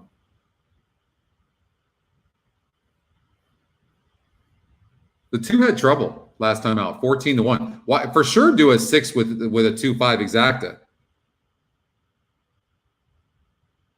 What up, Rock and Ray? Keith is back. Hard to take at 9 to 5 for sure. I'm throwing them out because I think the 1 and the 3 are going to duel. We'll see. We'll see if I made the right call. It's push time. They're moving in.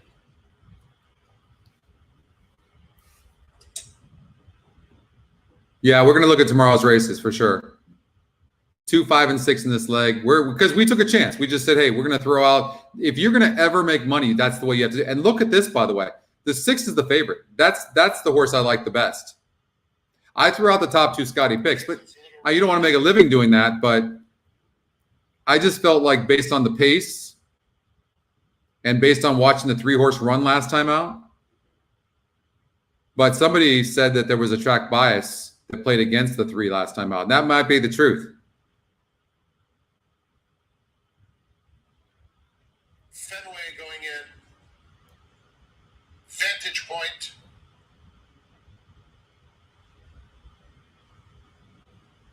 I can't see the 3 not dueling with the 1. And I can't see the 1 not from the inside not trying to go to the lead. Can't see it. Bezos, the favorite. It is. Bezos is now the favorite. The 1 horse, Baffert's horse, touted big time in its last race, and didn't run a lick. I mean, it just stopped. Showed no heart whatsoever. I don't know why we'd expect anything different here. Maybe all the pressure of being touted so much, hurt the horse. Maybe he's sensitive. I don't know. It's possible. I'm expecting 1-3 to duel. There goes Harvard down the stretch, and away they go. Oh, that's Trevor Denman. And they're off. Fenway very fast out of there. Bezos has some natural speed to his inside, and there goes Harvard. So the 3 favorites are 1, 2, 3 into the first turn. Vantage Point is in 4th. Then it's Rookie Year, 5th along the inside, taking 4th, and Circumvent, who did not have a smooth beginning, trails. Bezos will set the pace, and he opens up a length and a half on Fenway in 2nd. There goes Harvard, has 2 to make up, with 5.5 furlongs to run. Rookie Year is down at the rail. Vantage Point is 5th, 4 lengths off the lead, and Circumvent inside of him. I mean, the jockey on the 3 knows that this horse needs the lead. Knows. But the horse rated a little bit, to be honest with you, off the 1. 6 looks all out already. It seems like he's being prodded right now, which isn't a good sign. And then Circumvent. They head to the 3/8. Fenway. Now a half length in front of Bezos. A length and a half. There goes Harvard in 3rd. These 3 getting away from everyone else. Vantage Point is 4th, followed by Rookie Year and Circumvent. They're a quarter of a mile from home. Bezos at the rail and Fenway up alongside. There goes Harvard, has 2 to make up. Bezos hugs the rail, puts away Fenway. On the outside, there goes Harvard. They're in the final furlong. No, you're not catching Bezos. Opened up a 4-length lead. Well, we tried, guys. We tried. And then there goes Harvard. No one making any impact on Bezos, who answers the bell today. Bezos, handwritten by Flavian Pratt, wins by 4. There goes Harvard 2nd. Then it was Fenway and Vantage Point. Well, that's why you play small when it's so much chalk and small fields. That's why you just play a $12 ticket, right? All right, so let's look at tomorrow's races.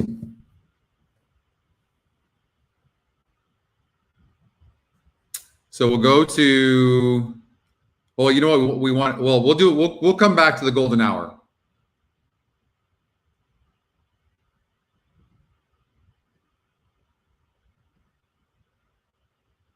All right, so let's talk about, since it's the theme of the show, the $750,000 Curlin Florida Derby, Hillendale Farms. It's presented by Grade 1, 3-year-olds, of course, and Kentucky Derby points are on the line for these 3-year-olds. Greatest Honor. I love Greatest Honor. Here's the problem. I mean, look at that GSR. I mean, this horse is going to improve the longer they go. I just don't know why the E morning line's only 3-1. Kind of threw me off, but none of the other ones were that great as well. Spielberg. I mean, on the show, in the Santa Anita show this morning, Carl O'Callaghan made a good point. He said it's Baffert. And Baffert wouldn't send this horse to Florida unless he felt like this horse could win this race. So here's the thing, though. Greatest Honor is 3 for 3 at Gulfstream Park. And I'm guessing it's going to be 4 for 4. Here's what I saw in that last race in the Fountain of Youth. What I saw, and here's my notes. Look at this. They're pretty much the same. No speed, one paced, had trouble early. Home in 12.76, easy. Continues to have issues early. Same thing happened in the Fountain of Youth. Now, what I saw was this horse did not like the kickback, but all of a sudden got to the outside, and this is where I think it's a little scary. But did you see the way that horse, like, it's like Trevor says, like all of a sudden it's like he just came in on the quarter pole. Like, that's what you're seeing with this horse. He is a really nice horse, but he is green as can be. But it's also the upside of this horse that gets you excited. It's also the upside. And so, and I will say this, I think, I mean, look at that, look at the GSR. This is such a well-bred horse. This is no fluke. This is a really nice bred horse. Look at these GSR pluses. Have you seen a horse with these kind of numbers? 84, 82, 78, 77. I mean, I haven't. 81 on the tab. Incredible breed. So this is a nice animal. And the fact this horse is still so green doing what it's doing is what's even more amazing. And this horse was winless in the first 3 races. So this also just goes to show you how green this horse has been.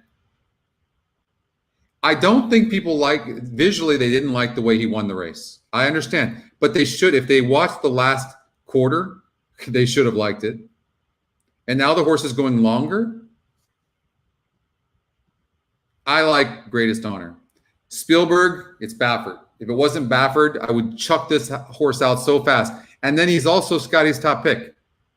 Man, I wish Scotty would learn how to handicap. Collaborate. I mean, the horse beat a 54 group, not a bad group. I had a note on this horse. Watch for longer. I bet my lungs out on this horse. But, I mean, this one is Scotty Longshot, and he is behind.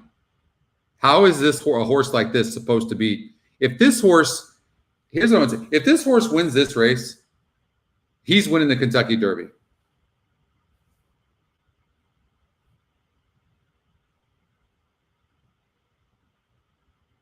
And that post, good point, Oldie. And that post, that is not a good post to be at.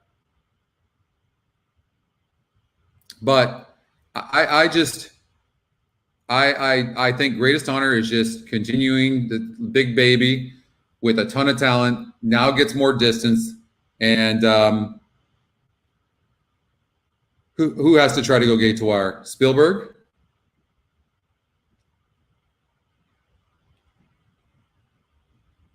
You know who's interesting to me? In the Fountain of Youth, did you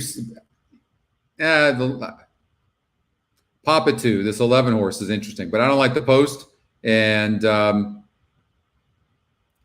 don't like how the horse was regressing a little bit in the Fountain of Youth, but he ran pretty good. Known Agenda is the other horse for me. This horse has been bet almost in every race and has speed, is tactical, won by 11 last time out against obviously an easier group. And it was, you know, it was in comparison to what Greatest Honor's been facing, it wasn't the same.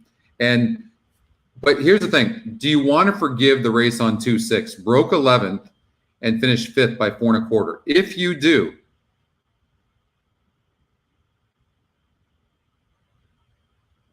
so I'm having a hard time reading this horse. This is obviously a very nice horse because he just smoked that group, which was a 66 SOR. I didn't like the one, but I can understand somebody who does. I just didn't think that this was that strong of a race. That's all it was. That's all it was. I don't think there's that much in this race.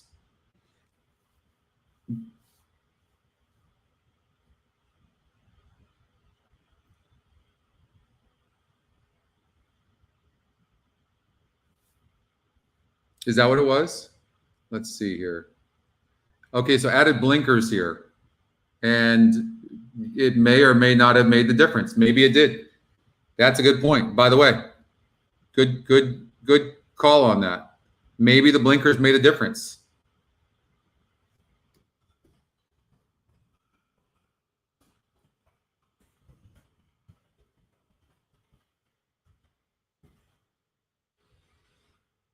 Yeah. Good catch on that. I mean, 1 by 11 lengths easy, has been getting bet. You know, Todd Pletcher, Irad Ortiz, tactical. Is Collaborate going to try to go to the lead? I mean, maybe. I don't know what to make of Spielberg. I've never been a fan of this horse. But he's Scotty's top pick. Yeah, that's true. Yeah, that's a good point, Oldie.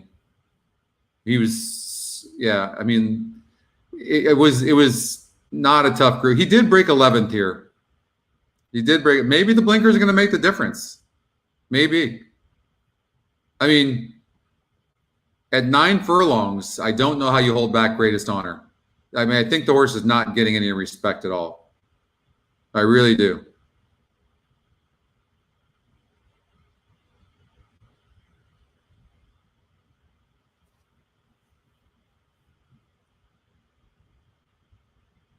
All right, let's do the golden hour. So we got Sanity coming up in 12 minutes.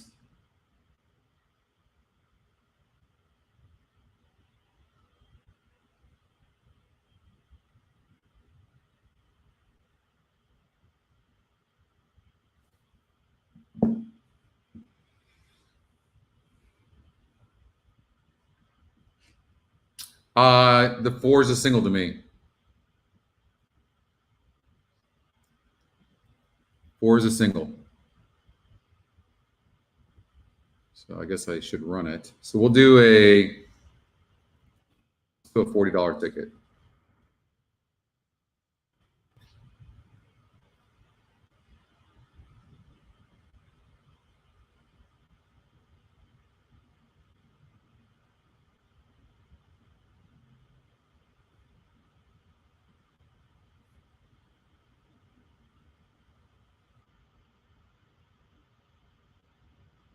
And you could be right about that. No, you could be right.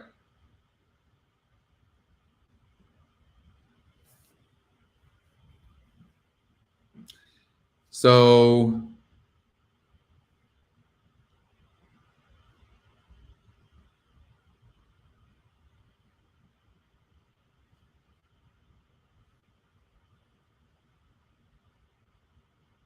Golden Gate 7.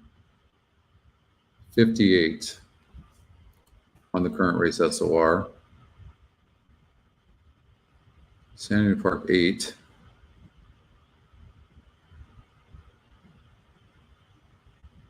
48.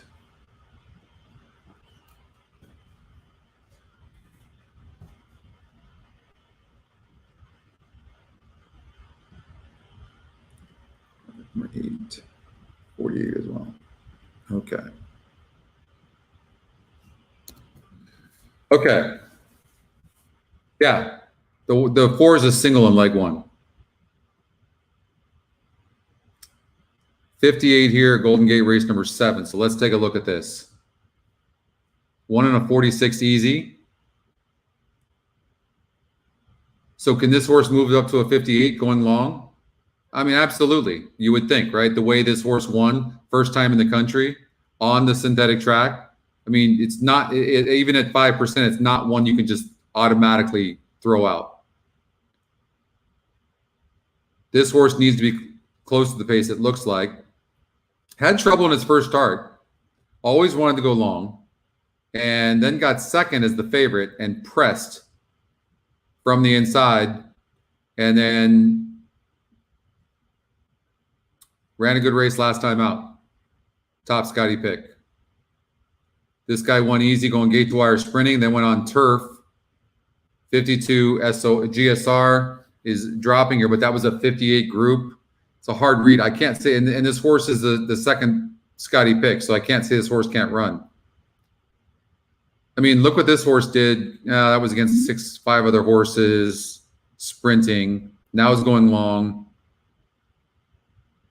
Face tougher horses. I mean, this is a tough race. This is a really tough race. Anything can happen here. We're covering all.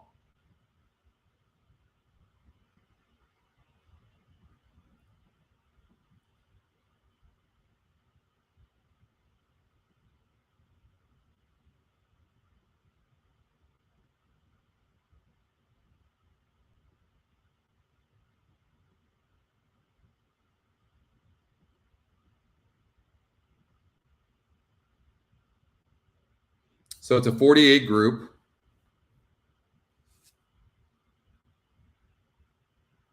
This one got a second place finish against 4 other horses. Not really that impressed with that so far, but it is the top Scotty pick, so it could be a wide open race. This horse has been racing on the turf. This is where I jump to the synthetic numbers. So 8 starts on the synthetic, earning $1,640 a start. On the turf, 8 starts and $1,740 a start. So not really a big difference between each one of them. Been facing 50s groups. I mean, the 2 has got a shot. This horse seems to need the lead, could get it. This one, 44, it's a tougher group, but won by 5 3/4. I mean, there's wow, this is tough. Wow.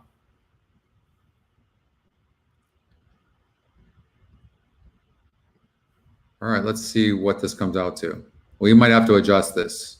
Yeah, we're going to have to adjust it.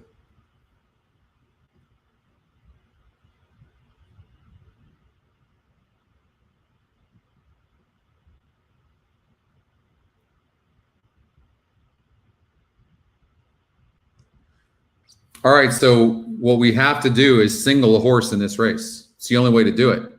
Unless we take out favorites. Are you guys willing to do something like that? Like, if we're going to cover this many horses, do we want to use the 2 and the 3? I mean, if the 4 wins, it's not paying anything anyways, right? So maybe we're better off just eliminating those. They're only 5 to 2 on the morning line anyways. It's not like and they don't really have that much of an advantage.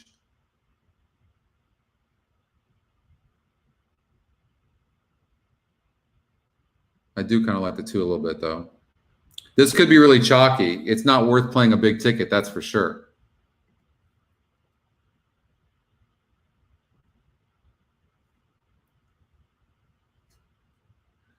I'm going to say no on this 7. It's, the SORs are low. 4 horse, I can't say this 4 horse can't win. The 1, I can't say that the 1 can't win. So that drops it down a little bit.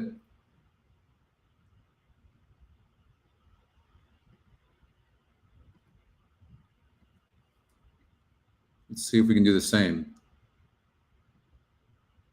5 minutes before the race. On synthetic, this guy has been running.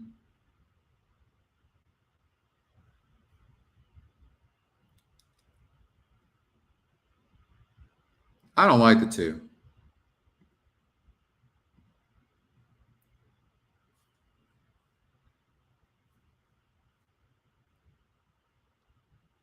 I like the 4, believe it or not. Like,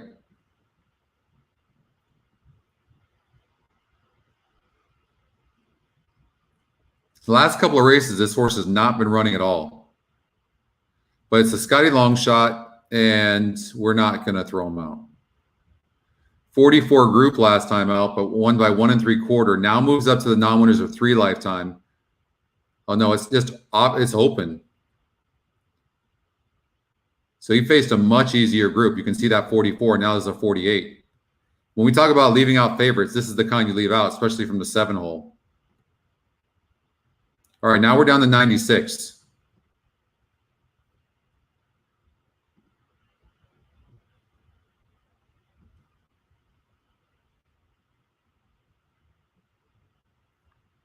Wide post hasn't run a lick.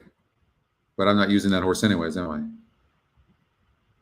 First time starter. I have no idea how this horse is going to run, and the workouts aren't bad. I actually love to include this horse, actually.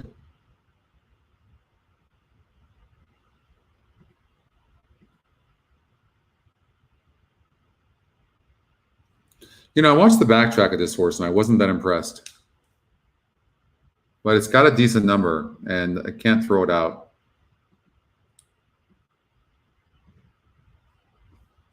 This one's burned money. I think the 5's we're trying to beat. We're going to throw the 5 out.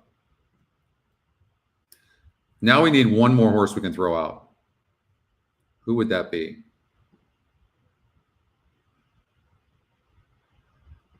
We're going to do that. $48 play. That's the ticket.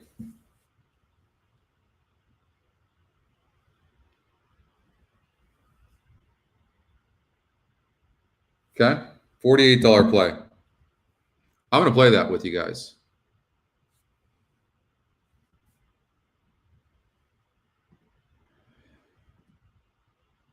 I don't have any money. Deposit.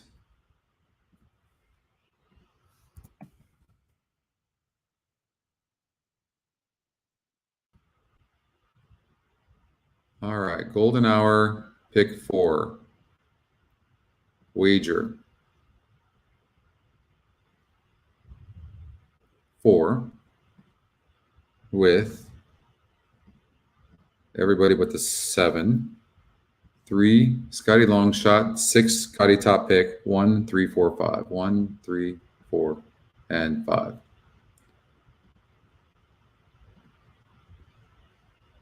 So I played it 20 times. Now I'm going to bet the 4 to win.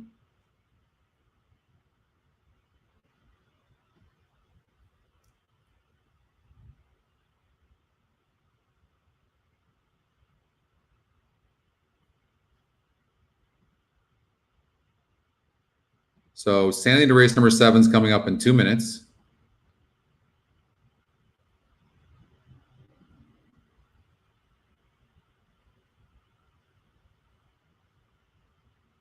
Oh, translates 1 to 5. So I can't.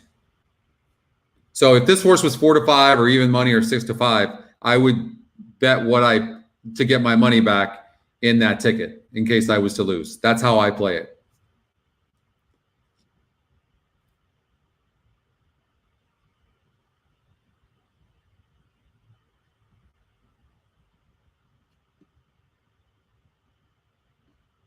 Now what I have to do is see, okay, who would I play with this for? And it would easily be the 1.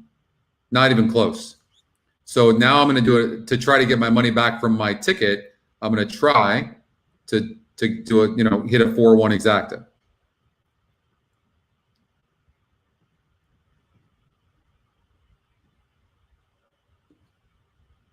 There you go.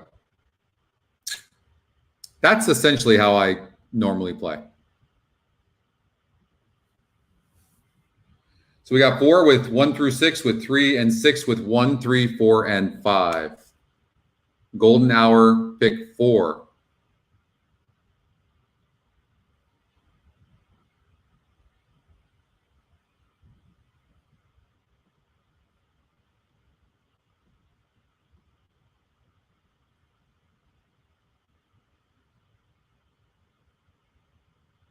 That's true.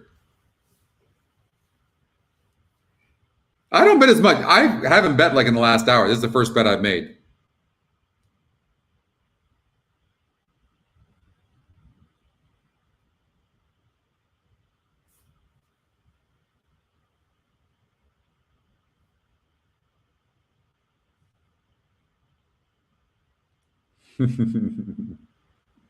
Thank you, Eric. 4-1 exact ice cold. That's what I'm seeing.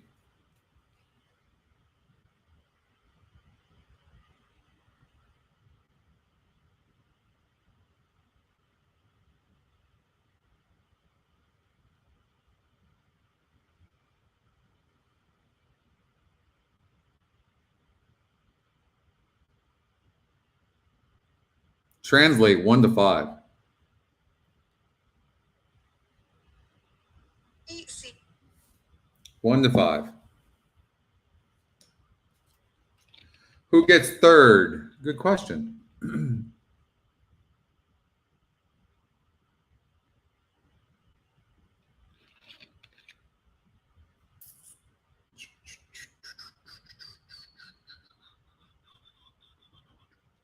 I mean, 3 or 6.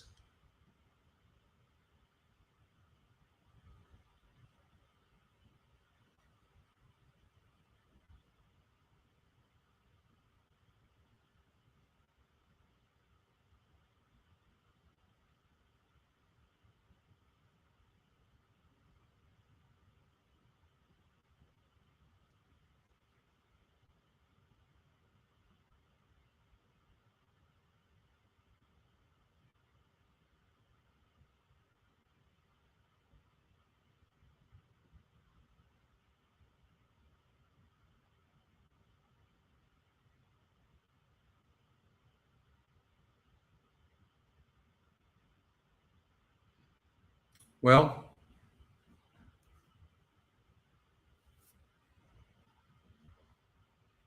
I'm going to say the 6. And the reason is it's very hard to be up close to that pace like that and barely lose like Akai did at 6.5 furlongs and now cuts back to 6.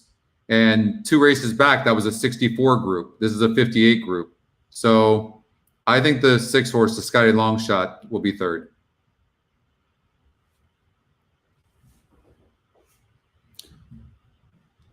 But if the 3 horse did Bella Chica, I mean, look, on the E morning line, the horse is 9 to 2. But tough playing a horse like this. I mean, I will say this, though, about Bella Chica. 5-year-old mare, got to the races late, had some layoff lines, been off a while. They could be giving her this race. I mean,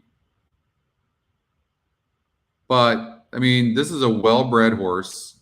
My racehorse, they're winning everything.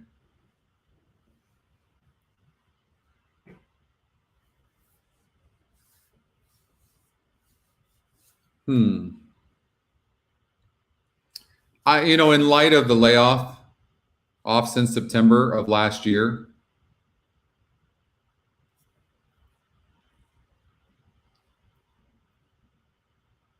$16-1 right now. But a lot of times that's just because the 4 horse is getting bet so big. I mean, if this 4 horse could drift up to even money, I would try to get money in my account and as much as I could, as fast as I could.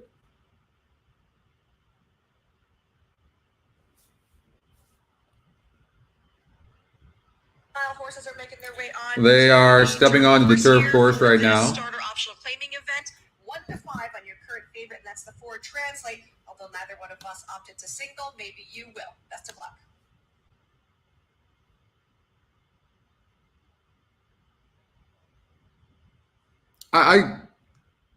I'm going to say the 6 because I think the 6 is going to get a good trip, and I like the last race that it came out of. So I would lean towards the 6, but I would do a saver. 4-1-3. The horses have reached the gate. They're moving in for race 7.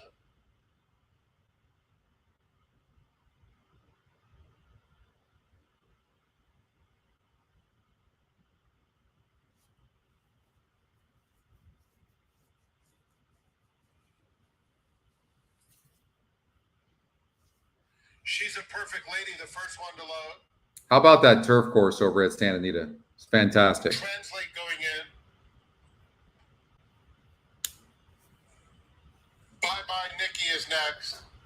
What do we expect to seeing as far as pace here from the 4? I think the 4 ideally wants to sit off of a horse, but I mean, Ola Mazuma. There's not really a lot of speed in here. I'm going to guess that the 4 is going to go the lead. The last one to load is Asai. That's going to be my guess. There's actually not much speed in here. All set. And if the 4 doesn't get the lead, it'd be the 2 or the 5, and the 4 will sit right off of them. And they're off. Quick start for Asai on the far outside. Translate is flashing speed, as is Bella Chica. Ola Mazuma, fourth, about 3 lengths off the speed. Then She's a Perfect Lady. And Bye Bye Nikki at the back of a pretty compact field. It's Acai narrowly. Translate 3/4 back at the rail in second. Another 2 to Ola Mazuma on the outside of Bella Chica. Smart move. Who has about 3 lengths to make up heading into the far turn.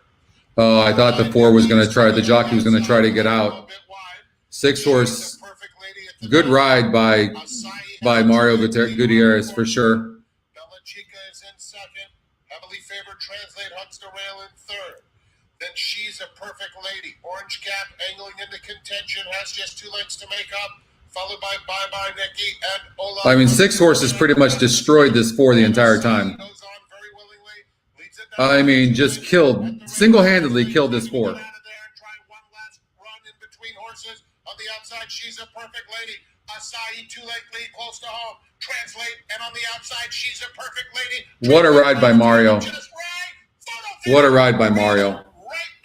6-1-4. It's either Translate, Acai, or She's a Perfect Lady. 3 noses hit the wire. Have you noticed with Umberto, he either rides amazing or really bad? There's no middle ground for that guy. I mean, he gave that horse such a poor ride. I mean, and Mario took advantage of that post on the 6. 6-1-4, I'm going to call. That's what happened there. I mean, the 4 was obviously best.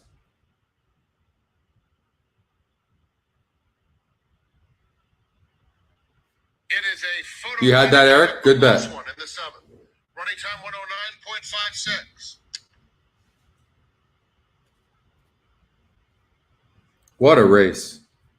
Great job by Mario. What a ride. I mean, okay, 6-4-1.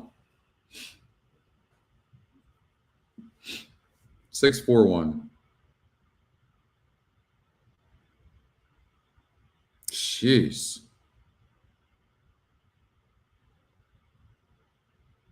What a race.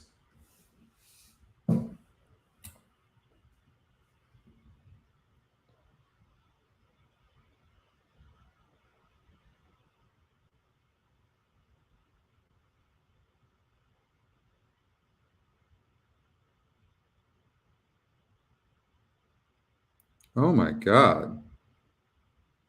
Maybe that's closer than I actually thought. You think the 4 won?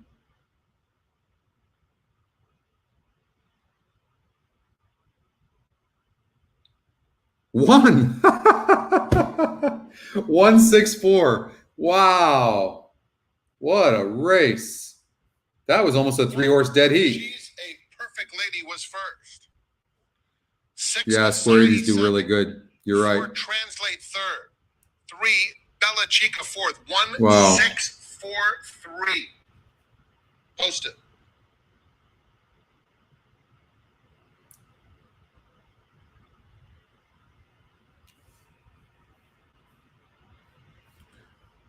Well, all right, you guys, I think I'm going to call it. It's been a long day, but we got the Florida Derby in. Good luck tomorrow. I've got the tournament tomorrow. I'm gonna send out some pictures and some video tomorrow as well. And I know Flavian Pratt. Wow, that was a great race, but the 4 was best, no doubt about it. Bad trip. That was just a bad ride. If he stays with the 1 instead of trying to get out, then he wins the race. He completely messed that up. That was an absolute bad ride by Umberto.